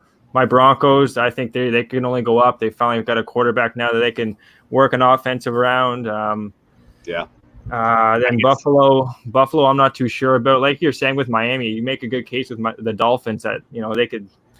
Maybe they don't make the playoffs this year, but they're definitely going to be in there in the next couple of years. So, sure enough. Can I ask you a couple questions about Baker Mayfield and Drew Lock, Googs? Sure. So, Drew Lock, top half of the league QB this next season? Well, I think it depends on our line. Our line wasn't good to any quarterback we've had really for a long time. Borrell's there we got from Utah. He's just been a sieve, takes 3-4 penalties a game. So I really don't know. It all depends on our line and how they're going to form. I know we brought in a couple guards from I think it's Minnesota. I forget the team we brought it in from, but we're trying to address it. But like you said, if it's a passing, we're really trying to get him formed in with we brought in, what's his name there, I'm all over the place here, Penn State. We brought in 2 receivers, so we're obviously looking to get more of a throwing offense here, even though we got Gordon. So we're going to need to adjust the tackle spot. I don't know. I think he can be a middle tier lock, but it's all going to depend on how long he can stay upright and how long he's got how long he's got in the pocket to work with. Yeah. How about Baker Mayfield, top half of the league? I think he's going to improve a lot more. It's tough. I don't know as much about. I'm gonna be honest. I don't know as much about Baker, but I think their coaching, having the right coaching staff with Baker, I think is going to make a difference. They obviously addressed their tackle issue as well. Cleveland. They brought in Wills there from Alabama, so they have a strong defense as well. I do think Baker's going to be improved. I think they have an easier division, like you're saying, with the Steelers, the Bengals. So you never know. I do think that's a tough one. I would easier with the Steelers. Is that what you just said? Yeah, and well, when it comes to when you got the Chiefs, the Broncos, and the Raiders, I'd rather be in the division with the Bengals and Steelers. I don't know, man. I haven't been inspired to speak in 45 minutes, but you just said easier with the Steelers, and I was like, what? Who said that? No, man, it's not easier with the Steelers. And plus, Cleveland sucks a giant cock. So they have to figure out their giant cock-sucking situation before they can figure out the Steelers, bud. And they got to figure out how to remove that from their ass. Is what you're saying. They got to pull their giant cock out of their fucking ass before they can start playing the Steelers, bud. And I'm not your handicapper. I'm your fucking square better. You finally got the square better to speak up. So now you guys continue, and I will listen. Yeah, no, I've been struggling with those questions myself. I don't know. I don't know. I don't know if Drew Lock, Baker Mayfield, to me, are kind of both in the same boat where they need to make a leap. That depends on system. That depends on, the weapons and protection, like you pointed out. And both teams are, they're all in. Like there's no excuses this year. Holy fuck, man. Are you in California? I can hear birds in the background. Yeah, it's nice to hear. I can hear fucking birds in the background, bud. That is so beautiful.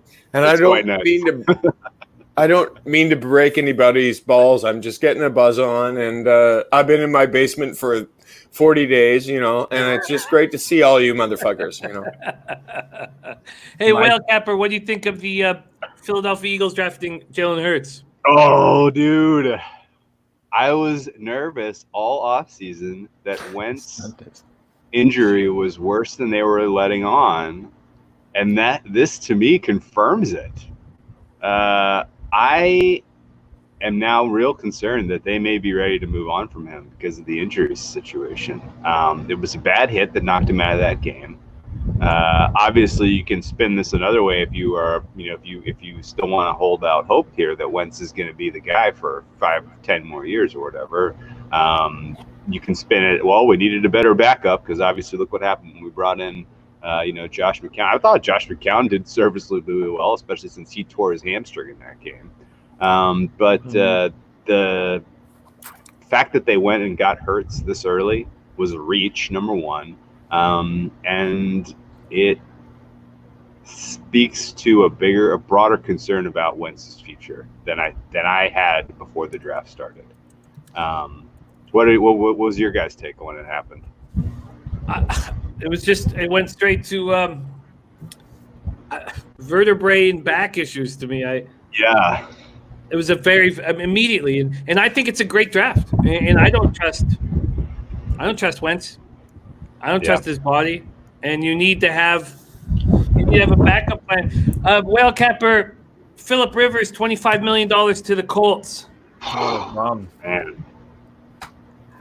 Everything the Colts have done since Andrew Luck retired has disappointed me. I don't know how else to say it. I felt so positive and strong about the Chris Ballard regime and what they did in the first couple of drafts after they took over. I love Frank Reich as a coach. I loved his decision making. I loved how competitive he had that team 2 years ago, which was a shitty team, and he really had them competing well. And I was bullish as can be 1 year ago on the Colts' future, and everything that they've done this offseason has been a disappointment. I mean, the DeForest Buckner deal, maybe you can put some rosiness on that because he's a really, really good player. But is he making an impact? Is he pass rushing for you? Is he anchoring your run stopping? Why do you care about run stopping anyway? What's going on with some of the other massive holes you have? Why are you giving him that much money? And if he's not going to be a premier pass rusher, if he's not going to be an Aaron Donald type, you can't give a guy that much money if he's playing on the inside of the line. And Phillip Rivers, man, he looked cooked last year, man. His arm was his arm was done. He's never had a strong arm anyway. He's been shot putting the football for as long as he's been in the NFL, and his shot put didn't even have any mustard on it. It takes too long for the wind up. He gets hammered. Yeah, and when guess what? You start riffing on Rivers, man, you're gonna get me laughing, bud. Yeah, I mean, he's put together a pretty remarkable career given his limitations in terms of his arm movement. Like, congratulations, he's done what he's done. Yes, I appreciate anybody that can build a stick of a house out of sticks, right? Sure. And not only did he build a house of sticks, but he built his own starting lineup in baseball. He's got nine kids there ready to field a baseball team. Jesus, but in seriousness, what the Colts? What is that? The Colts are screwed. They're screwed this year. Like Rivers, I don't know. Rivers isn't going to make it through the full year. They committed so much money this year to Brissett to be a glorified backup. They can't use this draft to get their quarterback of the future because they're not going to get him practice reps because they got two quarterbacks that they've got so much money dedicated to on this team. And I don't know what the vision is there. I don't know what they were doing with their draft this year. Man, I don't want to judge a person, but if you have 9 children in this day and age, you're a weirdo. How's that? Yeah, I'll just say it out loud, okay? What are you trying to raise? What are you having a farm in the city? You fucking weirdo! Like, Saints got another steal. Beautiful pick there with Zach Bond. I love this. Yeah, Zach Bond to the Saints. They traded up to grab him. That is a huge. The Saints are dangerous right now. If Drew Brees' arm is not dead, that's a tough team to beat. Yeah. If Brees can live 2 more years, they'll win a Super Bowl. Let's go to the division that's nearest and dearest to Bebsy and I. What do you think of this Cardinals draft class? And how dangerous are they going to be next year? Boy, man. The Rams, I think you can pretty much slot into the 4th place of the NFC West, in my opinion. Just too many glaring holes. Sean McVay could come up with something totally wild and new and get, some rejuvenate, take Jared Goff's performance to the next level. I'm not buying into that because their offensive line is trash. Their cap situation this year is hell, which means that they're basically going to punt the year away. I mean, they've already done it, but they've already done it by basically giving away Gurley and eating that cap this year. They're basically kind of waving the white flag, in my opinion. So I look at the Rams as having a developmental year, which then you look at the other 3 teams and you're like, damn, 2 legit, true, deserving playoff teams in the Seahawks. Only because of Russell Wilson, right? The rest of that roster is highly questionable. The coaching staff is highly questionable. They can coach up players, right? Like they can develop, but their in-game calling, their philosophy, so to speak, is awful in my opinion. They didn't make any moves with defensive or offensive coordinators when both guys I thought for the Seahawks underperformed last year. So they're going to run it back out. I don't love their roster. I don't love the construction of that team. And I think the Seahawks are going to take a step back. Now, that may put them in an 8-8, 9-7 range where they're kind of still on the bubble for the 7th wild card spot. But I think the Cardinals are absolutely a team on the come. This has been a very nice draft for them. They have addressed in free agency. They made the best trade in the history of the NFL. They got the Texans to take a problem off their hands with David Johnson, and in return, they got a top 5 wide receiver, who's on a team-friendly contract. So that was a masterful move. And then you've got, Simmons is a guy that I know doesn't have like a natural position in an NFL defense, but he's one of the most talented athletes to come down the pipe that we've seen in the last 5 years. They'll figure out a way to make the most out of him. And on top of that, I was hoping they would get an offensive tackle that they could plug and play, and Josh Jones looks like that guy. There's really not a deficiency on this team the way I see it. Kenyon Drake is a perfectly serviceable running back. He's coming on strong. Kyler Murray, I think he can take another step forward and be a top. Is he top in that 10 group with Locke and Baker? A little bit. I think he's got a little bit higher ceiling because of his athleticism and his mobility. Mm-hmm. He didn't really try to unlock that last year. I think he was a little less willing to use his legs when needed last year. If he can kind of eat some Lamar Jackson tape and eat some Russell Wilson tape, he's kind of like that exact prototype of a quarterback. I think he can I think he can incorporate some more aspects into his game that should help his passing game as well if he's more dangerous than the running game. And so I don't think this vaults Arizona to San Francisco's level, but I definitely think it puts them in the playoff conversation. I think you're looking at a 10-win team and potentially leaping over the Seahawks, who I think are sliding right now. Overall, I thought San Francisco did a really nice job this offseason. They had some really tough decisions to make because of cap situation, and because when all of a sudden you do really well and you have a lot of kind of young guys that you've drafted that have contributed to it, you start to come into this problem where everybody needs to get paid. But they're managing that, I think, pretty artfully. And I like the talent that they've gotten in this draft in particular. I think John Lynch, I didn't love his first couple of years on the job, but he is really maturing into a good GM. Like, he's growing into a good GM, and there's not many good GMs around the NFL. So if you have one, you have something pretty valuable. Kyle Shanahan. His first draft was pretty terrible. But yeah, it was, yeah. And I mean, people will point to the Bears trading up from 3 to 2 to take Trubisky and laugh about it, but Niners took who? Solomon Thomas? They took Solomon Thomas, and you look at some of the players they could have had instead of him. That's a nightmare pick. It was. And then they followed it up with Reuben Foster, who was another nightmare pick. Yep. And then, jury's still out on Witherspoon, but that doesn't look great. Yep. And then they had C.J. Beathard, Joe Williams. That's a terrible – George Kittle in the 5th round saves that draft from being a total disaster, but awful start. And they had a phenomenal draft last year. And I agree with you. Trading DeForest Buckner is a horrible decision to have to make, but they're coming out on top. They didn't pay him $21 million a year, which they couldn't afford to do.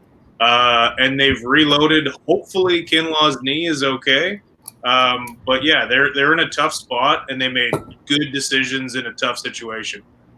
Bebsy, when you hear Will Kepper break down the Cardinals, are you more concerned with the Cardinals than you are with the Seahawks? 100%. I agree that the Seahawks aren't making right decisions. They're not protecting Russell Wilson. They finally took a guard in the 3rd. It's been years of Russell just running around. He can't do that forever. They reached so hard in the 1st round to get Brooks. I think they're doing another terrible job in the draft. And I do think, man, the Cardinals picking up Nuke for nothing was insane. And getting Isaiah Simmons dropping to them was wild. and then Jones in the third. Like, their value in this draft is through the roof. So I think they're an up-and-coming team. I think the Seahawks are sliding. And, yeah, the Rams – listen, the Rams are paying more for Todd Gurley to play for the Falcons than the Niners are paying for all 4 of their running backs. Yeah, that's There's a slap in the face. That is a wild fact. They're Yeah. paying. I think he's getting $13.5 million from the Rams to play for the Falcons this year, and the 4 running backs for the Niners are getting like 9 point something. Like, that's terrible cap management. They're in all kinds of trouble. The Rams. And yeah, I mean, the Arizona Cardinals, they're not there yet, but they're starting to be real scary. Yeah, we're going to learn. Bowen just drafted out of Vanderbilt for the Buccaneers. My Broncos are next, aren't they? They are. Yep. What do you think of this draft, Whale Capper, for the Buccaneers? Oh, man. I had really kind of loaded my take chamber to just dump on the Buccaneers this year because I thought, man, really, this is a terrible decision to give up on an asset you've been developing for so many years in Jameis Winston, who has the talent and ability to legitimately win you a game from the quarterback position. Like, people can point to his statistics, point to the interceptions number, and be like, you can't win with this, right? Well, there's a heck of a lot of quarterbacks who you legitimately cannot win with. Like, they cannot win you the game, period. And I put Jameis Winston in the category that I would take a chance on him and see if we can, continue his maturation process, continue his development, try to make something out of him, because his arm strength, his ability to make reads and throws down the field is unique relative to a lot of other quarterbacks in today's NFL. And so instead of continuing to invest in, to develop your own in-house investment in Winston, they bring in Brady, who's almost certainly over the next 2 years going to continue to decline. And so you've traded a rising asset for a declining one. And I was just, so I was like, man, this was a huge mistake. On top of that, there's a massive misfit between Brady's skill set, what he does well on the field, the type of receivers that he thrives with, and the type of receivers that the Bucs have.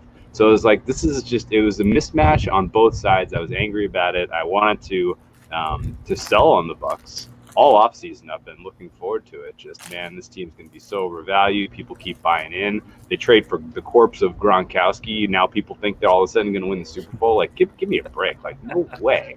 Like, it will be a miracle if he makes it to the postseason. Keep dreaming, right? No way. And so so I've been ready to short this team all along. But I tell you what, man, they've crushed this draft. They got maybe the best offensive tackle sliding to them at 14. That was a gift. Obviously they flip-flopped with the Niners to 13 to take him. But that, again, like, they didn't screw around. They didn't just like cross their fingers that no one else would trade up for Wirfs. They was like, that's our guy. Let's go get him. We'll give up whatever the capital is. Go get him. And that was a great pick for them. For them to land that quality of a tackle was huge, especially given you got to keep Brady upright. On top of that, I thought they made some nice. They've continued to draft for value, getting Winfield, who I had as the top-rated safety in this draft. They got him as the 4th safety.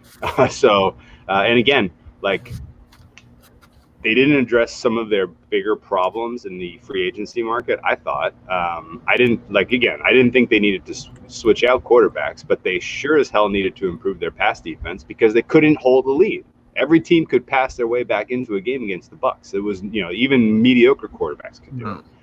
And they couldn't put away games because they didn't have a very effective running attack because they're, not only did they not have a very good running back, but they didn't have a very good tackle and blocking scheme. So I was hopeful that they were going to address tackle and safety in this draft. And of course they get amazing value with their first 2 picks there. I don't love this running back they got from Vanderbilt in the 3rd. I have no idea if this guy's an NFL player or not, but again, running backs are pretty replaceable. So for all I know, he's going to be fine. But I don't in my opinion, talent-wise, top to bottom, and the holes they have, and some of the limitations with the coaching staff, I still have the Saints ahead of the Bucs, but it's a lot narrower today than it was 2 days ago. Interesting. Whale Capper, the best bet I made all of last year's NFL season was the bet that you put in my pocket when we were at the Low Bag Summit of Champions. Le'Veon Bell. Oh, that was a good one. It was so ridiculous. I think it was like under, and I'm not exaggerating, I think it was under 1,152 rush yards. That was bad. Yeah, I think that is right. There was a couple of absolute stinkers we got on that weekend. Yeah, that one was a big one though. That was the best. That was by far the best bet that maybe I've ever made in my life. They never fed him the ball. Possibility here, and I'm going to bring in. We have a special guest about to jump into our show, but I need to hear what you think of the Gronkowski under receiving yards. Cup of Sun talked about it on our show today on the Betting with the Bag show when we were hammering the horses all day. And the idea was that it'll be around 650 yards under Gronkowski receiving yards. What do you think of that? Yeah, I signed me up for that. Like I said, I would put his games played over under at 8.5, 7.5. He's an injury ridden player as it is, and now he's a year removed from tackle football, and he's lost.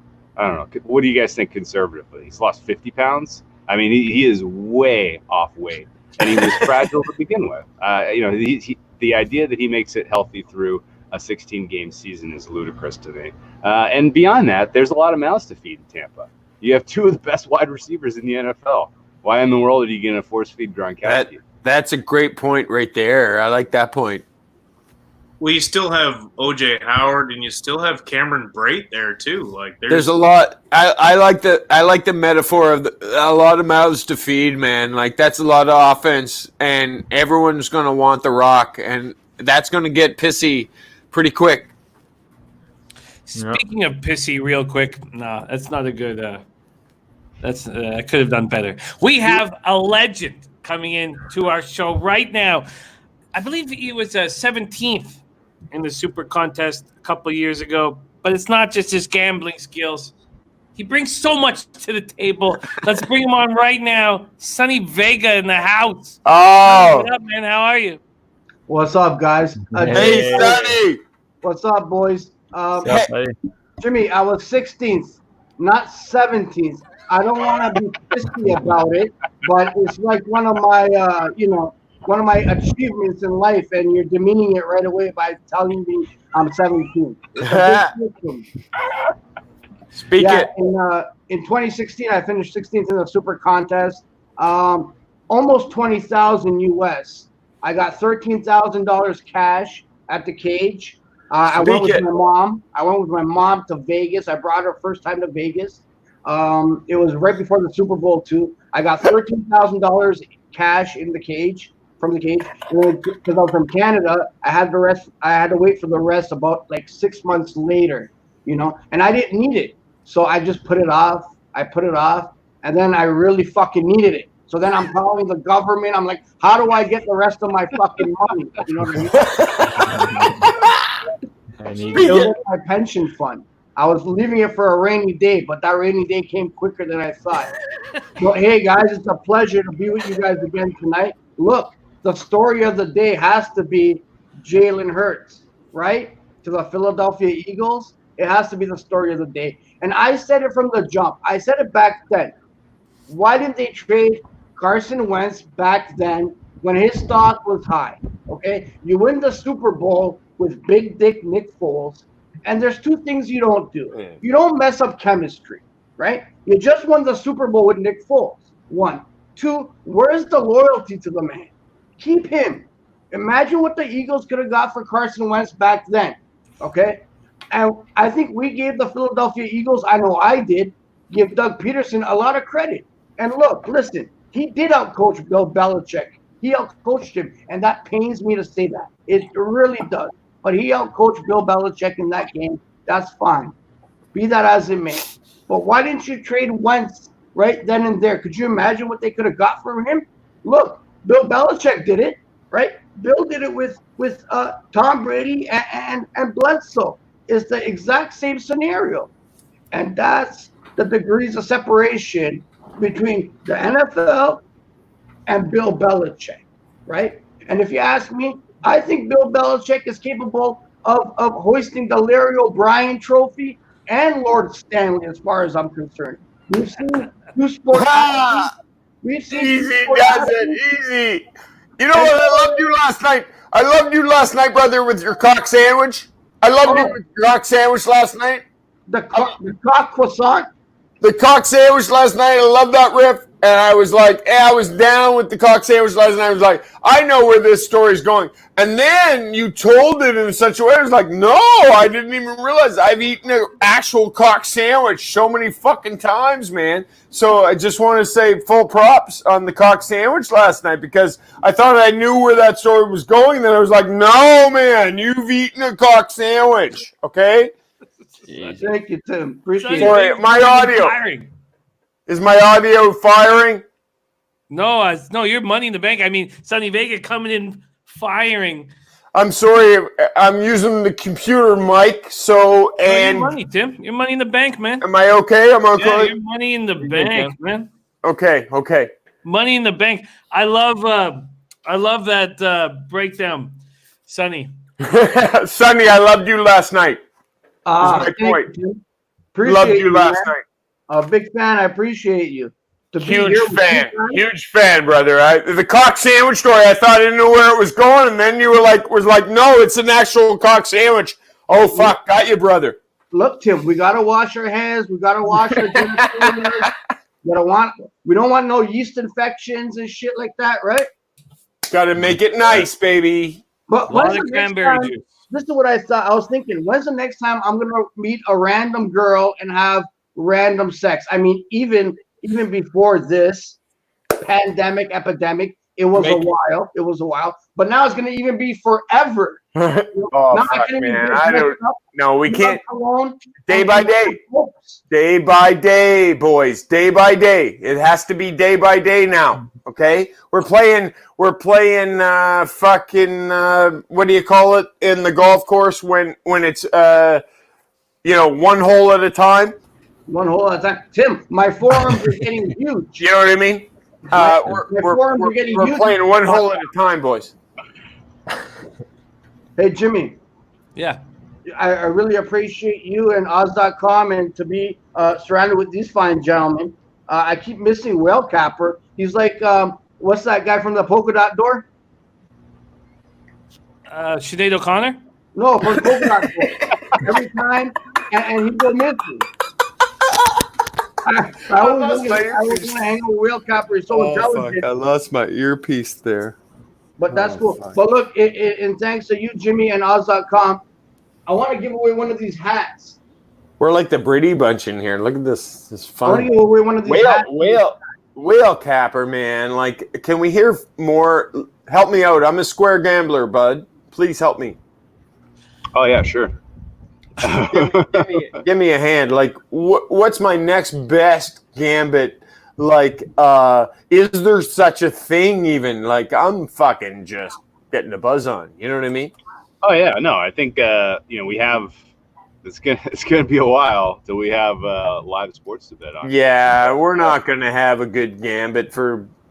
It's gonna be a little runaround. I'll tell you what though. Did you guys get down on some of the NBA 2K players? Yes. When the players were playing against each other, and it was all pre-recorded, and everyone knew the results, and they took the bets anyway.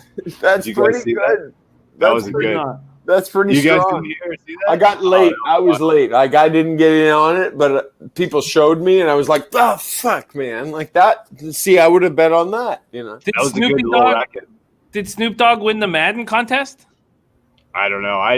That one there was no. The only ones I've followed so far are the ones where there was no information on who won, and the lines were still up.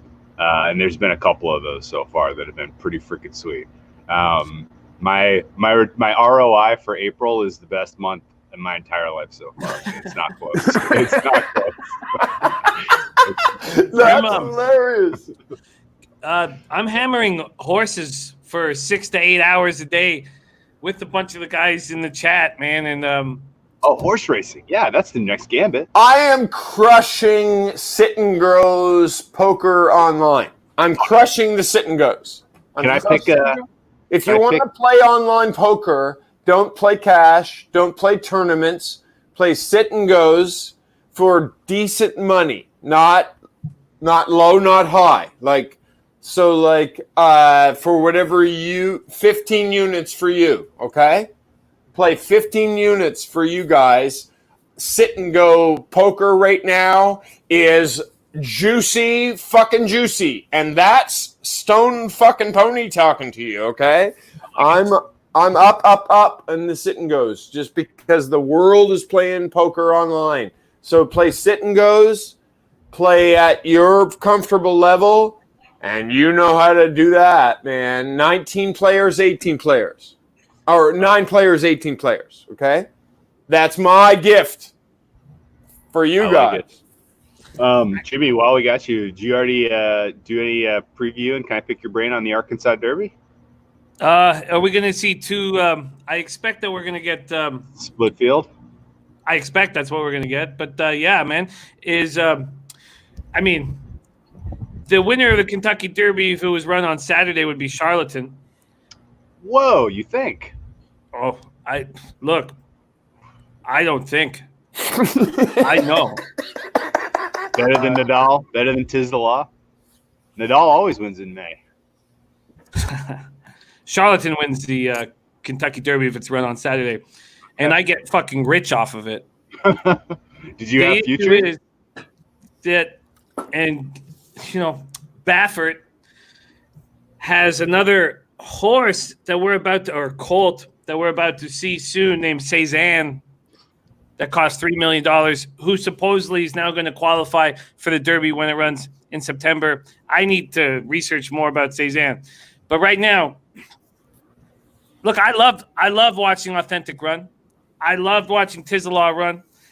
What Nadal did in the mud was spectacular, staying on that, 44-4,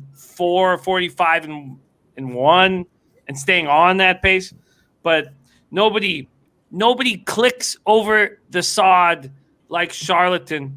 Charlatan is the fastest 3-year-old in the country until possibly Cezanne says something different. West Coast says Jimmy has a horse crush. I have a horse crush. And Charlatan, if the Derby was run on the first Saturday of May, I'd be getting fucking rich off of it. So I went grocery shopping today. I'm stuck in line. It's like 30 feet, this lineup at the grocery store. And it moves pretty fast. It's fine, whatever. So I said, let me check in with Jimmy. Let me see what's going on. And Jimmy's doing his show with the horses. And my phone was turned all the way up. And he's watching the horse race. And he's yelling, "Take me home! Take me home! Take me home!" And people in the lineup are now looking at me. They're thinking it's coming from me. People think that I'm saying, "Take me home." Take me home in the grocery store. A couple of people looked at me. They gave me dirty looks. There was security around the area. They thought it was me telling the people, yelling, "Take me home." Jimmy, it was embarrassing, dude. It was hilarious, though, at the same time. We got Gas Station Sushi and Dennis Garcia in the chat. These guys are legends with the thoroughbreds. Legends. And Dennis says, stop with Charlatan, Jimmy. And I'm not going to. Whale Capper, who you like of the 3-year-olds? Well, it's this thing. I haven't really breaking the race down because I've been following it a little, but I have been so invested in the draft that I got to pivot hard now. I got to spend all this weekend, do my homework, watch some race tape, really get ready for this because the Arkansas Derby, this is going to be a big freaking race, man. Oh God, it's going to be heaven. The whole A-team there for Baffert.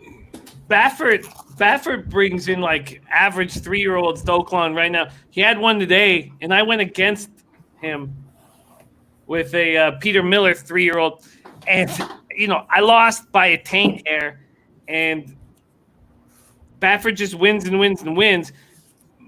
My Colt was getting 7-1, and actually Baffert's 3-year-old went off at 2-1. Can I ask you a couple questions? Any jockeys or trainers having especially impressive springs, like for some of the undercard races?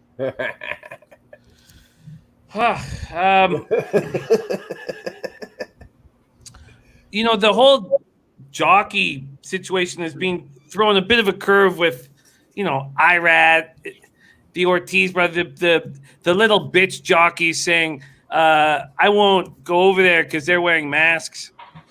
And so we haven't had Irad at the meet. We haven't had JJ Castellano. We haven't had some of the juggernauts running because they're not only tiny, but they're also little bitches.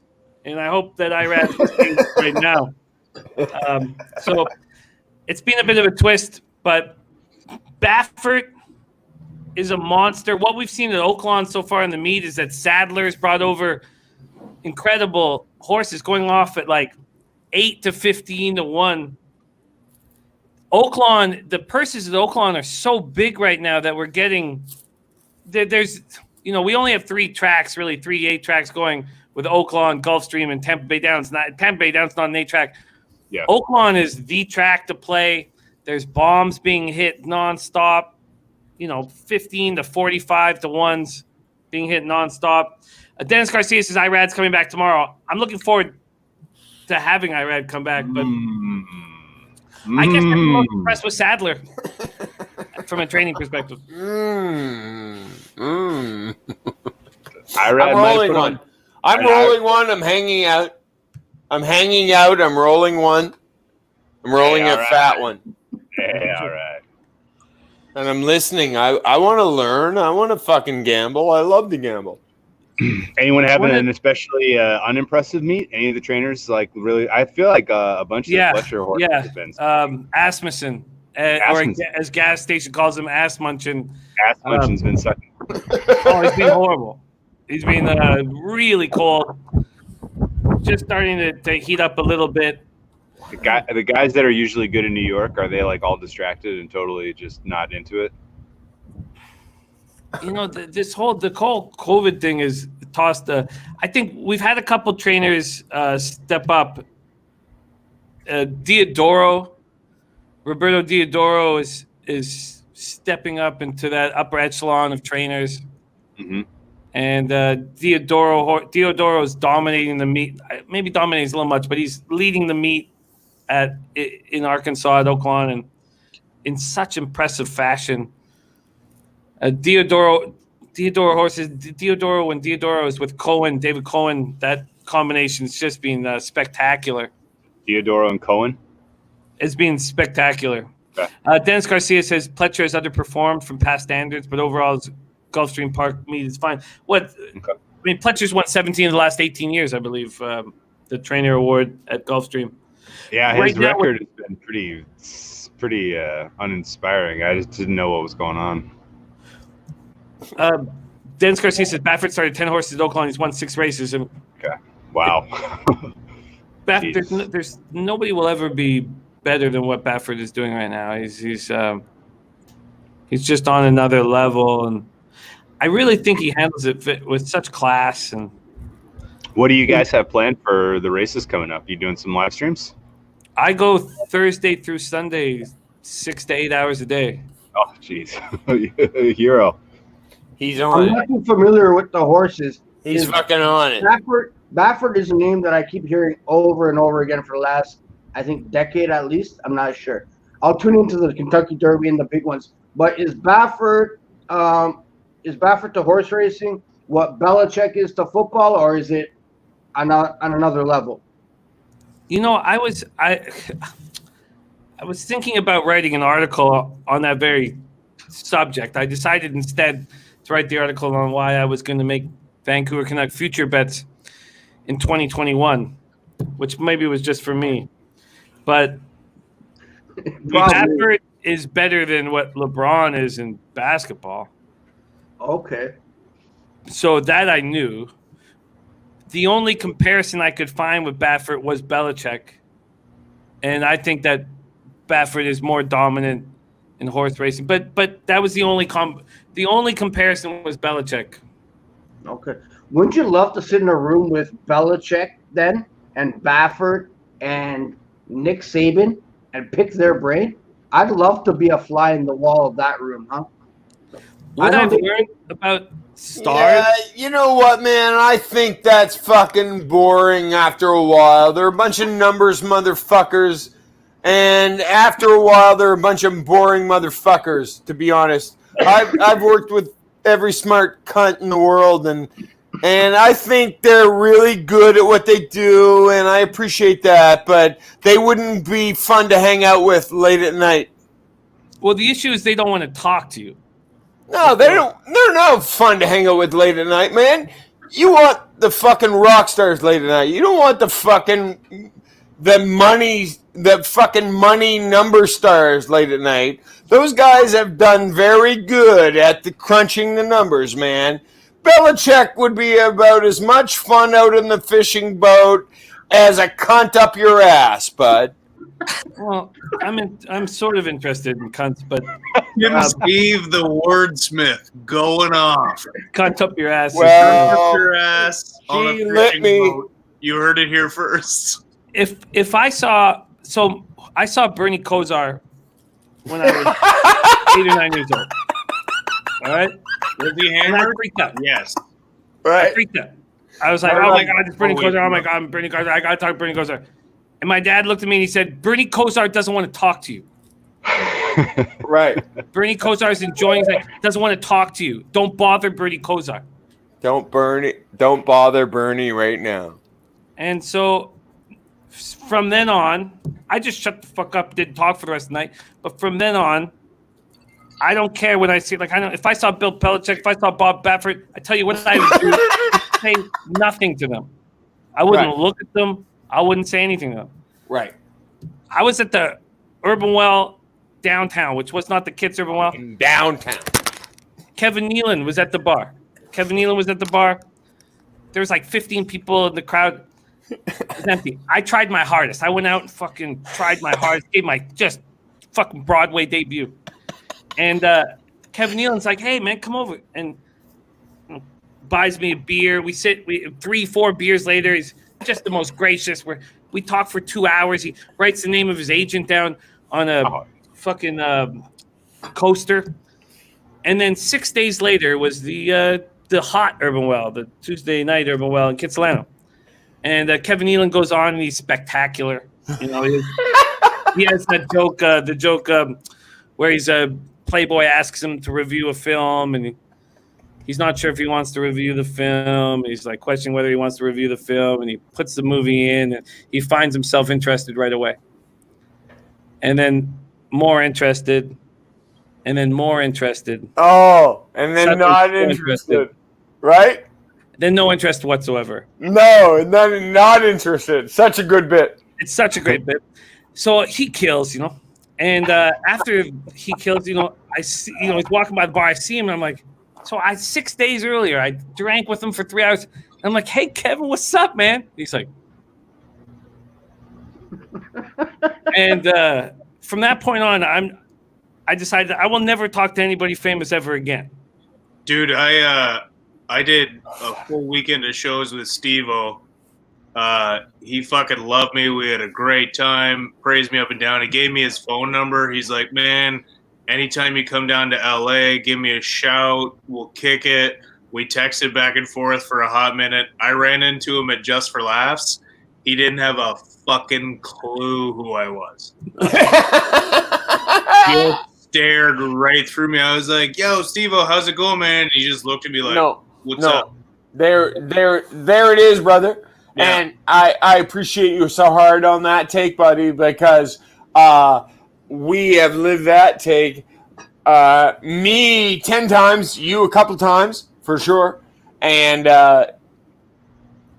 buddy, appreciate you on that. Another one to go with that is the look away. The look away is where you're talking to this person, but you're looking at that person, and I'm good. Yeah, the old. Oh yeah, that's cool. A festival. Yeah. That's a festival move. Where I'm hanging out with you, but I'm actually talking over here, and everyone's a cunt. is the bottom line. And Yeah, I got a good positive for it. So, right in the same vein, first celebrity, first autograph I ever got, I was like 4 years old. I was at a bar in D.C. This is back when the Redskins were like Super Bowl, champion Redskins, right? Speak it.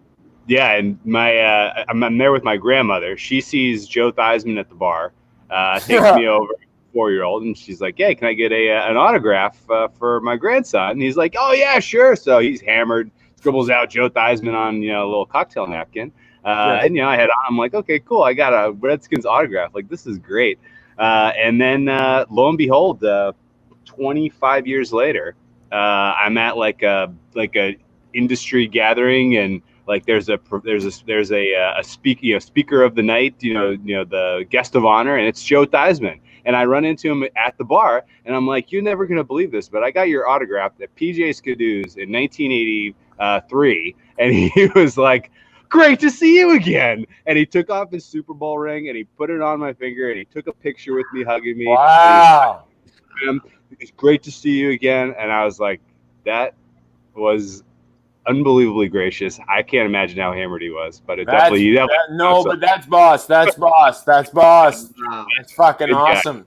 That's awesome. Speaking of boss, we've had Dave Boston on the show the last 2 nights, and like it's funny because he's been watching our show for the last few years, and I get like I gotta like take a breath and be like, don't fucking be a man. Don't be like, oh shit.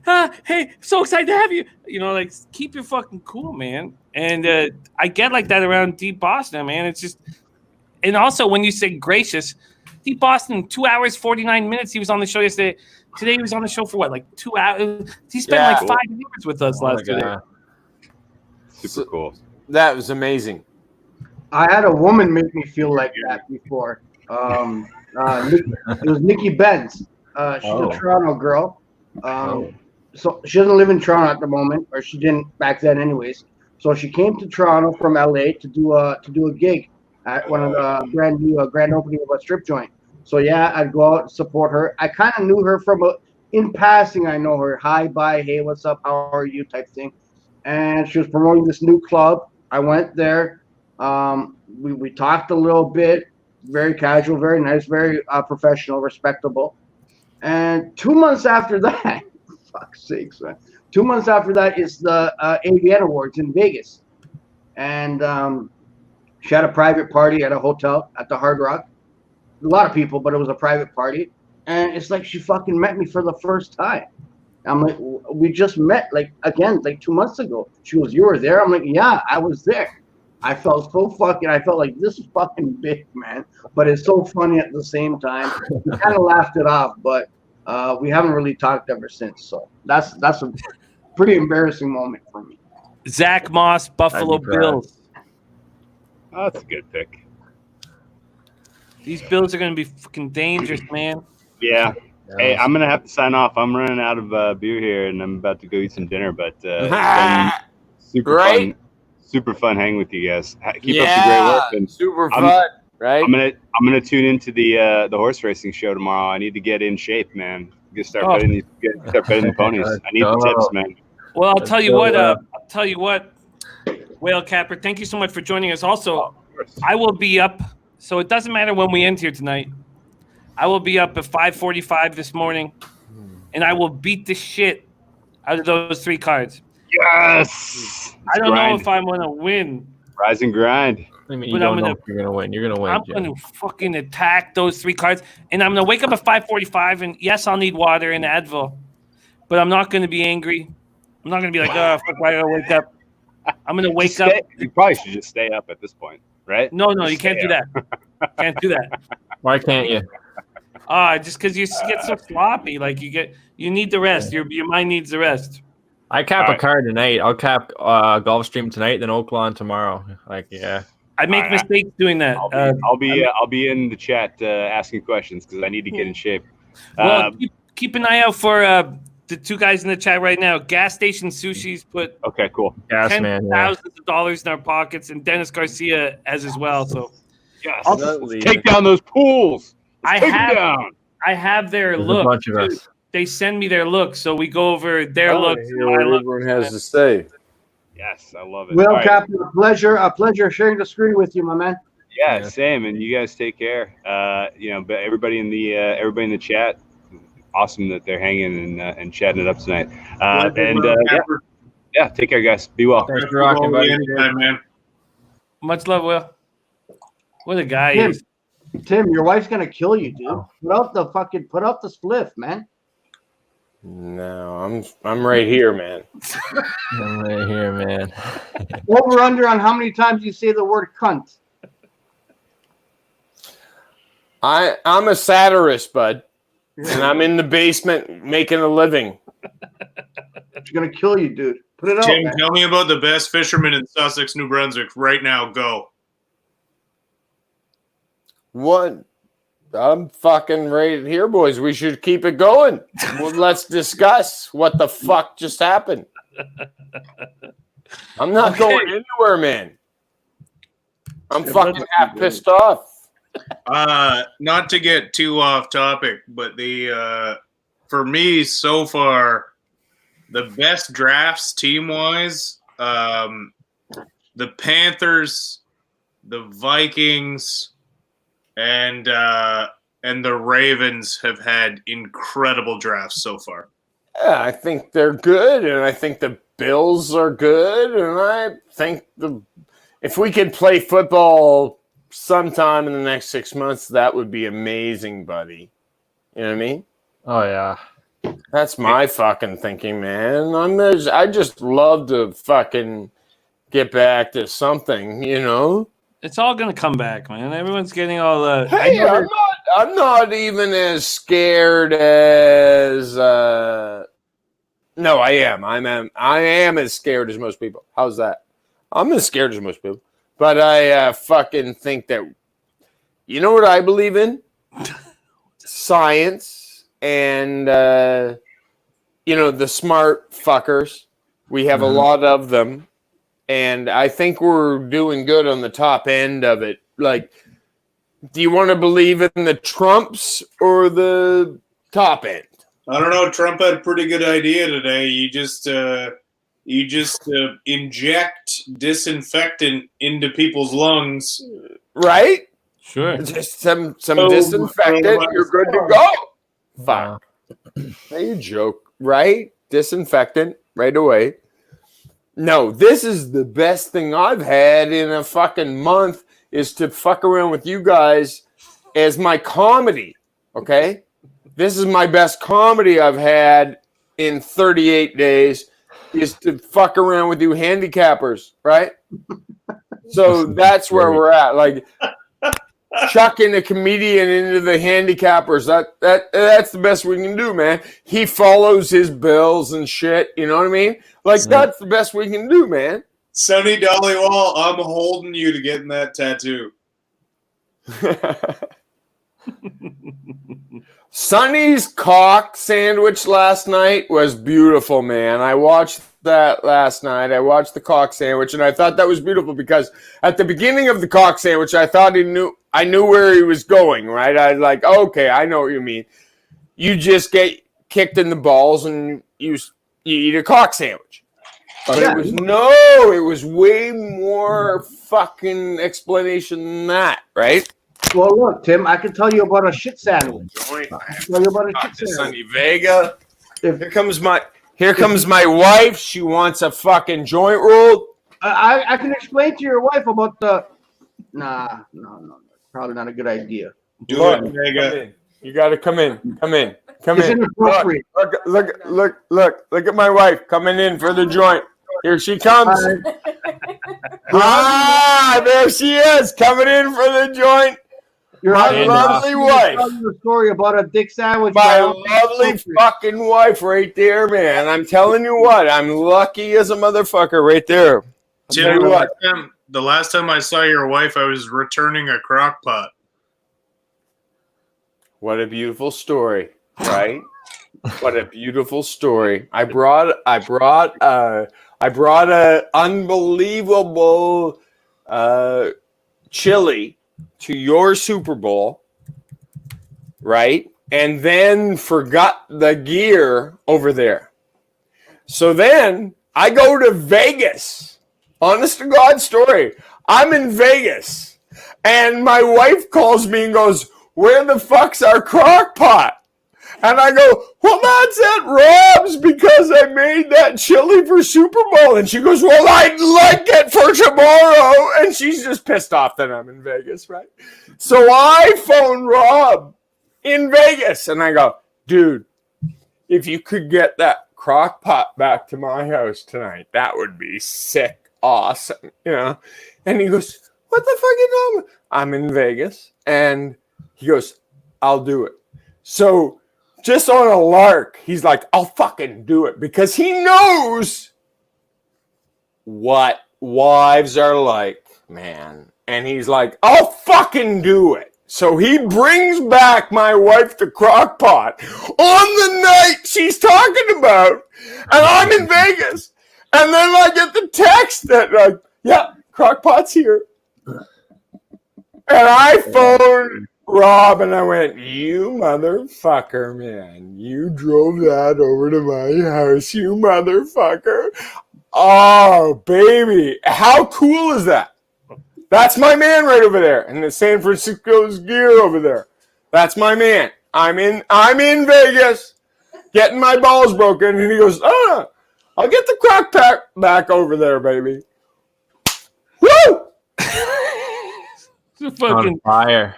He's a gentleman warrior. There's no doubt about it. I was with George Westerholm, and that kicked the whiskeys into extra gear once that crockpot got delivered. Anthony Jennings just drafted by the New England Patriots. Dude, I am stunned, truly stunned that Jordan Elliott is still kicking around. Jordan Elliott is a truck of a defensive tackle from Mizzou. Yeah, I got him here. I got him here going 67th. What are we at here? Like 80, 90? We're at pick 88. Wow, that's and an overlay. Jordan Elliott still kicking around. That's great value grabbing Elliott here. Elliott's technique's a little sloppy, and he's got a lot of growth. But I mean, this guy is a good talent to grab right now. If I'm any team, I'm taking Jordan Elliott as a situational guy and grooming him into a player. I think to me, he's the best guy left on the board. Yeah, we had Denver picked up Cushberry there, center from LSU. It's not bad. That's great value. Our guy Sonny Vega wants to give out an NFL hat. It's gorgeous. Sonny. It's gorgeous. It's a beautiful hat. Sonny, how do we? Because the shipping is going to be expensive. I ain't paying for no fucking shipping, bro. It's been a tough month. I'll get you 50 off, Sonny. Oh yeah. Yeah. Yeah. Ghoster, tell us more about your job. I can hook you up there. Local ship FedEx, and I'll hook you up. Okay, don't tell the viewers. We'll make money off the winner if we don't tell them about the shipping. Okay. We'll upcharge the winner. Uh-huh. We'll make the money back. Ghoster, do I have to drive the hat up to Belleville to lock this down, or how can we give one away? I don't know. That's what I'm not sure. Well, what we could do is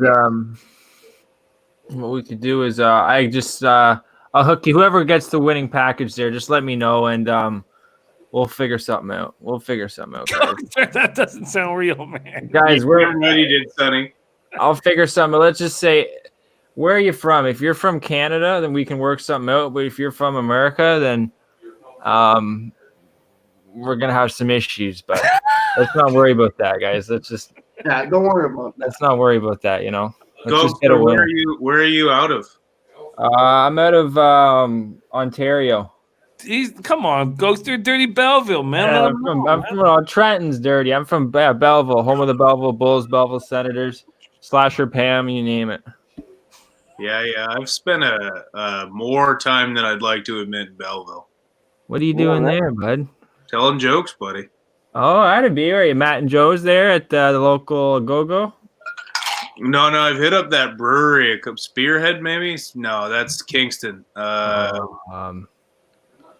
It's a nice building. It's a nice old building in Belleville. Oh fuck! Yeah. Sounds nice. You got to make that trip, Jimmy. We got to have we got to do a little show from like the local strip club or something here, the casino. I know the DJ. I know the DJ. Sorry. Sonny D, are you Canadian too? Pardon? Sonny, are you out of Canada too? Yeah. Where are you living? Come here, bring me the joint, bud. Toronto guy? Yeah, Scarborough. Lived in Vegas for about 4 years. Pops got sick and moved back in 2013, 2012, 2013, and I've been here ever since. Yep. Right. Yeah. Oh yeah. Let's figure out how we can give one of these caps out to the chat. What should we do? Trivia question. Swerven's out of Kingston. Okay, we maybe can only ship it to Canadians unless. Swerven, I'd have you covered. Whoever sends Jimmy the best dick pic, that's awesome. Gets that. DM Jimmy the best dick pic. I want the worst clit pic. I don't care. A lot of sack. I'm looking for the worst clit pic here.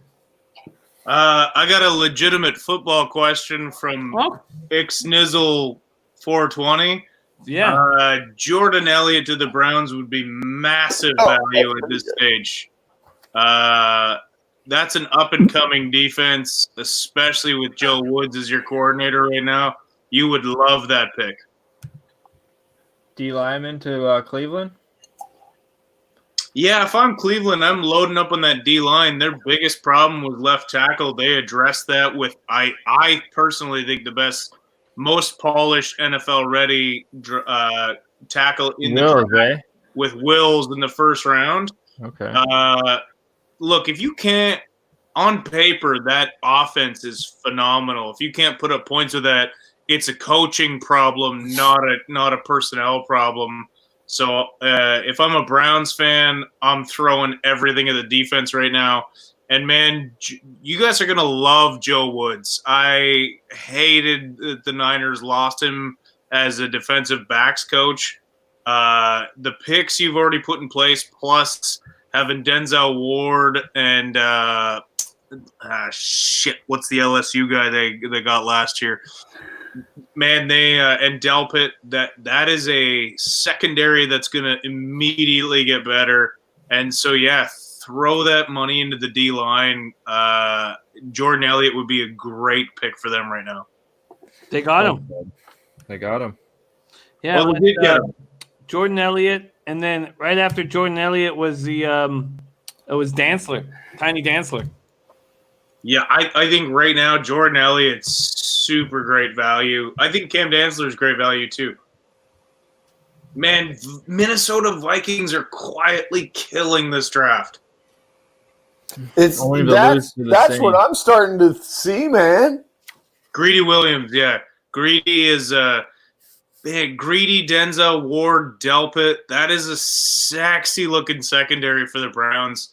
We talked about this before. This is a lost puppy scenario with the Browns. I think everyone's second favorite team is the Browns in the NFL. You just want that team to win. You want it for the city. You want it for the dog pound. Jordan Elliott, it's a great like the Toronto Maple Leafs. We want it so bad. We've lost so much, and nothing's going to change. You know that. No, it's not going to change. Anyway, let's stick to football. No, I appreciate that, though. Yeah, I'm a Leaf fan. No, I appreciate that, though. It gets in your mind. Trust me, mark my words, you're going to love Joe Woods there. Yeah. Yeah, it's the environment. Yeah.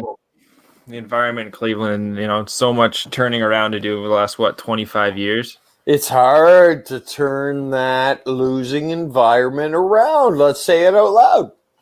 I'm not completely ready to bail on Baker Mayfield. My biggest beef with Baker is he's a fucking pouter.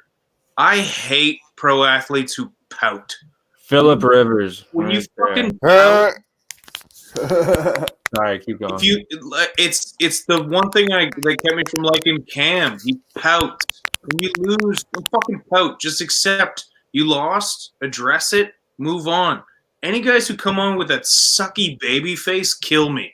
Just fuck off. And right now Baker's doing that. I hope for the Browns' sake he snaps out of that. But stop being a sucky baby. Yeah. Yeah. He has the upper echelon talent, but he's a bit of a whiny bitch. He reminds me of Johnny Manziel, really. Johnny Manziel 2.0. Jonathan Greenard, outside linebacker for Florida, just drafted by the Texans. Wow, he's still on the board, eh? I had him on my list here. 72nd. And we now have – where are we now? We're rolling strong here through this draft. They don't mess around, Jim. Malik Henderson is still a good value pick here. Devin Duvernay is a guy I think can still add value to a team. My late round crush is a guy named Ganty Golden out of some fucking school I can't call up right now because I've been crushing rum. But yeah, there's still some real value. Like, this is a deep draft. There's always hidden gems. You know, you pull a guy like George Kittle out of the 5th round. Obviously, I can get my shot better. Look, get it down here. We got Eason and Fromm are still sitting there. Yeah, here's the thing. This is the first time in a long time that there's a surplus of quarterbacks in the NFL. Like, Cam Newton is a free agent. Wow. You know, the Red Rocket is going to be a free agent very soon. Like, quarterbacks this year, more than any other year that I can remember in recent history, aren't that needed. I mean, obviously, Cam Newton's a free agent, but Cam Newton's a free agent. Andy that's a headline. That's a headline for sure. I mean, Foles is battling it out with Minshew. Like, there's not an urgency for quarterbacks right now that there have been in other years. Right. And wide receivers. Sonny, don't cheat on me for draft crush. If you don't have a draft crush, you're not a real NFL fan. Right. What's that? Sorry? No, Sonny Dollywall, not you. We got Son Dizzle. Sonny Dollywall is giving me shit right now because I said draft crush, but man, I got draft crushes. And Ix Nizzle, again, you're talking about KJ Hill. I think KJ Hill's a sleeper pick in this draft. He was a beast at Ohio State, and he's on nobody's radar right now.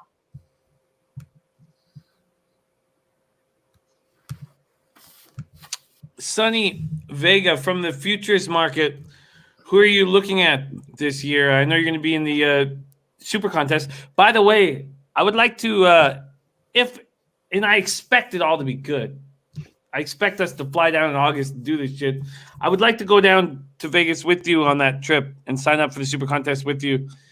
Who are you looking at? Who do you think you'll have value with, moving forward, like futures market or week 1, 2 in the NFL? Who do you think's a sleeper? I mean, I hate to sound repetitive, but the Patriots, I mean, a lot has to do with coaching. Again, I hate to be repetitive here, guys, but really and truly, if we do the math, Patriots to win the division at plus 110. I mean, if they just hold serve against the Bills, is the biggest threat in that division, right? It's the Bills. They'll beat the Jets. They'll beat the Dolphins, right? If they even just split those games with the Bills at plus 110, it looks good to me. I'm excited to see Baltimore win. I don't know what their number is right now on their total wins. I don't know what the odds are for them to win the AFC. Awesome. I'm sure it might be inflated, but I think last year they were the best team in the AFC, and I must believe that they're just hungrier than Kansas City is.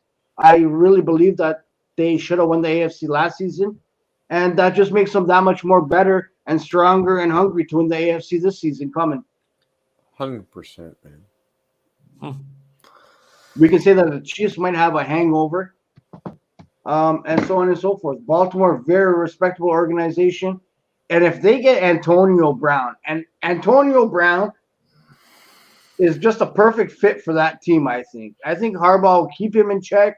I think he's made his mistakes. He knows he's made his mistakes. And I'm all about forgiveness. If he's earned a second chance, everyone deserves a second chance in life.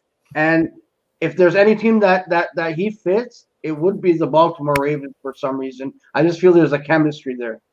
But the Bills don't even get a mention, Bud? Not even a mention in the AFC East? Come on now. No, they do, Tim. I did mention them. But what happened is that Dick Sandwich story. What happens is the Bills eat that Dick Sandwich from Bill Belichick all these years. You see? They eat that cock croissant. I think they have what they need, Bud. I think they have what they need to win the East this year.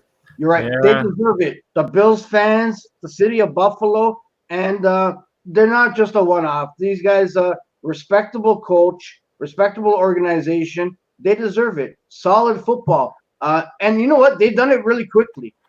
I mean, it wasn't just too long ago they had Tyrod Taylor there. You know, they didn't have an answer for quarterback. They've kind of put this pretty quickly. What's it been, like 2-3 years that they've come all this way? Very good organization on the up. The Buffalo Bills, yeah, no doubt.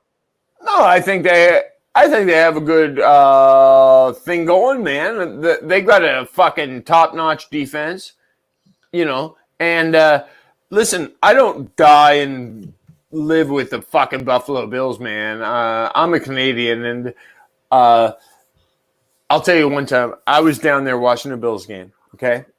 And just because we were here on the COVID, I'll tell you a quick story. I come up to the snack bar, and a big guy, like a fucking 300-pound guy, is up at the thing getting his hot dog and shit. And I'm behind him, and I'm realizing, why isn't there a big lineup behind this guy? Everyone's cleaned out behind this guy, and I'm the next guy, you know? And then I realize, fuck, he's got pants to the knees, okay? And he's taking a piss on the fucking, towards the fucking thing, and he's getting his hot dog and beer up top, right? Like he's getting served up top, but down below he's got the shit down to his knees, and he's taking a piss, and he's getting served up here. So I'm the next one in line, and I'm like, yeah, no, I'm good. I'm fucking peeling out, right? I'm peeling out. That was Buffalo Bills. That's Buffalo Bills football right there. Buffalo Park, man.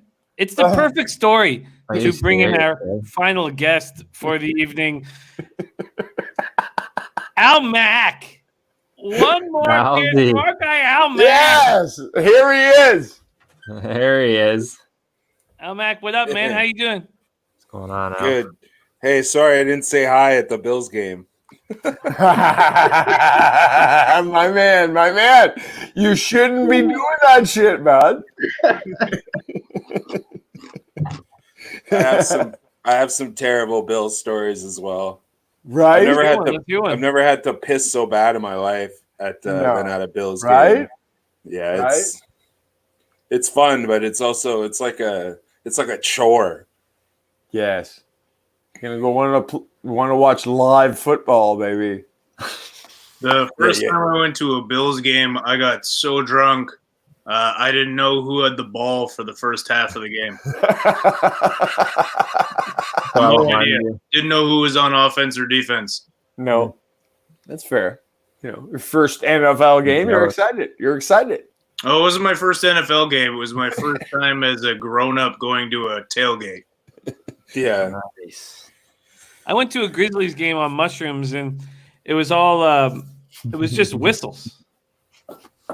Yeah. All I heard were whistles, and we left at the half. I couldn't understand what was going on. It was just whistles. It was the craziest. Yeah, people were whistling at how hot Bryant Big Country Reeves was. You know, I actually remember. I remember this. I was in grade 10, and we drove back. We left at half time because, like, it was just whistles. I didn't know what was going on, and we went back to the bowling alley in West Vancouver. And at that time, I was in grade 10. All I had to do with my mom, my parents broke up. My mom, I just had to tell her where I was at some point in the night, and then I had no curfew. So it was like 10:15, 10:30. I went to the phone at the bowling alley. I went to the phone. I'm talking to my mom, and then next thing I know, I could see the phone dangling. And I was like, oh, shit, I guess I just fainted. And so I stood up, and the phone was like, eh. So I called back again, and my mom's like, my stepdad, Toby, my mom's like, Toby's come down to get you. And I'm like, everything's fine here. Just a little roughhousing, and click. And then we just had to fuck off before my parents. That's awesome. Little story there. A little roughhousing. Just a little roughhousing. That's one of the great quotes of all the abuse I've ever heard. That's true. Poet. Oh, no. That's, buddy, I come from the same fucking abuse you do, bud. We've talked lots, you know what I mean? I think we come from the same fucking abuse, bud. Just a little roughhousing, eh? A little roughhousing. Right? Yeah. Oh, that's all it is. It's not. Am I screaming? Am I screaming in my basement right now? No, you're good. Your money. Am I getting Mac, any surprises second and third round?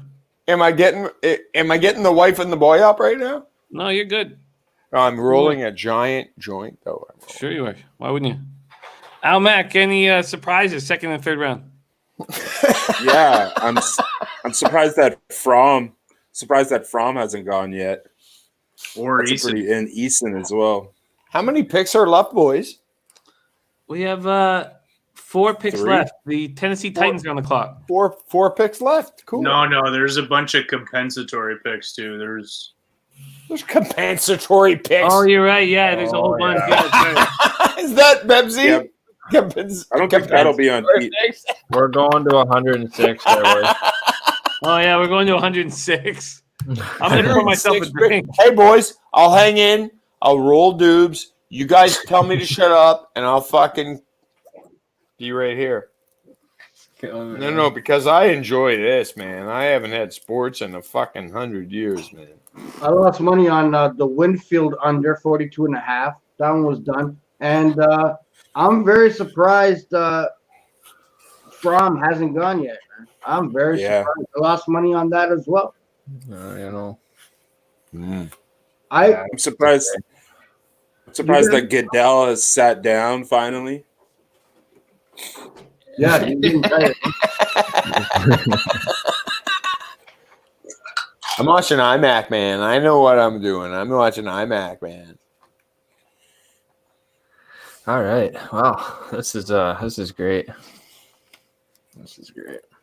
You guys were off your ass last night. Nope, dead sober, bud. You guys were off your ass last night, and I was so excited. And I'm just utility. I'm out of the bullpen. I'm out of the bullpen, bud. Rolling, drinking, fucking excited to see, Michael DiMaria asked about the Steelers' next pick coming up. I wish I had Twatty here to reference. I think they go best available on defense if they don't go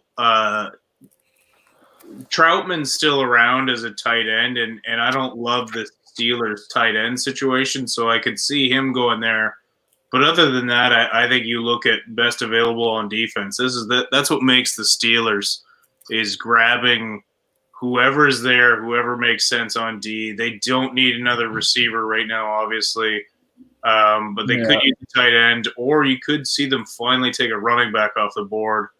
But that would be my only picks. They've got a Studley O-line, or I got Whiteout too there for Pittsburgh.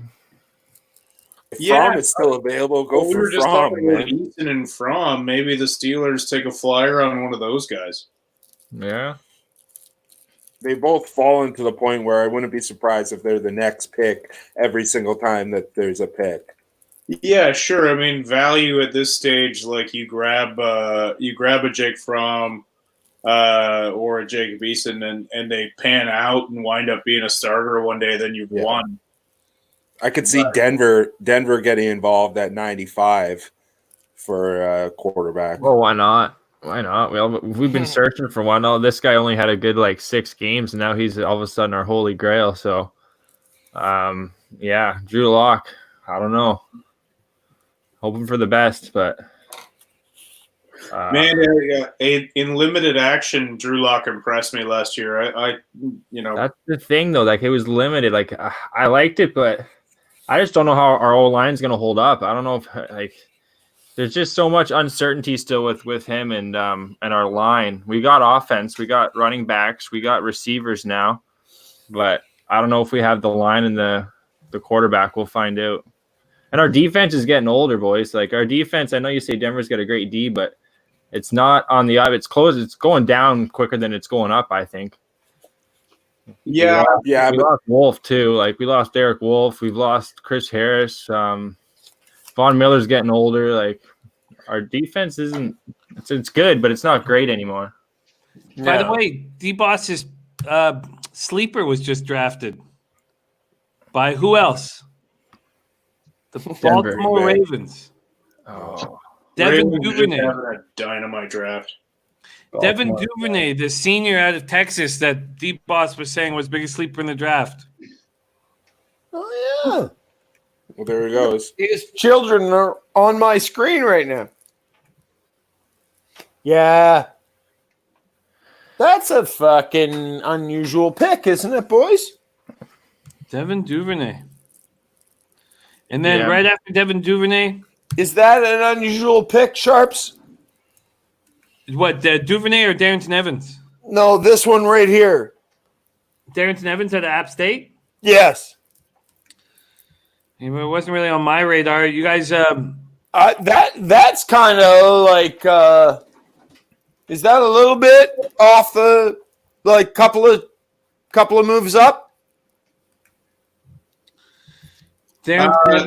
I didn't have him terribly high on my board. I thought he was a guy you could get late. I'm starting to hear this from all you Sharps. Everyone's going, I didn't have him. I like this. Yeah. Good read for Stoner over here. I mean, this was such a thin tight end draft, but Troutman and Harrison Bryant are two guys that gotta start popping up on people's radar now. Right. Because you're just looking at best available players. I love a tight end, bud, because what an athlete to have on your football team, man. If I'm just in real life fucking putting a football team together, I love a guy that's 6'4" and 260 pounds, who's a tough cunt, So in real life, I love a tight end as a draft, because I played some sports, a little bit, tiny guy, but fuck, man, you can do worse than drafting a 6'7" guy that's 240 pounds, or the first running back taken yesterday, or the last running back taken yesterday, the LSU guy. Yeah. Casey took a real athlete there, 5'7" and 207 pounds. Bowling ball. A fire hydrant that can catch. Fucking right, man. Yeah. Almac, how did you end up looking after the first 3 rounds are finished with your action? I I kind of got too involved with the quarterbacks, and that kind of killed me. So I'm down a half unit on the whole draft, unfortunately. A half unit. That doesn't sound that bad though.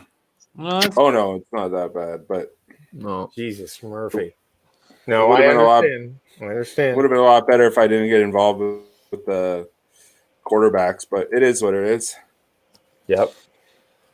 Man, Connor McLaughlin asking how I ended up today with the horses. My God, it was like How'd you finish? 5 or 6 photo finishes, and 3 of them were I thought I'd won them.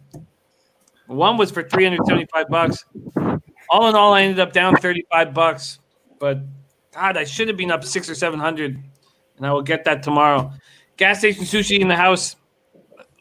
Phenomenal thoroughbred. The handicapper says Andy Reid running backs are pass, catch first, and run second.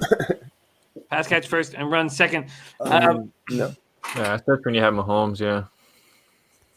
The odds were up today. I mean, Chiefs are 6-1 to win the Super Bowl. Buccaneers are 12-1. Patriots are 16-1. I haven't made any future bets in any sport right now. But what I expect to have happen, and we have no idea what's going to happen with COVID going on right now, but what I expect to have happen is that the NHL and the NBA and the NFL will all start their next season on time. But the NHL won't finish their season. NBA won't finish their season. No. No, I don't think so either. No, buddy. I don't think we're finishing any seasons, and we're going to start everything next year clean. Agreed. Yeah. No. Like you say, they won't jeopardize next year in October. No. We're gonna stay in your fucking basement, and we're gonna start everything clean as best we can, man. That's what we're gonna do. And I appreciate you, motherfuckers, so hard, man. This is fun. Wow, so good. Elvin, a Jim, Denver Broncos take McTelvin, a Jim out of Arkansas. Wow. What position is he? He's a defensive tackle. Good. Yeah. Are we going to finish the night without Fromm and Eason going? It looks like it's going to be that way. No, I think they go before the end of the night. I got to bounce Jimmy and crew. It's been a sight. You guys are all fucking beauties. You're the boy, Bebsy. Jimmy, thank you so much for having me on, buddy. Oh, you've been spectacular, Bebsy, and look forward to more NFL content with you, my man. You've been spectacular. You got it. Much love to all the people who tuned in, and I appreciate all you guys. Thanks so much. It's been a pleasure. I can't wait till we have a drink in person again, buddy. It'll happen soon enough, Stevesy. Okay. All right, take care, buddy. What a guy, Bebsy. What a guy. No, he's the real deal, and we know that guy in person, and he is the real fucking shit, and that's fun. And holy shit, man, I got a little buzz on now. You guys really lit me up last night, to be honest. I was laying around with my lady last night, and you guys were getting hammered, and I was like, I should have a drink. And she was like, well, you kind of had a drink last night. And I was like, well, okay. Well, anyway, I want to hear more from fucking Sammy Vega.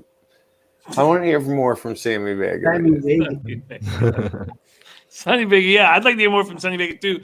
Quickly, quick question from me was Michael DeMaria says, Jimmy, how do you cap a Woodbine? And poorly would be my answer. But saying that after what's gone on for the last 2 months, I can't wait to fucking attack Woodbine. And after playing the horses with you guys every day, I expect that I'm going to be better than I've ever been moving forward. I'm looking at things a little differently. Capping with all of you guys is different than me alone up a Woodbine. I'm progressing, and there's always more to learn, and you can always be sharper, and you can always be smarter, and you always have to listen. And rolling with Gas Station and rolling with Dennis and looking at things a little differently from the training perspective through Gas Station Sushi. I'm gonna be. I've learned so much, Jim. Like, yeah, it's not even funny, man. Oh. Since Gas and everyone's came around, that's why I keep tuning in, because I keep fucking learning a lot and making money, right? I hear you. And the one thing about capping in general, and it's not just horse racing, it's everything, is that it's a cruel mistress. You know, as soon as you think that you've got it wrapped around your finger, you know, Kicks you right in the nuts. Yeah, slips free, and you got to get after her again. And every time I get a little overconfident, I get pushed back. And this past week that we had last week, you know, I was up 1.3K, and like we were just, I could have easily been up 5K or 8K if I had been betting more. And I got a little overconfident, and I got put back in my seat yesterday. And I'm so excited to attack the card tomorrow and Sunday and every day with you guys. Mississippi Kid in the house. Great to see you, Mississippi Kid. Thank you for joining us. Okay, what's next? We're in the supplemental part. So we've got supplementals. Supplementals. Supplementals. I started supplementals. Hey, I got a fatty rolled. Good work, man. Good hustle. I started going live today at 12:15. I took 35 minutes off in between my horse racing show and the football show. So this is my new record. I'm at 11 hours, a little over 11 hours Man, live. you've been punching it, man. You've been punching it, because last night you guys kicked it so much ass, and I was up all night, and then it took me all night to get my tech up to even join tonight. And my wife's a big podcaster, so she wouldn't allow it unless it was pretty good. So then we ended up getting down to fucking basically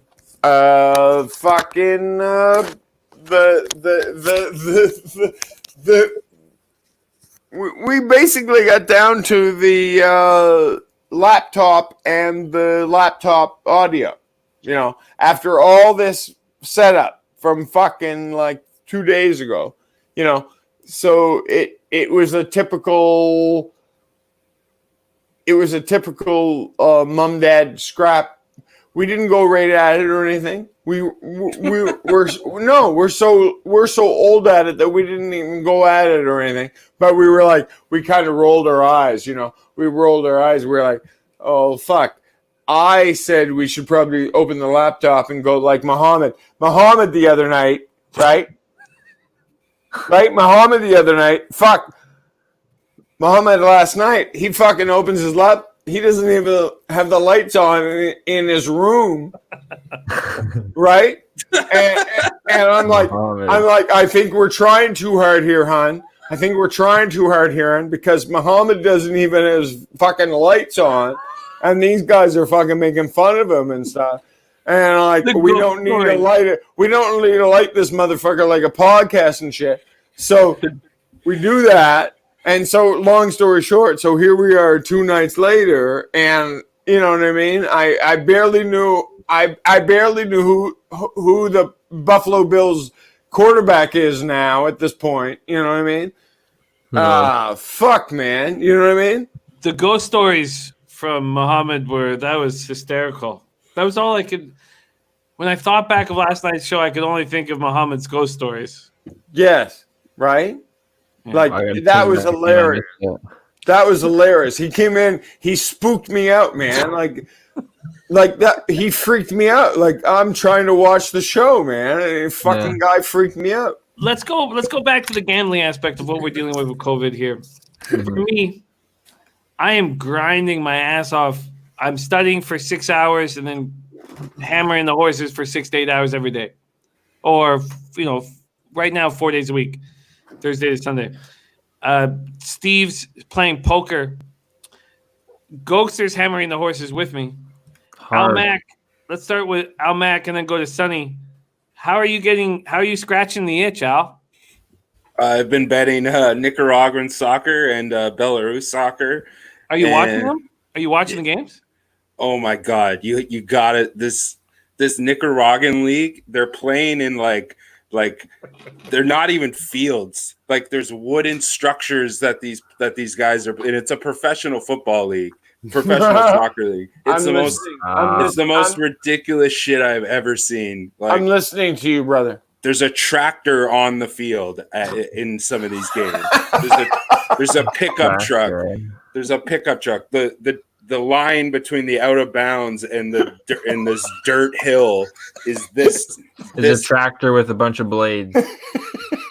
So crazy, Al, man. what's the difference between the amount you were betting, like unit size before COVID, and now when you're betting Nicaraguan soccer? Well, it took me some time to be comfortable to bet, a unit on a game, and now I've gotten to that. I've gotten to about that, but I've had a lot more success, to be honest, with Belarus, because I think with Belarus there's something crooked going on. You can just blindly bet the underdogs in that league, and big underdogs are cashing. Whereas in Nicaragua, it's more short favorites and stuff like that. But I've just it's probably about the same, honestly. I'm not betting hundreds of dollars, but I'm betting $70 to $140 bets on these games. So nothing huge, but enough. I've been collecting, which has been crazy. I've had some collecting weeks so far since this has started. So, all in all, it's been good. I'm not claiming to be an expert in Nicaraguan or Belarus soccer, but I do know how to handicap soccer, period. So yeah, it is what it is. Sonny, how are you scratching the itch? You know what? I've been good, man. I've been doing a lot of reading. I've been taking some courses online. I'm sharpening some other skills that I wouldn't have been if there was NBA playoffs, if there was NHL. So I'm being resourceful. I'm taking this time to look. One step backwards is what it is, right? Yeah. So I'm trying to take 2 step backs. I'm trying to broaden my horizons. I know it sounds corny and cheesy, but I'm reading a lot of material that I wouldn't have read before. I'm growing, and I think in these tough times, I think this is what we need to do. Like if Nicaraguan soccer works, man, hats off to you, dude. But like Whale Capper said, what did he say? I have a perfect record this month. And last month, I haven't lost a bet in like 2 months. Now the point is, there hasn't been nothing to bet on. I had a bit of an itch the last 48 hours. I took Winfield, I lost. Okay, it was fun. It was what it was. But like I said, I'm taking some courses online. I'm doing the video editing thing. I'm working on a lot of other things too. So that's where I'm scratching my itch, so to say. Man, no, I respect that. I respect that very much. Sonny. I'm getting so much out of the horse racing every day because it's a different level for me doing it publicly. I've often quietly hammered the horses 4, 5, 6 days a week, gone to Woodbine every day, and tried to go to Woodbine every day to ensure that I wasn't betting on every race. But doing it publicly is different, and I've gotten past the point of needing the win. If anybody was watching my show the first 3 weeks, there was times where I would scream, "I needed that," and it was facts. Like money's not coming in, and I would scream, I would scream with all my fucking, I needed that because I needed that so badly. I picked up 1.3K last week, and I was like, so I'm not as fucking needy. But doing it publicly, it just kind of heightens the senses and just makes me want it so much more. Conor McLaughlin said needed a shabam. I didn't do a shabam bam. There was no shabam or shebang today. But betting the horses every day is like providing me the greatest fucking scratch. That's the jizz, baby. So I didn't make one bet on the draft. Yeah. There was no need for me to do it. I was like, nah. We'll The see what horses they is call it. next level, man. It's next level. Like it's 12 o'clock, guys. You got 12 o'clock to like 7. Just boom, horse race after horse race. You know? Didn't bet a single bet on the draft? Not one bet. Not one bet on the draft. Not a single bet on the draft? And it didn't bother me. It didn't even didn't phase me to the tiniest. Because right now, during the regular, when there's no COVID, there's 45 tracks going on. Right now with COVID, we have 3 tracks. 3 tracks. Yeah. Which is the perfect amount of tracks to handle as a handicapper. Maybe No, 2 would be perfect. I appreciate your thinking. I appreciate your thinking. So I'm studying for 6 hours. I'm betting in front of everybody for 8 hours. That's a lot of Fucking pressure. heaven. Dude. Hats off to you, dude. That's a lot of pressure. I've been there, not to your extent, and I'm sure not to your success at all. Being live and doing it is very, very difficult. It's a lot of fun. A win tastes that much more better when you get to enjoy it. Like, what's the point of winning if you can't enjoy it with other people? You know what I mean? Like, if we can't go out, the 5 of us, and I say I won money, dinner's on me, drinks are on me, it just makes the win that much more better. But hats off to you, Jimmy. The fact that you didn't touch an NFL draft bet, like, it's the biggest sporting live event, the biggest draft ever bet on. For you to stay away from that, because you know that's a disciplined bettor, and that's what I learned from this conversation. I could say, look, Jimmy, he's betting on something. He knows what he's doing with the ponies, and he had the strength to stay away from the draft with all the fucking hype, 100%, all the bullshit. The man stayed away from the draft. I pissed away a couple of $100 for fun, and that's not smart, right? That's no, but that's also your fun for tonight, my man. Like come on, man. A couple of $100 for some fun tonight, man. I appreciate that. Oh, no doubt. But at the same time, like, it's silly because I don't know the draft. I don't know. No, but who cares? Who cares for a couple $100 tonight? Like you guys. Gas station said it best. You tail the guys. And like Will Capper, they know names, they know college. Yeah, but who cares? That's what I'm here for. I'm a square better like you, man. And not even like you. I don't even mean to say that. Like, have some fun. Have some fun, man. Throw a little around, man. Oh, absolutely. Right? We're having fun. But and that's what it is, to be a disciplined bettor. Money management. I hear it all the time. Yeah. We know this is the truth and how to go about doing it. But some people can't learn. It's tough. It's difficult. I loved your fucking cock sandwich story from last night, my man. One thing, right? Wasn't it cock sandwich? It wasn't a cock sandwich from last night. That was fucking beautiful. Wasn't it a cock sandwich? Fuck, that was so good because I thought I knew where you're going with it, but then you took it like more deep into it, and I was like, "Fuck, I'm actually eating a cock sandwich, man." So I appreciate that. You're the best, Tim. COVID's changed the way I'm going to gamble moving forward. No. I appreciate the cock sandwich last night. Cock sandwich was a good riff last night, and I'm a comedian for 38 years, and so I know when somebody takes it on a ride like that. That was good. You took me on a little ride last night. That was really funny. Fucking cock sandwich, man. And this is what it's about here. This is what it's about, boys. We gotta fucking try to make a living now. Even without the fucking gaming all the time. You gotta fucking have it. Right? Well, COVID's changed the way I'm going to gamble moving forward, and obviously having the break and not looking at your phone because there's nothing to look at. Yeah, that's true too. That's a huge factor. We're gonna have to team up, boys. We're gonna have to team up. The artists, everybody had the artists and the sharps are gonna have to team up. Well, I think that for me, and I'd like to hear from you guys how it's changed you guys, but I guess with the time to really sit and look at the past or last few years. For me, because the $200, it was actually the unit size that I had, because it wasn't affecting my life, win or lose. I could make as many bets as I wanted just to fill some sort of a need that I had. We talk about scratching the itch. And it was hurting me, and I'm going to cut the amount of bets I make drastically.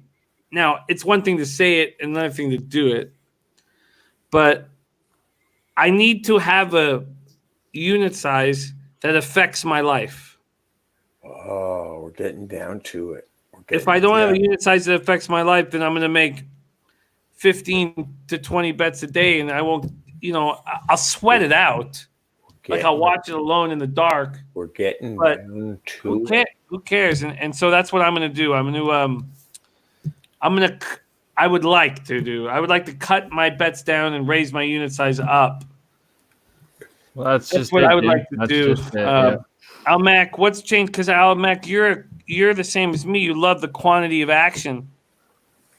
What's happened with COVID for you? Because for me, I feel like I've been making a mistake the last couple of years. I don't know if it's a mistake. You have more time. I've spent time just going back and handicapping sports that aren't even happening now. Going over power ratings, perfecting power ratings, doing that type of stuff that for the daily grind you couldn't do. You could never do. You could never have a moment to go over all of your data and shape everything back. Fix, re-enter, I have so many spreadsheets where there's little errors, but I've just been going around it just because we're going so fast at such a high rate, handicapping so many games. So when you go back and you fine tune all of that stuff and you actually spend time, I've been reading a shitload of MMA, a shitload of boxing, just stuff to fine tune, and the unit size is a big part of it too, but it's also about just having that conviction and converting that conviction into an edge, and then being like, this is my edge is, whatever, 80% or whatever. And that being your confidence is your unit size. And it's, so if you can bring it down quantity wise and be more confident in picks and maybe drop 2 units instead of 1, you're doing it with more conviction. I think that a problem that I'm afraid of, and I'd love to hear Gokster and Sonny's take on this as well, is that, especially Gokster, it affects me the most in horse racing, but I think it affects all cappers. Horse racing is the best example of it, because when you look at the horses, you understand why the favorite's the favorite. Yes, that horse has the highest possibility of winning the race. So why don't you bet on that horse? Well, because it's 6-5 or 8-5, and the risk reward doesn't make sense. I guess what I'm getting at is that I get romanticized into understanding why it's hard for me to take dogs. I read horses especially, right? I understand why this horse is most likely to win the race, so why wouldn't I bet it? And my fear is that if I cut down my units, the amount of units I bet, that I'm only going to bet the favorites that I think are the most likely to win. And there's no risk reward on the bet that's most likely to win. And you're going to lose in the long run if you're betting the bet that's most likely to win. Yeah. Yeah, I bet the horse that kind of has the chance, I guess. Like a horse that I think's got a chance and I see it's got odds, then I'll take a shot on that rather than, like you said, take a horse that's got everything right trainer, right pedigree. It looks all right, but you're only getting it 6-5. Well, you've got a horse that's 8-1 that's got a chance. I just find in horse racing, if you want to take your horses that you think have a chance, not the ones that you think are going to win. Take the horse you think have a chance to win, and then you can make, I think, more money, right? Yeah, handicapping racing is a lot different, right? Yeah, what I'm worried about is if I cut down my unit size, if not unit size, sorry, the amount of bets I make, I'm only going to make the bets where I'm like, oh, for sure this is going to happen. and Yeah. those are often the favorites. And too, sometimes like you almost like know, you're like, all right, this is lining up. You like, so in horse racing too, like we bet too many races that like we're almost taking a shot. If it's a long shot or a favorite, like just there's some races where you're betting, you're like, wow, I knew that was like you had a really good feel. Maybe you didn't bet enough. Or another race you bet, $30-$40. You're like, well, I didn't have a great feel, but I bet $40 on that race. I guess it's just hitting your spots hard. When you have a spot, hit it hard. And another thing is like we all relapsed here. Like we're all relapsing with this horse, with this gambling stuff. So we're all figuring out like what works for us, what we have to do. It's going to make us better. Like it wasn't by choice, but we've all just relapsed really in gambling. Like we all have to. We've all relapsed, right? I think with the quantity, and I'd love to hear what you think of this, Sonny. I think that my fear, and I've been thinking about this a lot lately, is if I cut down the quantity of bets, I'm not going to be taking the long shots anymore. Absolutely, Jimmy. If we tighten up, just a perfect example is in the movie Rounders. You can't lose what you don't put in the pot. If we tighten up and are more selective of our bets, if we're good cappers and we're more selective of our bets, I bet you the percentage of us winning is going to go up. Look, listen, that's why one of these offshore books, why is it, look, this is the answer. Why is it that they offer us a cash out if our team is up, the bet that we made in a football game is up by whatever it is, 3 touchdowns, and they'll give us the cash out right away, right? At equal money. You guys know what I'm talking about. Or if it's a baseball game, if that team is up by, I don't know what, 5 or 6 runs, they honor the bet in the middle of the game. Well, this is $1 billion company. They know what they're doing. They've had meetings about this, right? So someone said, well, why are we going to pay them their money in the middle of the game? The guy's like, why not? Why not? What are they going to do with that money? All they're going to do is bet it again. Yeah. And bet it again. And bet it again. And the more bets that I'm going to make, over a short period of time, the more I'm going to lose. That's why they're shooting a ball into a hoop. Yeah. Exactly. That's why this site wants to give you the money right away. They've done the numbers. They've done the research. The chance of that team coming back from down 3 touchdowns is very minimal. It could happen, but probably minimal. Let's give Sonny Vega his money back right now. It's at halftime or the third quarter just kicked off. And what's he going to do? Well, Sonny Vega's going to turn around and he's going to fucking blast away on this Sunday night football game, right? And what's going to happen? He's going to end up losing it sooner or later. The more bets I make, to your point, Jimmy. Exactly. That's a great point that you made, Jimmy. It's true. The more isolated bets we make and bang them hard, like you said, Gokster, right? If we really feel it, rather than just fucking throwing away fucking bets. Oh yeah, I like this one. Oh, I like that one, right? So yeah, thanks for bringing that up, Jimmy. Well, I just don't think I'll take dogs, and that's what scares me. When I start reaching out with more quantity, I start taking more risks. I'm listening, baby. I'm listening. I'm But worried. look at you. We Look do at you have with a hockey. We do have. Sorry, what was that, Al? But look at you with hockey. You've been a 45%, 48% capper, but you're still, been incredibly profitable. So you've been hitting dogs pretty hard with an average line at plus money in hockey. It's just, horses. You could have a 6-1 dog, and then by the time the race starts, he's not a dog anymore. That's the one problem with horse racing as well. Speak it. No. Speak it, baby. Speak it. Yeah. I thought that Al Mack was going to be our last guest of the evening, but we've had a resurrection to put a bow on this night. Babano? Babano. He's back. Babano at this 11:59 p.m. Eastern time from Steeltown, Hamilton, Ontario. Babano, what it is, man. What's up? Hey, one thing you got to learn about Ian Cameron, a.k.a. Babano in a hurry, is he's a man of his word and he keeps his promises. I said I'd be back for a nightcap. I said I'd be back at the tail end of the draft, and here I am. Cheers, everybody. Cheers, head. Cheers, brother. Cheers, brother. Cheers. As Babano, the very last pick now we're on. Yeah, the 106. last compensatory selection, and there's going to be no Eason and no Fromm picked this evening. Definitely not That's now. wild. There's no way the Ravens are going QB. So, yeah, I mean, we're going to go through an entire night, second and third round now, in the books. No Jake Fromm, no Jacob Eason, with Jalen Hurts being the only quarterback taken tonight, which is really something, which I'm happy about because I liked Hurts to go under 62.5, so I was happy there. But it's still surprising to not see Eason at the very least taken. How about Jacob Eason's stock? How fast has it fallen? Just an incredible fall. Unbelievable. Wow, I just saw that Epinesa went to the Bills. That's pretty cool. That's a great pick, Al. That's a Great good pick pickup by for them.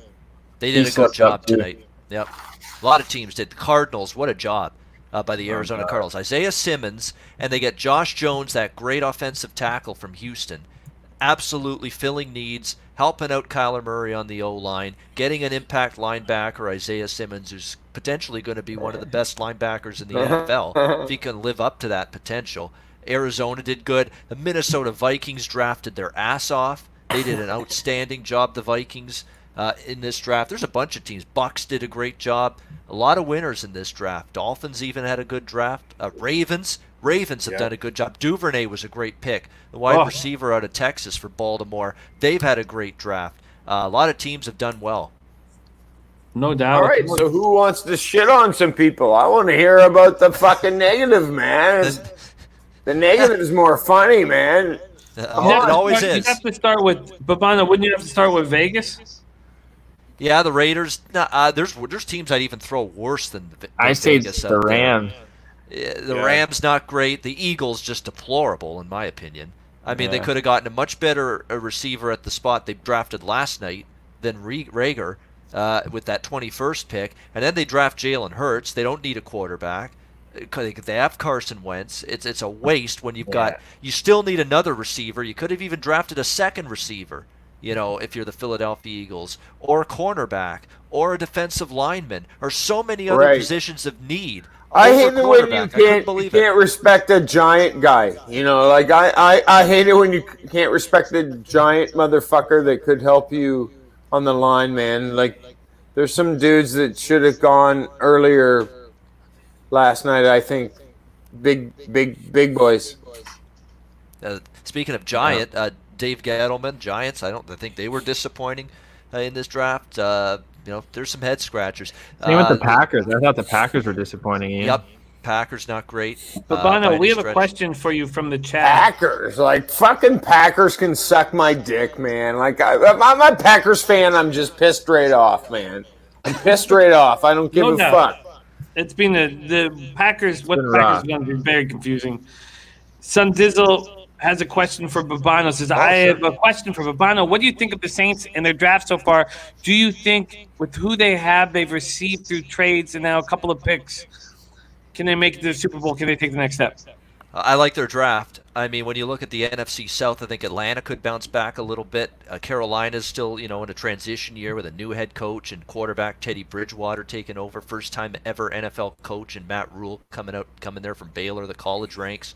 How's that going to work out? Defense, I like that they addressed that, but they've got some holes to fix there.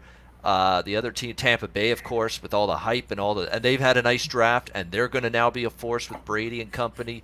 So the Saints are going to be pushed in that division. But I like what they've done. To answer his question, I like their draft overall. It started with Cesar Ruiz, the center from Michigan, last night in the first round. I thought that was a good selection by the Saints. You move on down. I think some of the picks they've made tonight have been pretty good. I like Zach Bond from Wisconsin's the standout pick for me. They got to think that the New Orleans Saints got him where they did that late. Zach Bond was thought to be early second, mid-second round. And the fact that the Saints got him 74th from the Wisconsin Badgers linebacker Zach Bond, that's an outstanding value selection for the New Orleans Saints in my mind. And he's going to help that defense. It's a position, again, they looked for. I like the guy they just drafted, too, the Saints, to wrap up the night here. It looks like, or did they trade that? No, I think they drafted him just a second ago. The tight end out of Dayton, Troutman. Yeah, exactly. Great pick. Nobody knows anything about Dayton football because they don't watch FCS a lot, but he is a big guy, tremendous hands, like great ability. Like he's made some really tough contested throws. in the college ranks. That's another solid under-the-radar pick for the Saints. I love their draft. So overall positive on what New Orleans has done. And they're not going anywhere. Yeah, they're not going anywhere in the NFC South. That's a solid 4 minutes. Wow, what a! I'm getting close to my 11th full hour, and it's been an absolute pleasure. We're still waiting on the compensatory selection from the Ravens, the 106th overall pick here, and we're gonna put a bow on this bad boy. I want to hear from Al Mack on that last pick. Al Mack. What do you think the Ravens? I think Al Mack had a take on that last pick. I wanted to hear that. Let's hear it, Al. Which guy? I feel like he did, and I was like with him on that. I was like, "Fuck, man, we're hanging around here with a take on that last pick," and you know what I mean? And if I'm being an asshole, you can just say "shut up," and I'll shut up. Your money, Steve's all good, man. All good, man. But it is now time to put a bow on this bitch, man. That's why I arrived. I wanted to arrive for the final recap. Yeah, it's getting late. And I appreciate you guys, man. This has been fun. Thank you, Jimmy, for having me on, brother. Well, let's go around the horn here and give some goodbyes and some shouts out. I'm going to go right beside myself here on the screen, and that would be Tim Steves rolling with us here. Great comedian Tim Steves.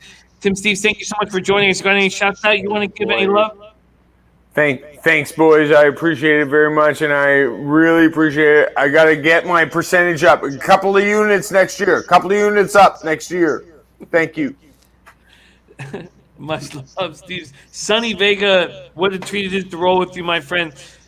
We will figure out how to give out that NFL hat at some point. Yeah, maybe we'll do something tomorrow. But thanks, Jimmy. Privilege hanging out with you and Bobano, Tim Steves, Al Matt Gokster, Will Capper. Yeah, it was a pleasure. Thanks to Oz.com. It was very enjoyable last night and tonight. The most fun I've had actually socializing with people during this crisis. But hey, it's gonna make what doesn't kill us is gonna make us stronger. Tough times don't last. Tough people do, and we'll get through this. And thanks for all the jokes and all the insight, Bobano, and the betting tips there, and the insight you had, Jimmy, with just a great time. And I appreciate you, Tim. Love laughing with you tonight. Thank you. Oh, cheers, Godspeed, brother. Sonny. You are a good man, Sonny. And Cheers. Sonny, I'm gonna go down to Vegas with you and sign up for the Super Contest in August. Cheers, brother. Lock that shit in. Lock that shit Tim, in. by the way, I forgot to mention this after Tim. Tim's hilarious. He had me laughing off camera while I was waiting to come back into the studio here, listening to some of his stories. You're a funny ass man there, Tim. Oh, cheers, boys. I don't even know if I'm still on, fuck man, but I really enjoyed it. You know what he reminds me of? He reminds me of one of the He reminds me of one of the Letterkenny characters. I mean, just the way he talks. Fucking getting her done there, boys. Yeah. It's great. I feel like I'm at the ring.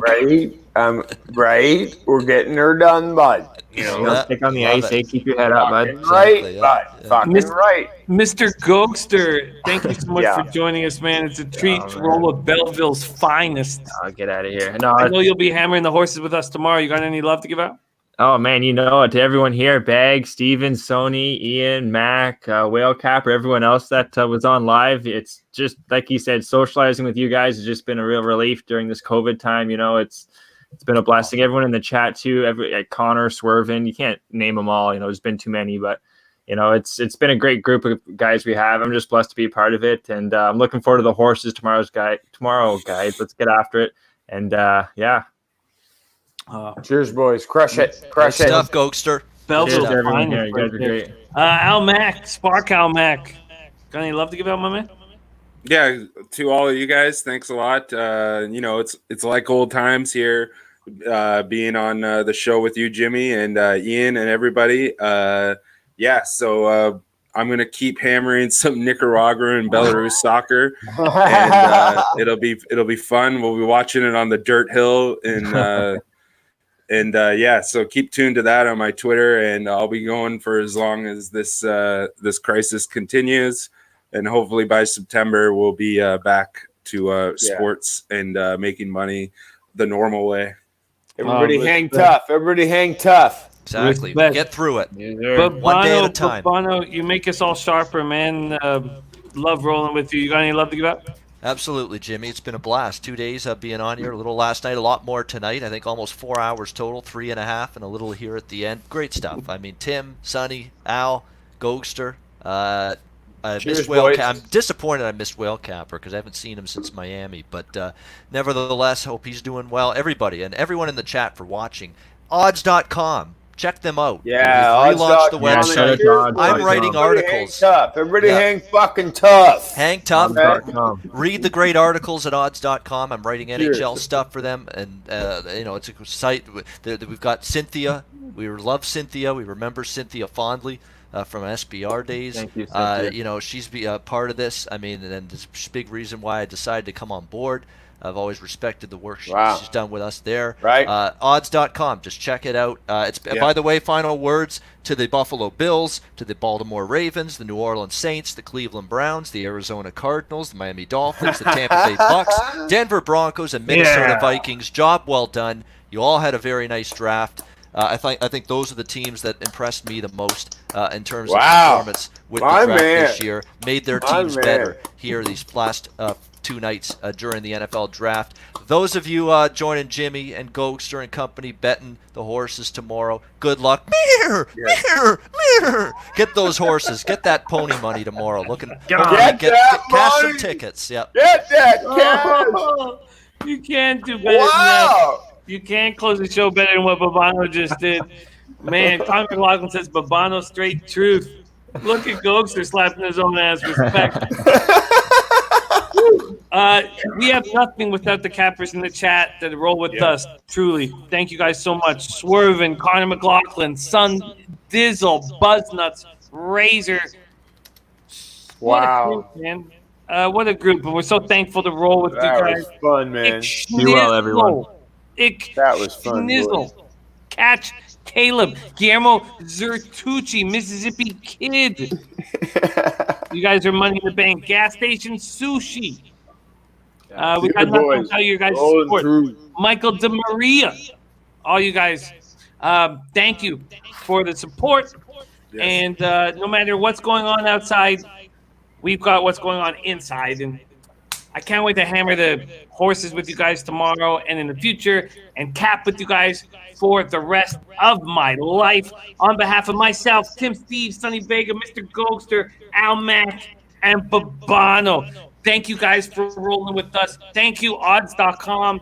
Subscribe, like, support. Odds.com.